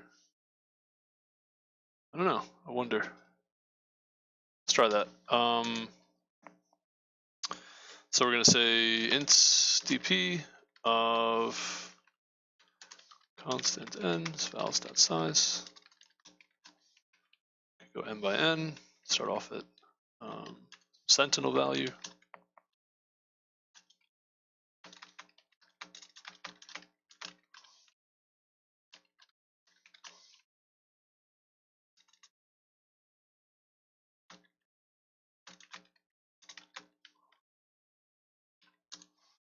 Then we're gonna say for each int I is 0, I is less than n, increment I, j. I don't know how I'm going to do this exactly.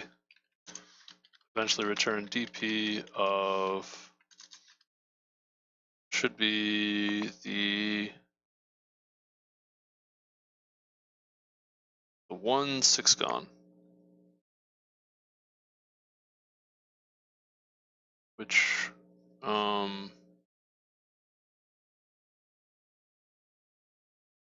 should be from 0 to n minus 1. Yeah, I'm going to write them as from I to I plus k. This is going to be the k-gon. Any given k-gon. So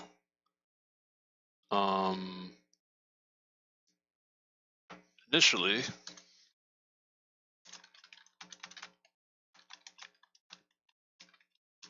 we're going to set dp of I to I plus 1 mod n. It's actually I plus 2 mod n. That's going to be vals of I times vals of I plus 1 mod n, vals of I plus 2 mod n. Okay.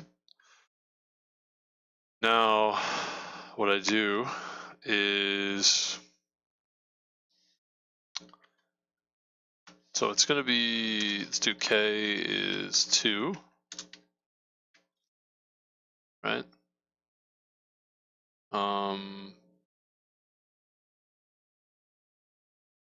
0 to n minus 1, which means k is when I is 0 and I plus k equals n minus 1.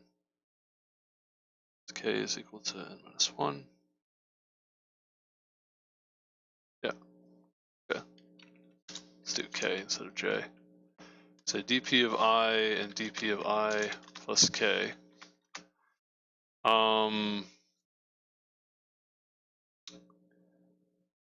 And we're gonna set. So we're gonna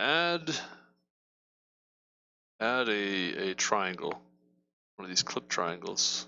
Or no, add a triangle at each step. So to get from 3 gons to 4 gons, I'm gonna go from, it's gonna be I,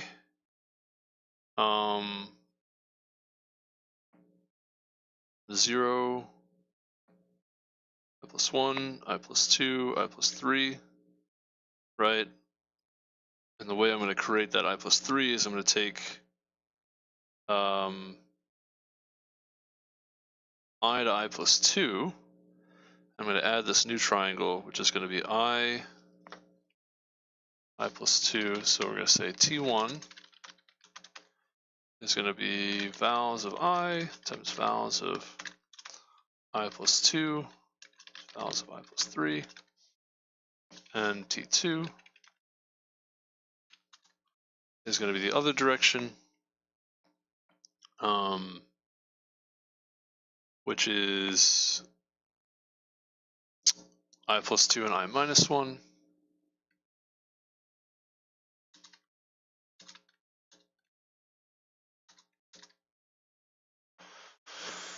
Okay, something like that. Yeah, so for a given I to I plus 2, there's 2 different triangles we could append. It's going to be I plus 2, I plus 3, that triangle, or I plus 2, and I minus 1, mod, plus n minus mod n. And those 2 triangles, now we can update. dp of first triangle is going to be I to I plus 3, or I plus k, right?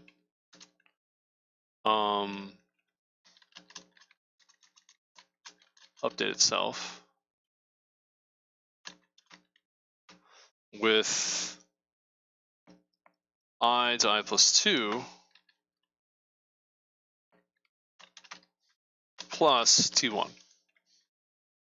And the other side is going to be similar. It's going to be I plus 2 plus T2. And it's going to be I minus 1 to I plus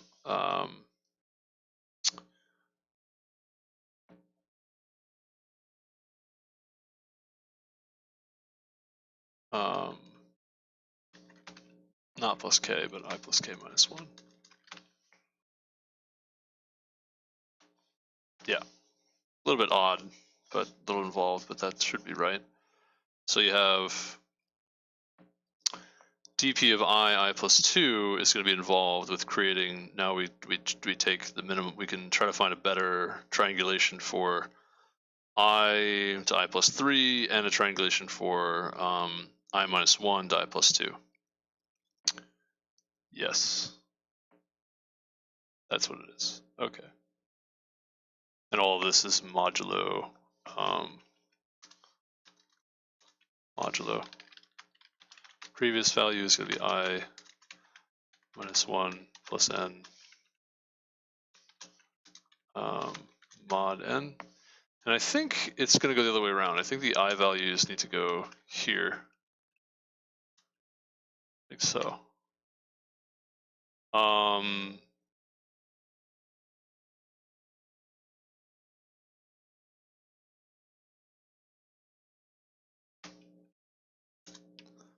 So this actually, we don't need to do this modulo part unless yeah,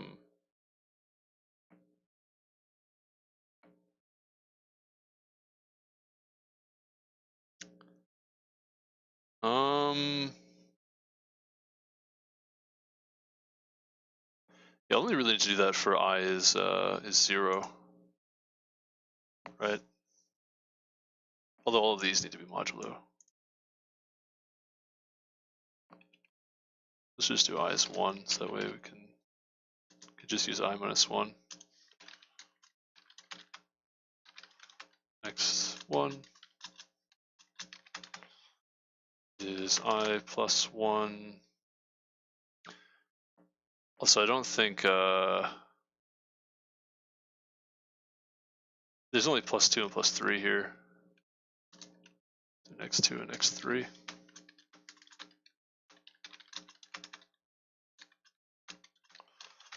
And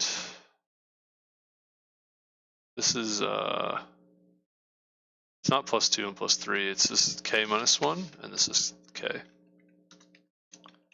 2 and 3.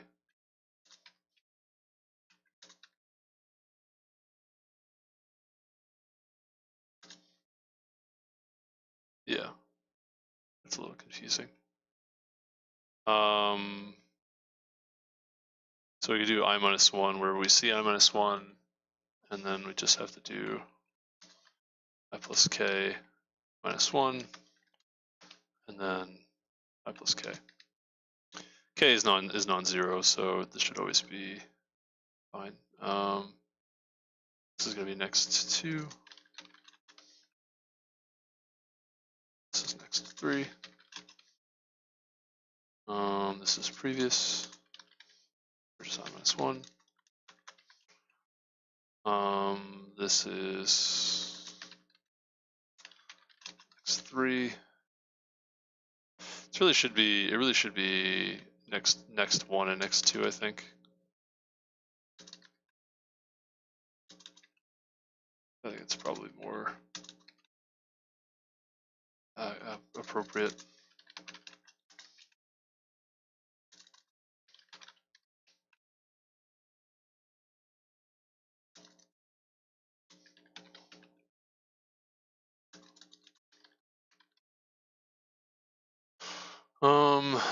Okay. All right. Confusing, but not the worst. Okay.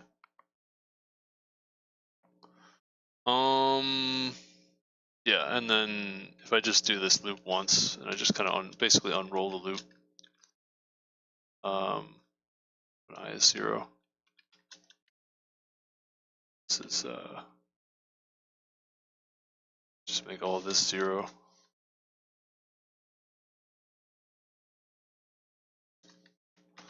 K is less than n, so this is just k. Don't need all of that. So next 2 and next 1 is just next 2 is k, and I is 0. This minus 1 becomes n minus 1. These will get shadowed, this T1 and T2. In fact, I don't even really need. Next 2 I said is k, next 1 is k minus 1. This is n minus 1. Probably don't have to do this by hand, but I think it's a little more appropriate if I do it this way. Makes a little more sense. And then T1 and T2, I could just put those in here.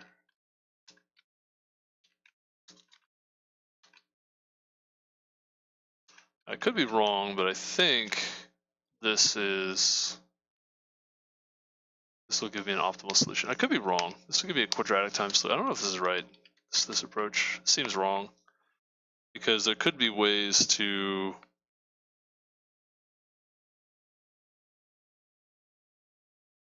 I think I'm missing some options here. It's not quite right.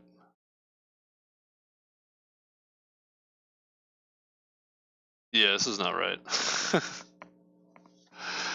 This is one way of trying to do it, but it's not correct. The reason it's not correct is because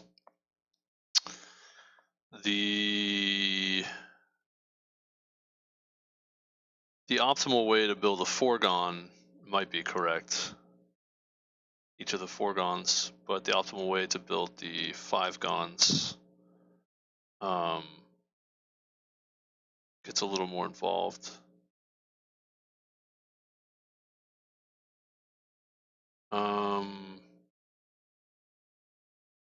Is that right?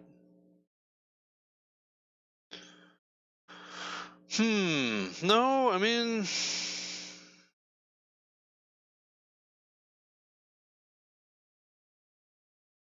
going from foregone to fivegone, that's the question. If I can go from the k-gon to k+1 gon, and it's still correct, then I'm fine. But I know it's correct for 3-gon to 4-gon, because those are the only way. Those are the only options for those foregons. It's only two different triangles to consider. The 5-gon, though,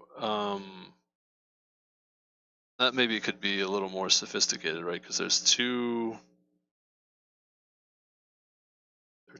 For a particular 5-gon, there are two particular foregons that could be interesting, be relevant to it.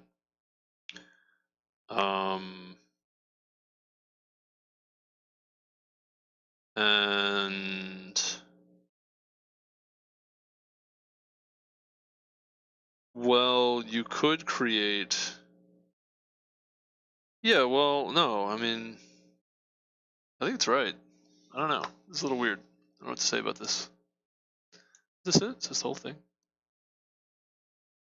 Wrong answer. Oh, okay. Of course.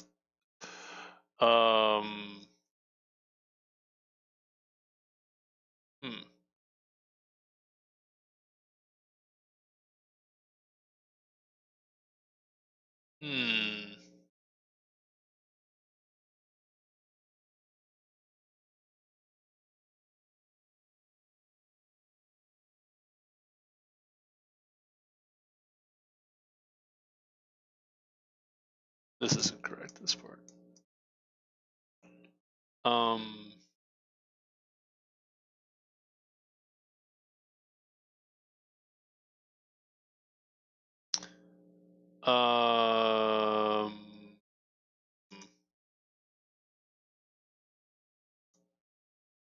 Yeah, I didn't do this right.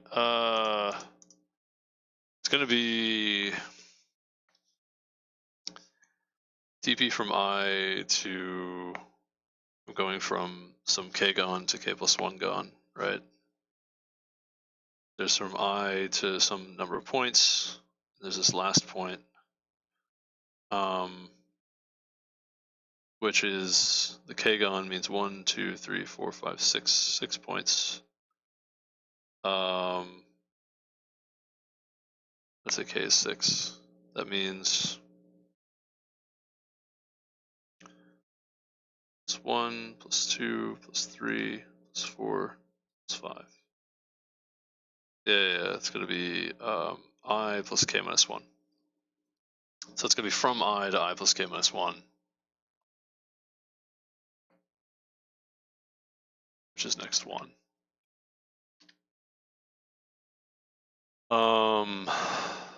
Yes.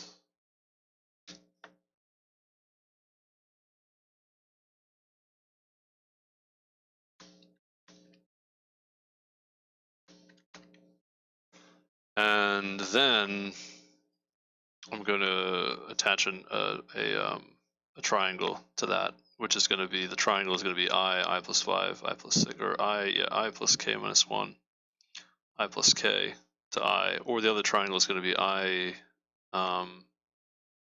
-1 plus n mod n I to previous to I plus k plus 1 minus 1.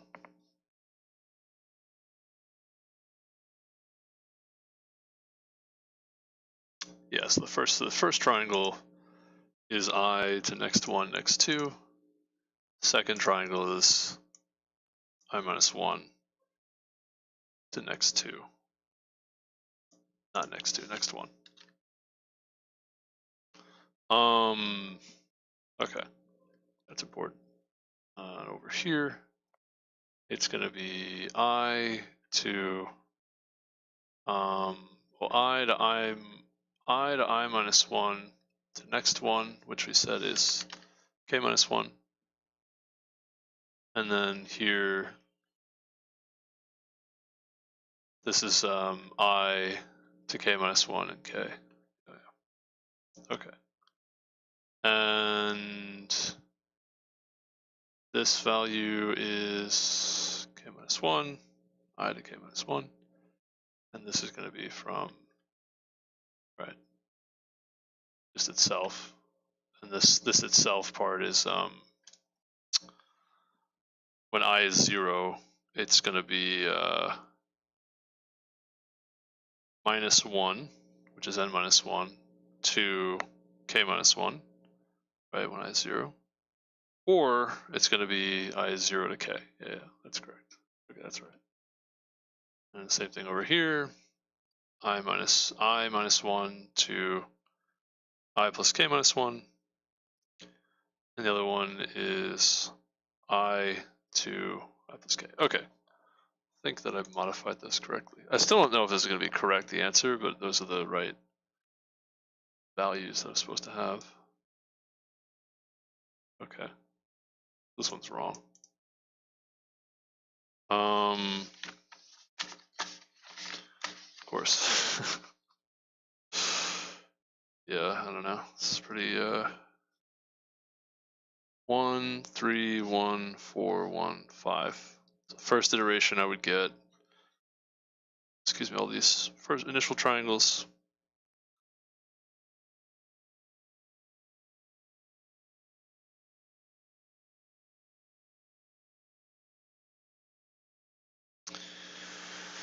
And then the second iteration I would get oh, okay, I see. Yeah, I'm missing some of the n-gons, actually. Yeah, I was gonna say, I was like, I don't think this is right what I'm doing. It's not quite right.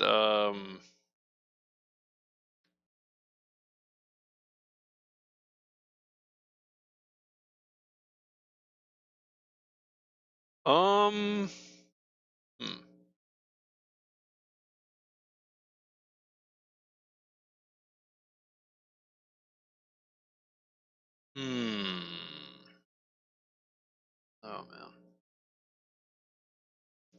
I should go lay down again. Gee.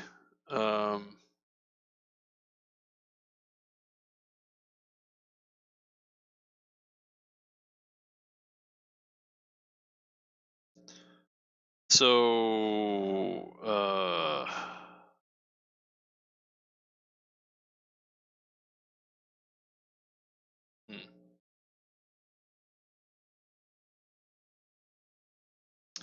yeah, there's 1, 2, 3 different points for a given triangle that, when I click the triangle on the side, there could be 3 different points to create the next 5 foregons. So there's quite a few more foregons that could be useful here. And that's kind of what I'm not too sure about.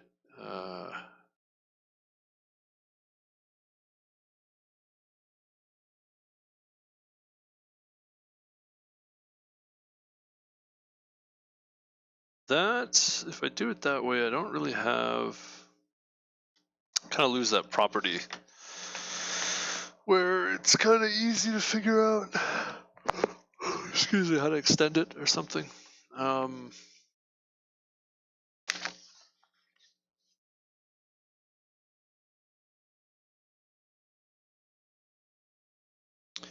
You know, I'm not really sure about this. I don't know, man. I don't know.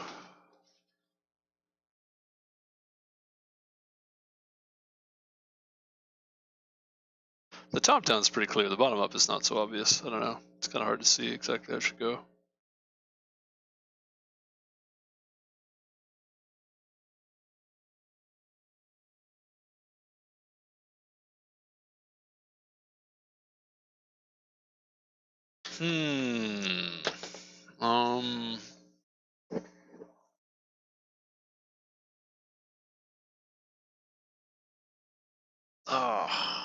Okay.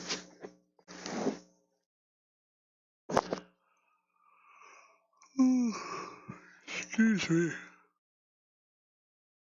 Let me try again to like walk through the top down part. So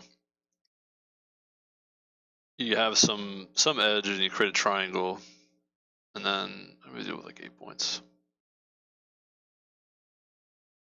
Have some edge and you create a triangle, pick a point between, create a triangle, and then you say, okay, now I want to recurse on the two subpolygons that are left, and I'm going to have those two edges, and now those points between those two any given edge that I have, there's two indices and a bunch of points in between, and now I can select any triangle in between there. And so I guess I could pick one, do that, and then for the two edges that are created for that triangle, the same thing can occur, right? Same thing can happen. And so the bottom up part would be those like last instances where I have the sort of clipped triangles off the ends. And then those create now, if I could actually remove those vertices altogether and get a smaller, well, sort of, but basically I get these edges for each of these triangles that were clipped off. Don't necessarily know which ones were clipped off, but let's just say some of them were. So I can just start with having all of them, right? Knowing what all of them would be if I needed to use them. And then the next thing would be that edge that's created by those triangles. Those edges were part of some other triangle, right? And so then you can then go through that. Yeah, that would be all of the foregons from there. Yeah, that's true. Okay, it is all the foregons. All right. Wasn't too sure. Wasn't too sure how to do this, but yeah, those would be all the different foregons that are possible. From there, you just add all the other triangle. That edge could be part of some other triangle, some other polygon. So that edge is part of another triangle that ends up creating a foregon. And then those foregons,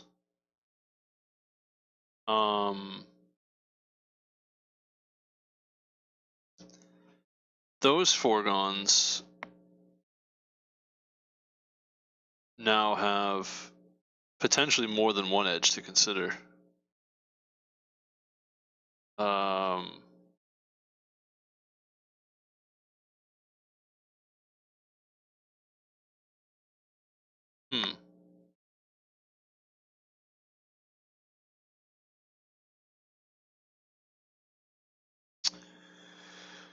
Yeah.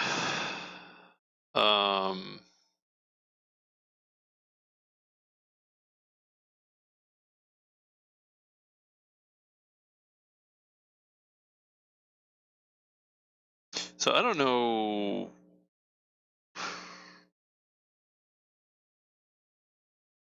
I don't even know what those foregons where I should write them in or how I should write them in. I don't have a clue. Actually, I don't really know. I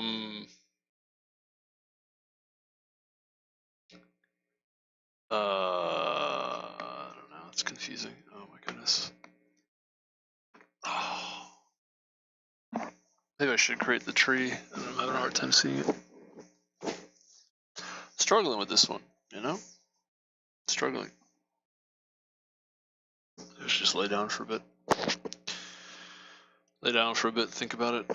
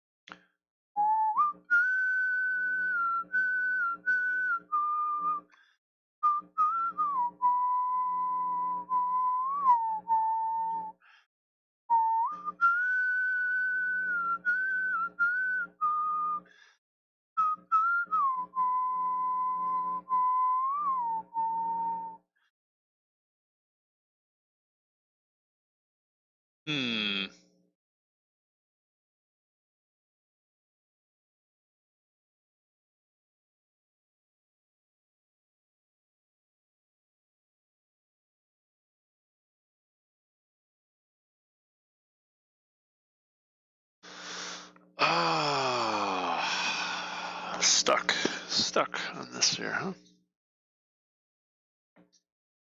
That's a good question. This is really spent a lot of time thinking about it.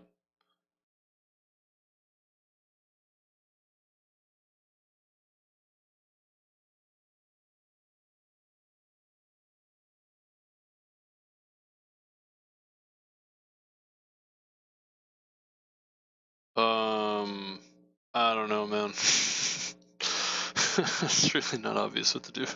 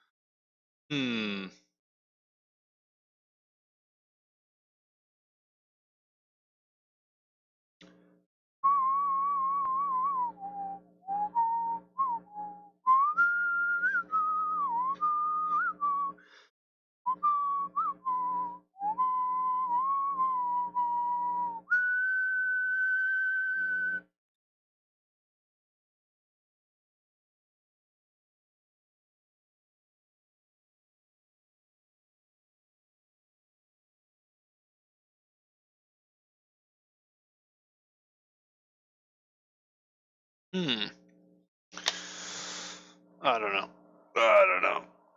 Oh, let me lay down. Let me sit down. Lay down for a minute or two.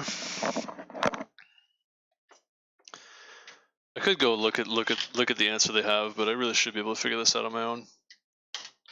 It's not really good. Like it should be clear. Whoa.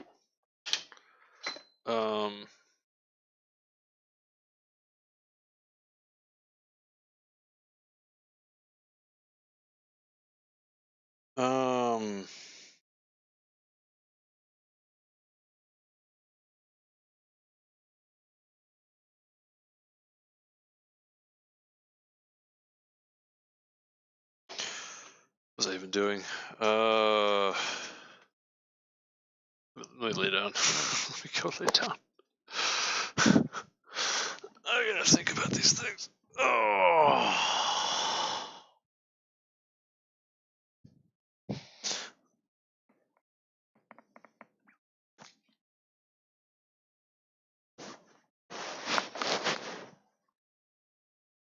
Oh.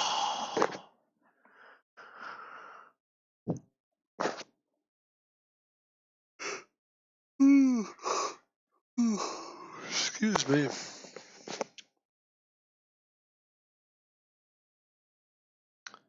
What was I doing? What was I saying?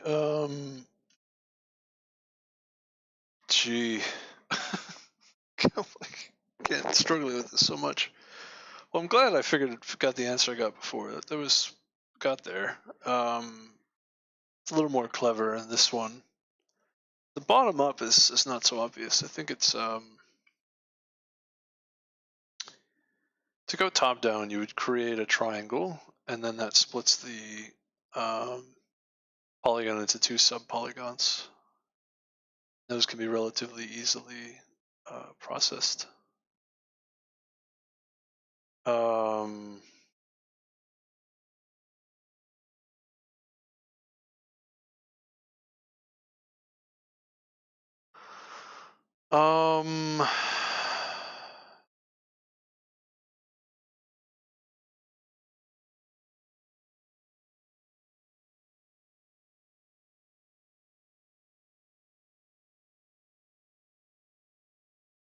Yeah, because each of those, you create another triangle, right, with that base.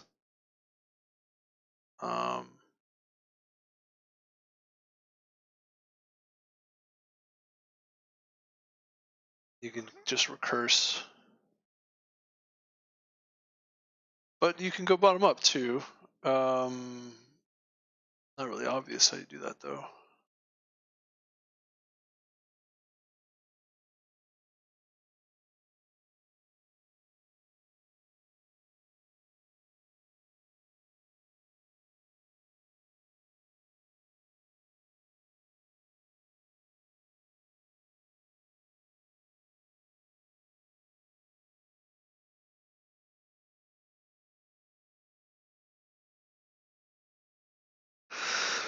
So I guess one question is, do I need every possible triangle?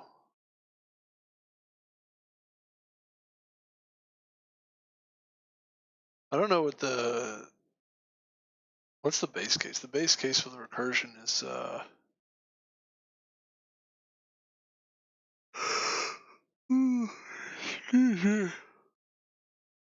base case for the recursion is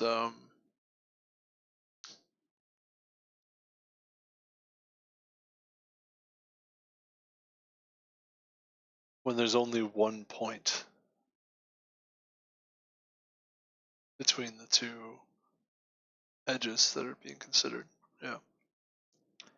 Otherwise, you could pick one or the other to create a triangle and then have the sub polygons. Yeah.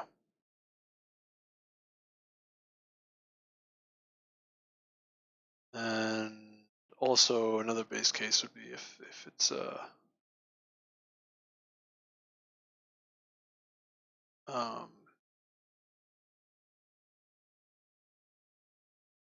maybe I won't consider that. I was gonna say maybe you could look at what if the point you're trying to consider, if there are no points, like if there's a left sub polygon and a right sub polygon that are created, could be empty. The sub polygon could just be altogether empty.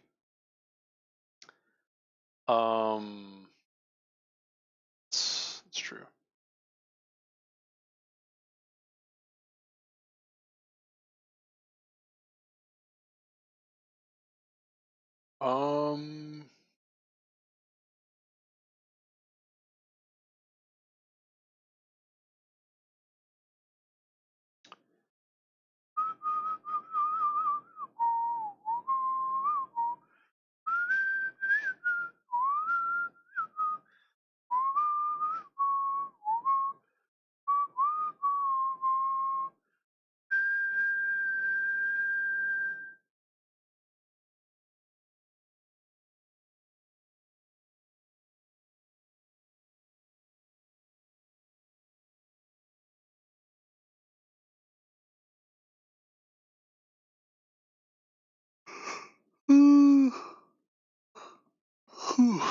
Excuse me.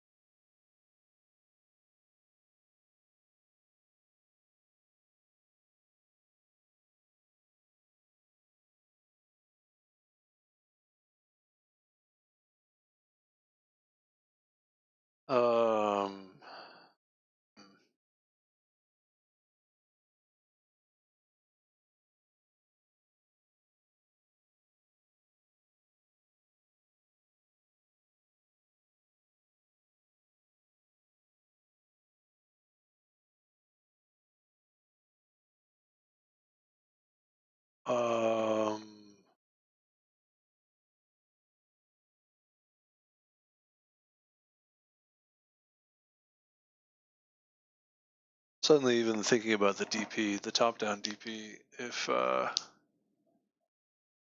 do you avoid getting duplicates?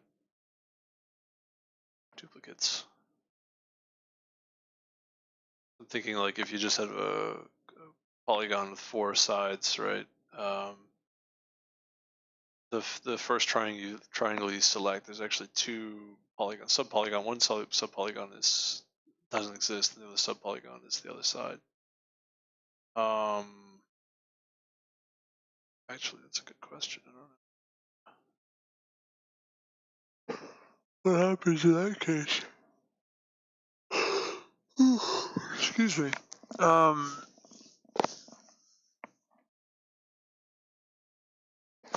do you handle that? Good question.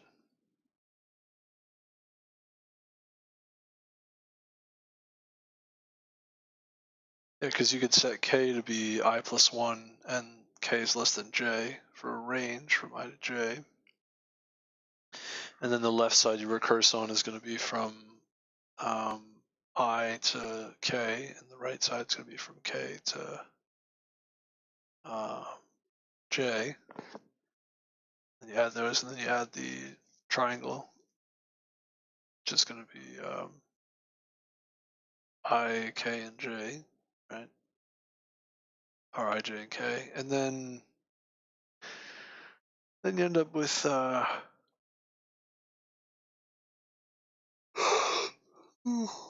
excuse me.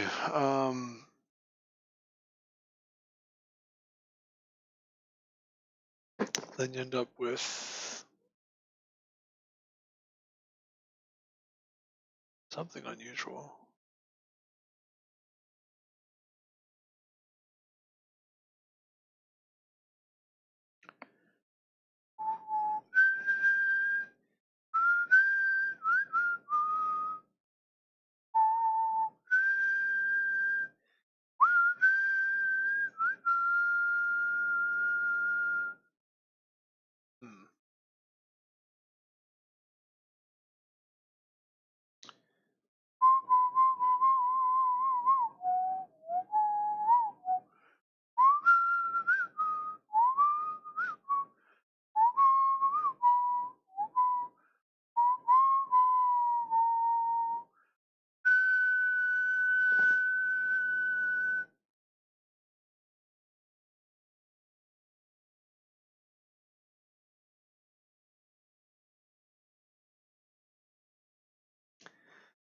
What if you recurse on the left side and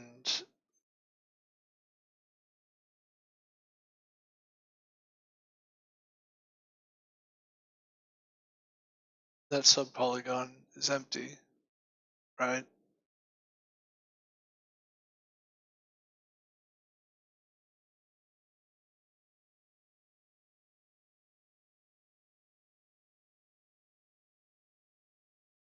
Basically, if it's I and I plus 1 and j, right? So it's I to I plus 1. It's deep, not the deep, but the memoization is I and I plus 1. For the recursion.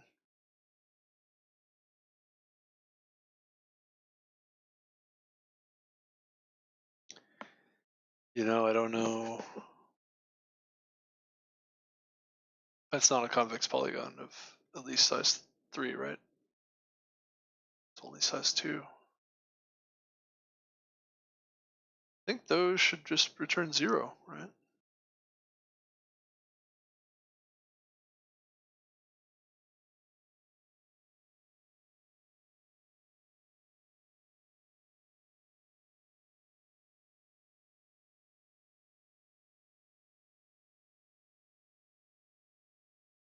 That's probably fine.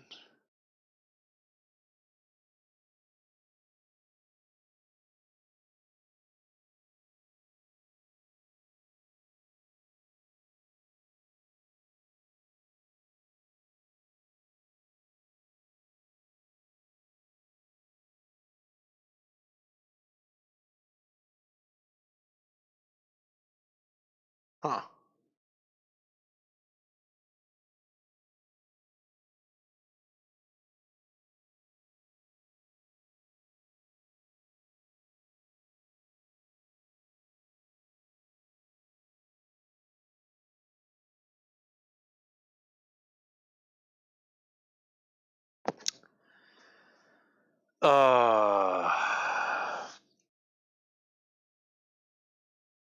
Okay.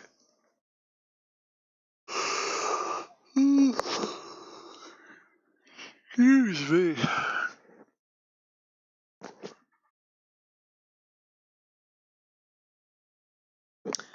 So anyway, yeah, there's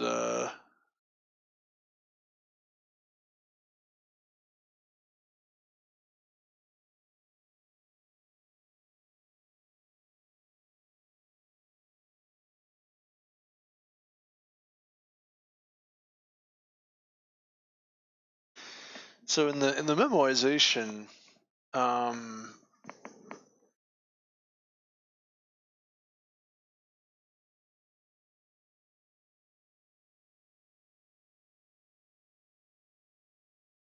yeah, the last few steps, for instance, for something that's like a foregone, you've got triangles that are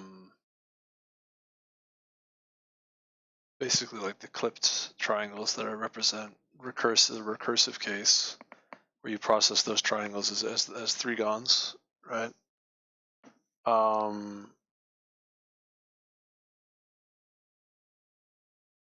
And actually you can go make it a little bit easier and just have two-gons, which just always return 0. So the three-gons are just going to be triangles, just outright.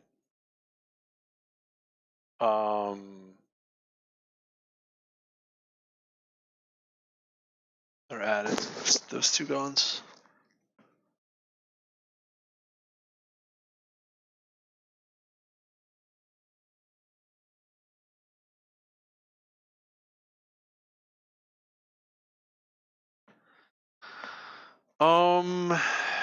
Okay. Working backwards.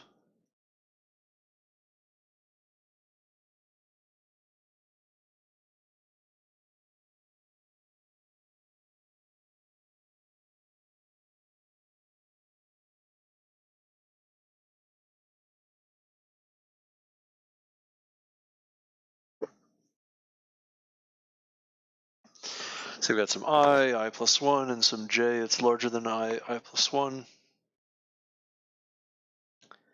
Creates the three-gon. All the possible three-gons.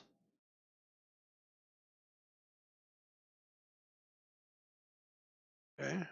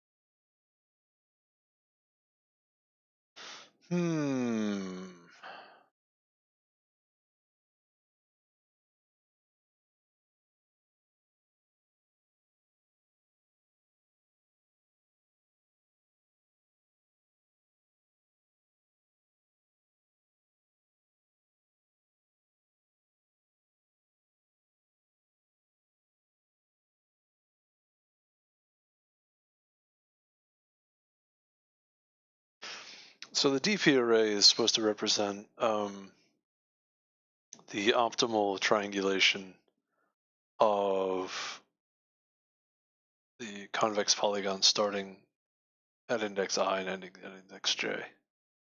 And we'll just say moving clockwise.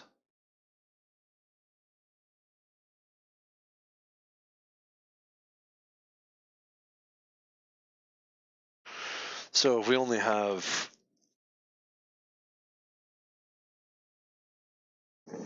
n-gons of size 3 calculated, or even just size 2, to get the n-gons of size 3, that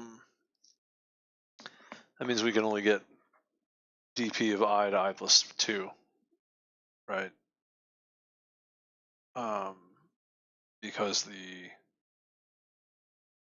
triangles that would be larger than that, or the other kinds of, the other sorts of possibilities, those would, well, for starters, we would have, basically we would have n-gons that are too large. Like we would have, there wouldn't be 3-gons if the dp is only going to be from I to I plus k, right?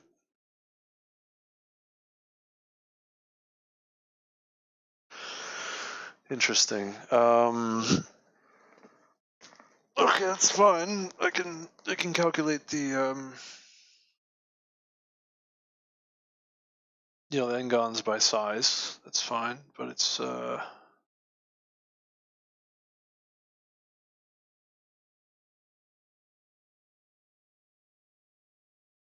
so obvious how to do that. Let's say once we have the 3-gons, right? So we can start with 2-gons, which are all going to be 0, and then 3-gons you add.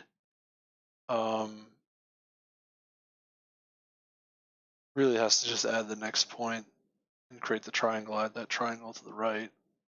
So from I to I plus 1, we add the triangle I plus 1, I plus 2, right? That's how we can get. And I think there's only, realistically, there's only one way to do that, as mentioned. Like it's just one triangle for everything.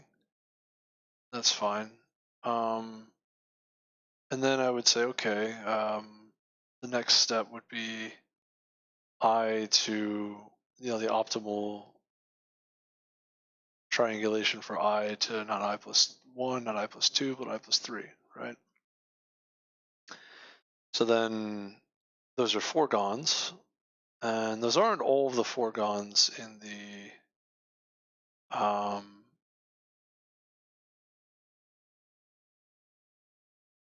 those aren't all of the possibles for 4-gon subpolygons, but those are, I think those are the only ones I need. But again, I'm trying to get up to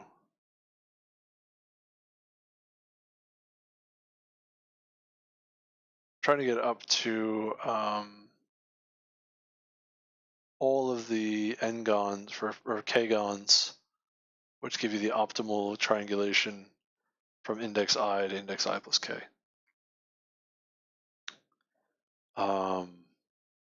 Excuse me, I plus k minus 1, right? That would give you the k-gon.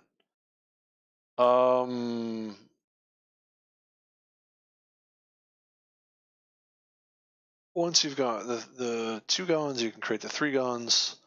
The 4-gons are interesting.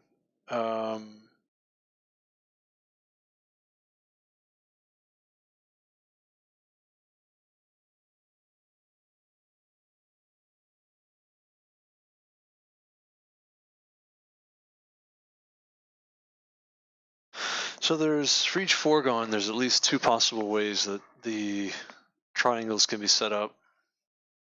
So for a given I to I plus 3, it gives you I plus 1, I plus 2, I plus 3 are the 4 points to consider. there could be a triangle from I to I plus 1 straight to I plus 3, and the other triangle would be I plus 1, I plus 2, I plus 3. Or you could have a triangle I to I plus 1 to I plus 2, and also I to I plus 2 and I plus 3. Hopefully that makes sense. So basically you could have, two different diagonals, two different directional diagonals on the for the foregone. And yeah, that's fine. That's just two possible choices for that foregone I to I plus 3. I think there's a loop there where I can select the triangle that I want, and then I can use the DP array to get the other sub-polygons once I've selected the right triangle for that. And I think that's what I'm missing from my algorithm right now, is that when I go to the 5-gon, now there are quite a few different ways that the 5-gon can be generated. And what I've got to do is pick a point to create a triangle and then take the sub-polygons. Yeah, I mean, the bottom up is very similar to the top down. I think that's what's really tripping me up so much, is that it's almost the same thing. It's just very it's so similar that it's like hard to think about it properly. I think that's what it was. Yeah, it's just every time I would think about it, I would think I was going in the wrong direction. But actually it's pretty straightforward. It's just, yeah, I'm basically just missing some possibilities here, that's all. I don't know, man, math's kind of hard. Math can be kind of hard sometimes. Excuse me, you can sometimes get confuse yourself and not realize what you're doing or not doing. Miss something important.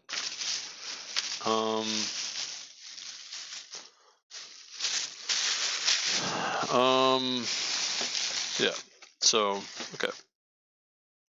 What are we doing here? Forgive me, I spent like 5 hours thinking about this today.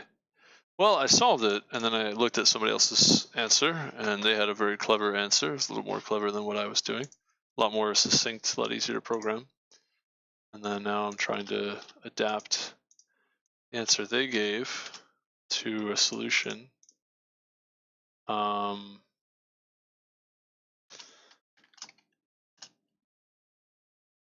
That's a little more efficient and not too hard to remember and not too hard to program. So here we could say standard fill. So dp of,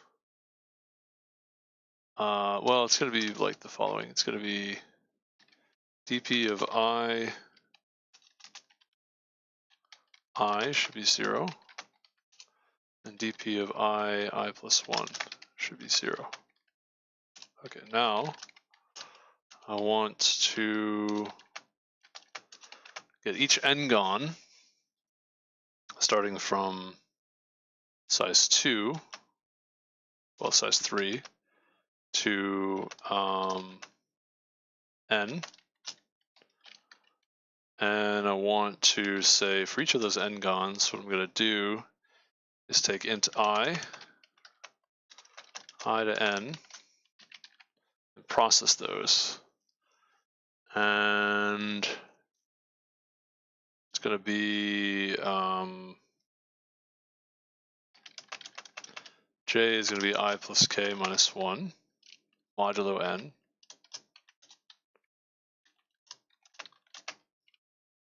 Because it could be yeah,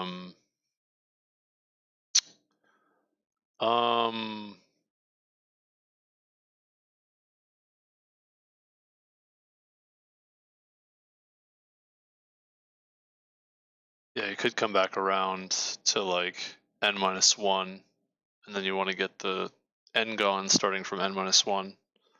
So it could be could wrap around, yeah, do a little bit of modular arithmetic. And so for each of those n-gons, there's going to be, let's not do J, let's do, let's say R, do R, so I and R.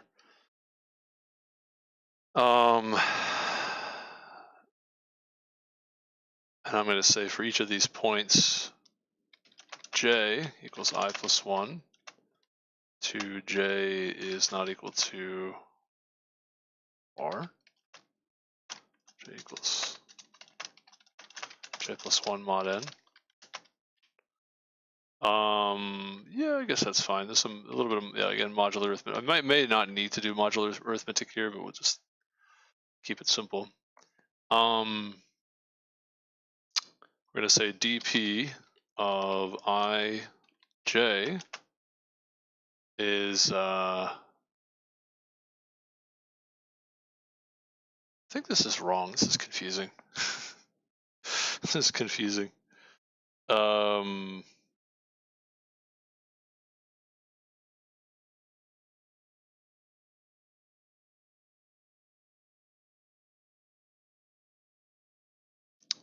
on, let me.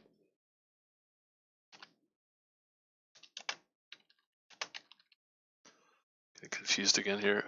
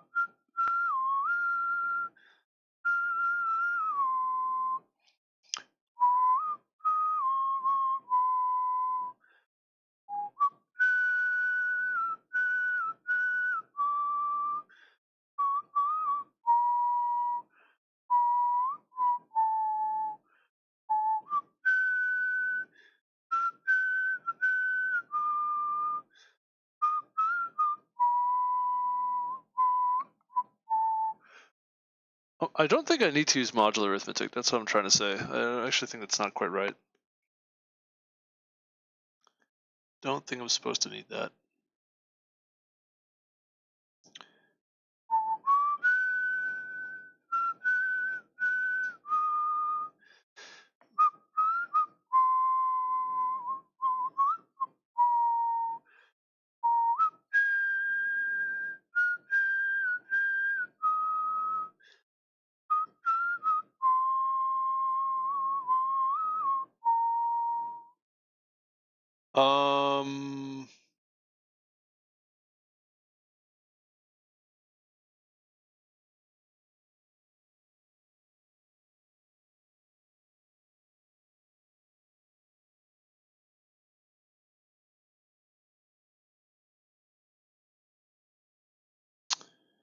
Yeah, that's confusing.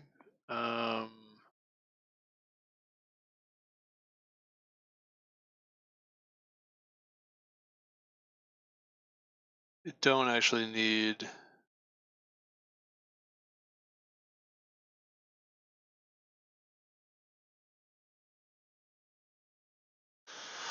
You never actually need to use modular arithmetic for this, as it turns out.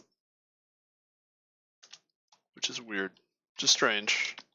But yeah, you could just go to I plus 1 to j is less than n.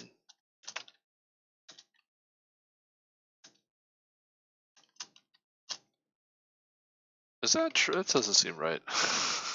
That doesn't seem right.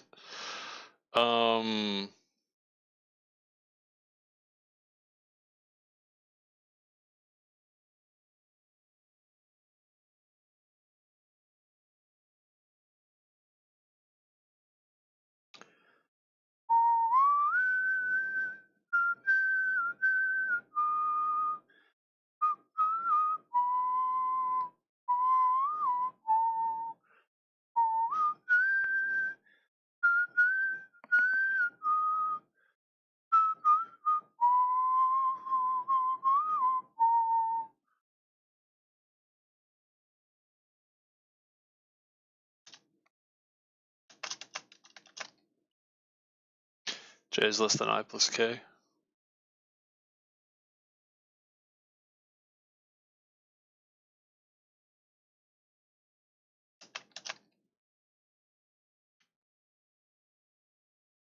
And I plus K is less than N.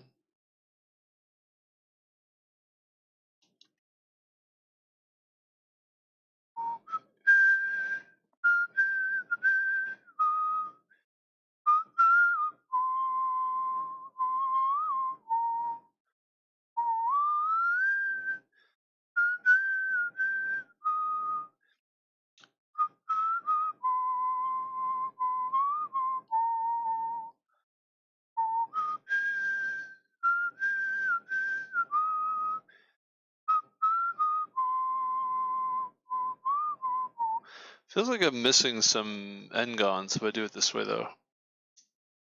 Definitely feel like I'm missing some n-gons. Apparently I don't need them, though. I don't know how that works.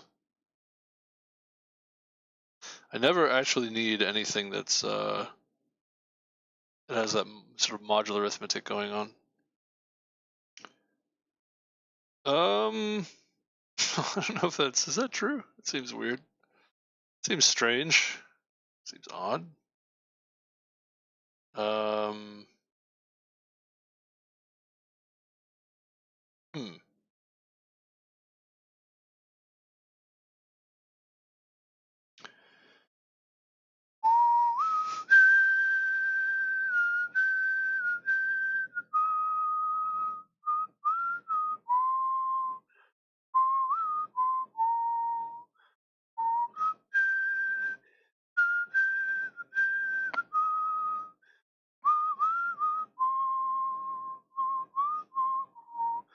Well, yeah, I mean, basically, the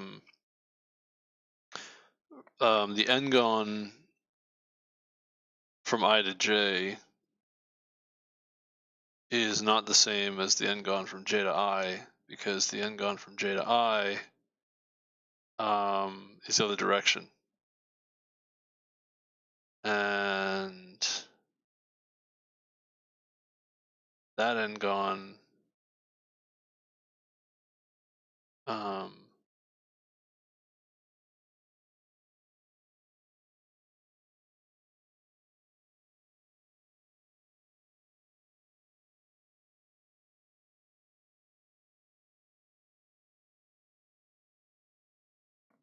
is so confusing.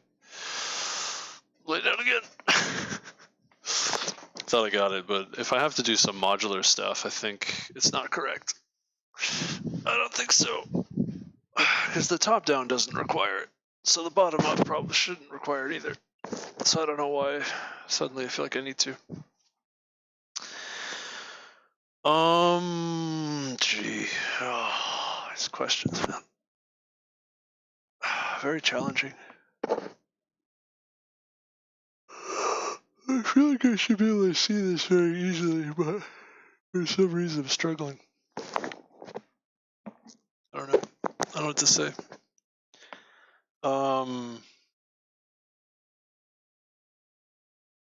Yeah, let's see. So the bottom up, we can, I can get the,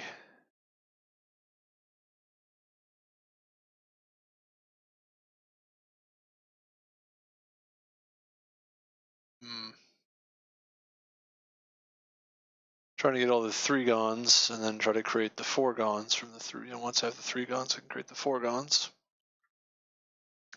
But just any, and then the five-gons and so on. But from three-gons to four-gons, for example,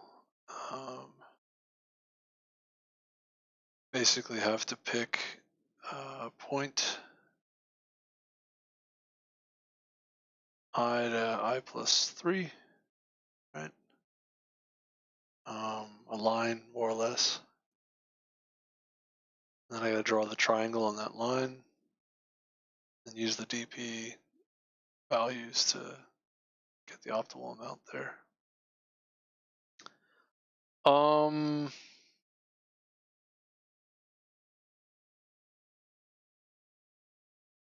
Interesting. Okay.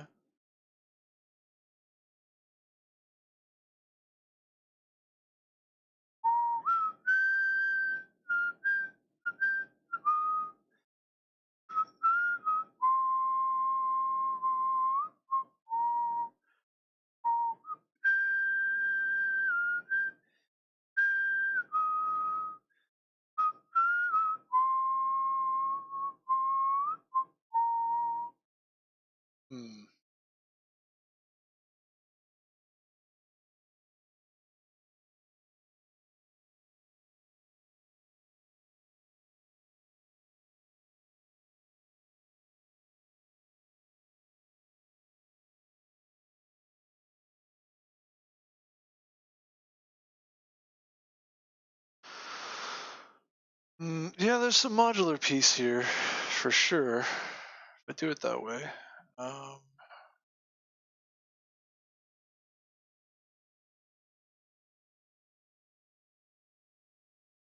Not very obvious, though, how to handle that.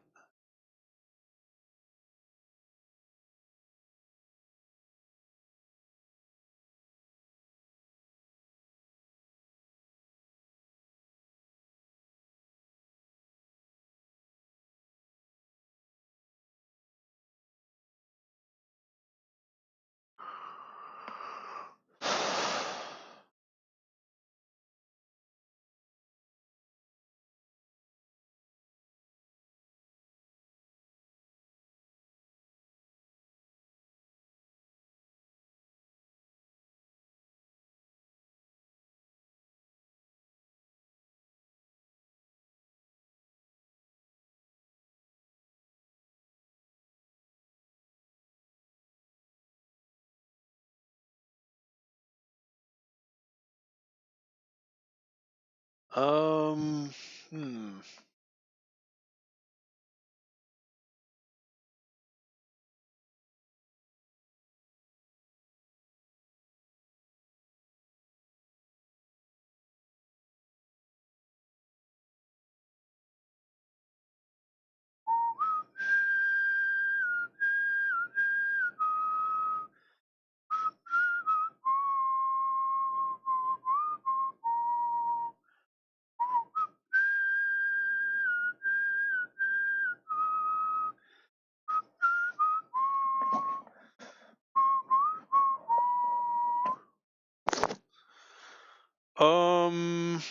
Yeah, the reason why you don't ever need to go with a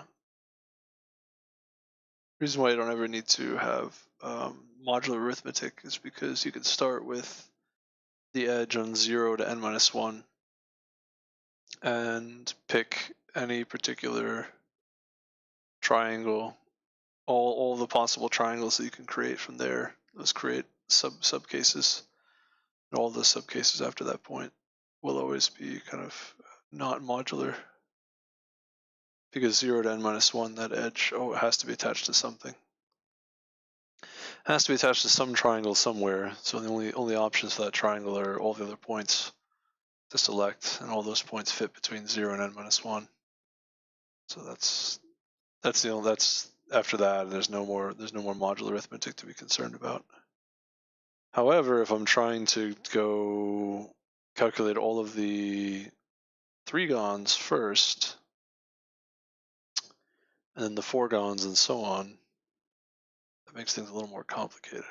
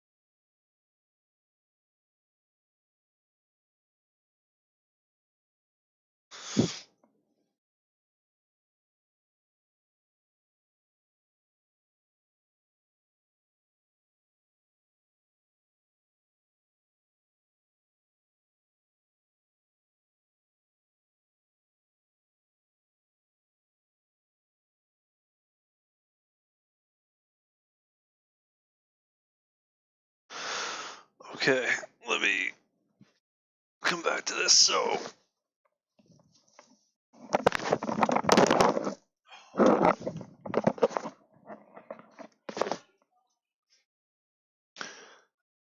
okay.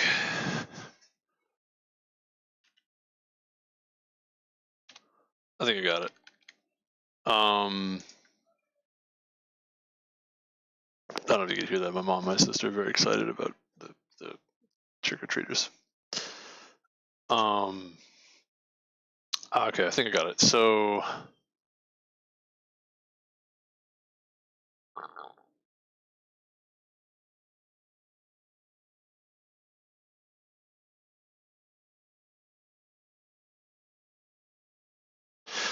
okay, so it's correct to go from to only calculate, never calculate anything that does a what do they call that? To not calculate anything that does a loop around that has modular arithmetic involved. And the reason why you don't need that is because as I mentioned, it's sufficient when you're going top down to start from 0 to n-1 because that has to be attached to some triangle somewhere. And what you can do is then you have all those subpolygons that need to be calculated. You can calculate those, and you get the right answer.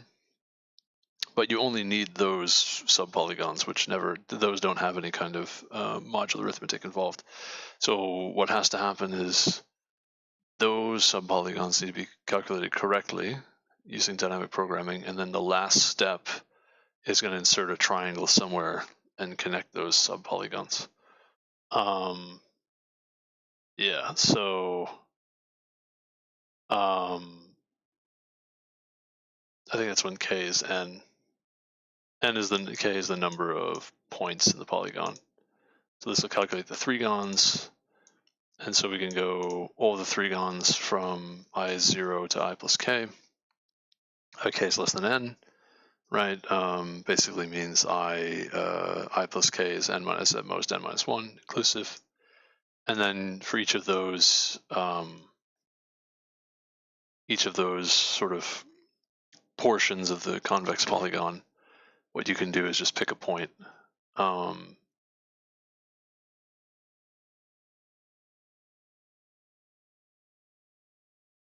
point between, so these are actually, it's going to create it's actually going to find the optimal triangulation for the convex polygon starting from I and ending at I plus 1 or I plus k. And so j is going to be some point in between, and we're going to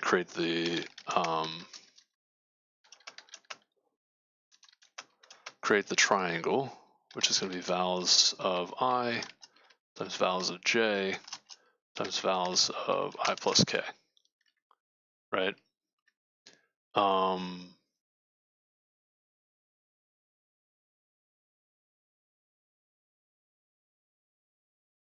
Should be k minus 1, actually.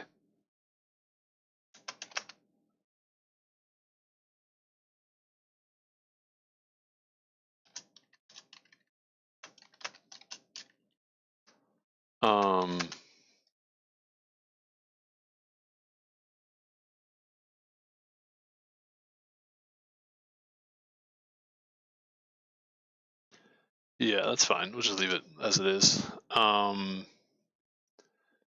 And then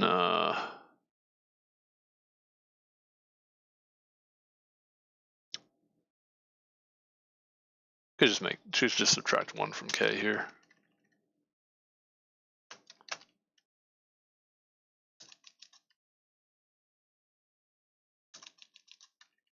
That works too. Starting from 2, and then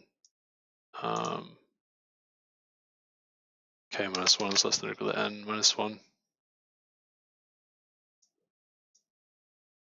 Or just k is less than or equal to n.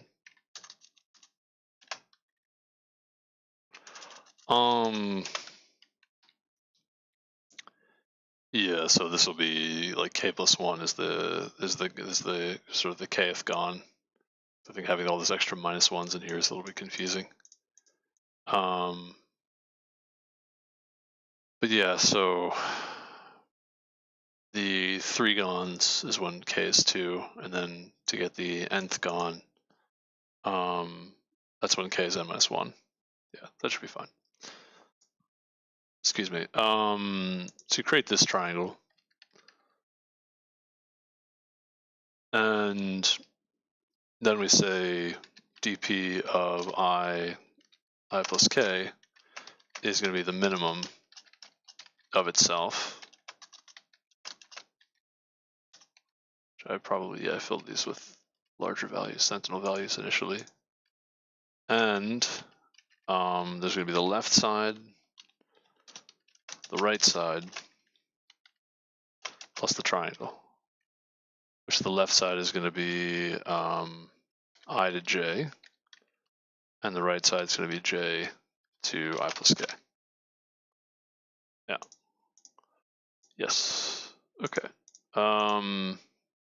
Interesting. And that should do it. Sure, pretty sure that's it. Try that. Runtime error. Okay.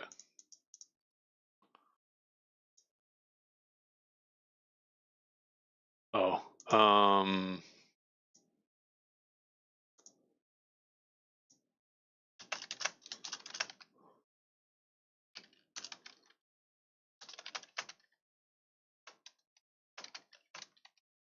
Really don't need this one, but I'll put it in there anyway.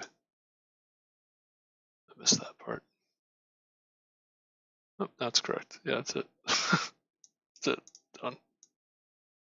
Very cool. All right, let's get some more test cases. This is for 10.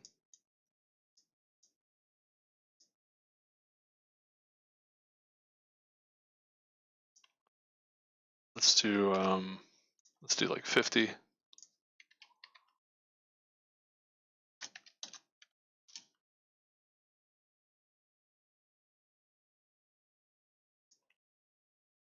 Let's do like another one for 50.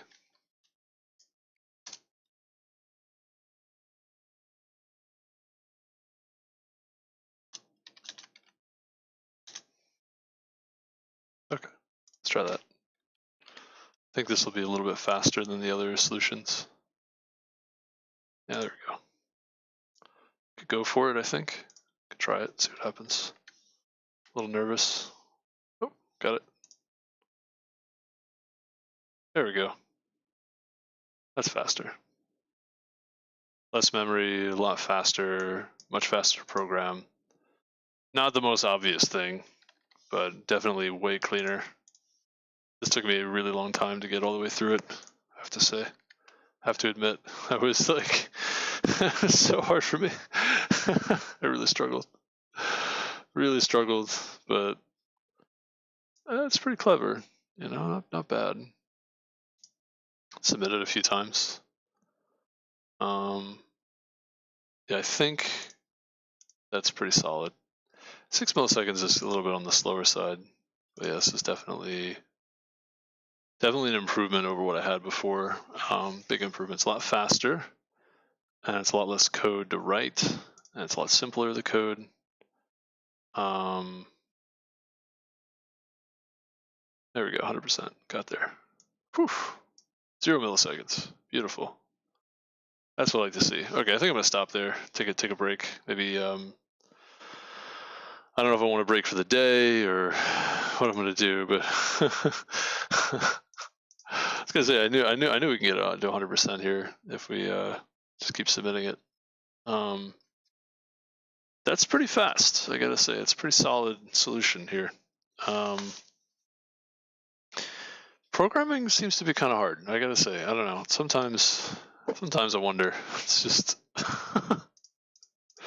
like the solution I had before was so complicated and so involved. It worked, but it was like really sophisticated, and then wasn't really as fast as it could be. And here we are, cubic time solution, 0 milliseconds,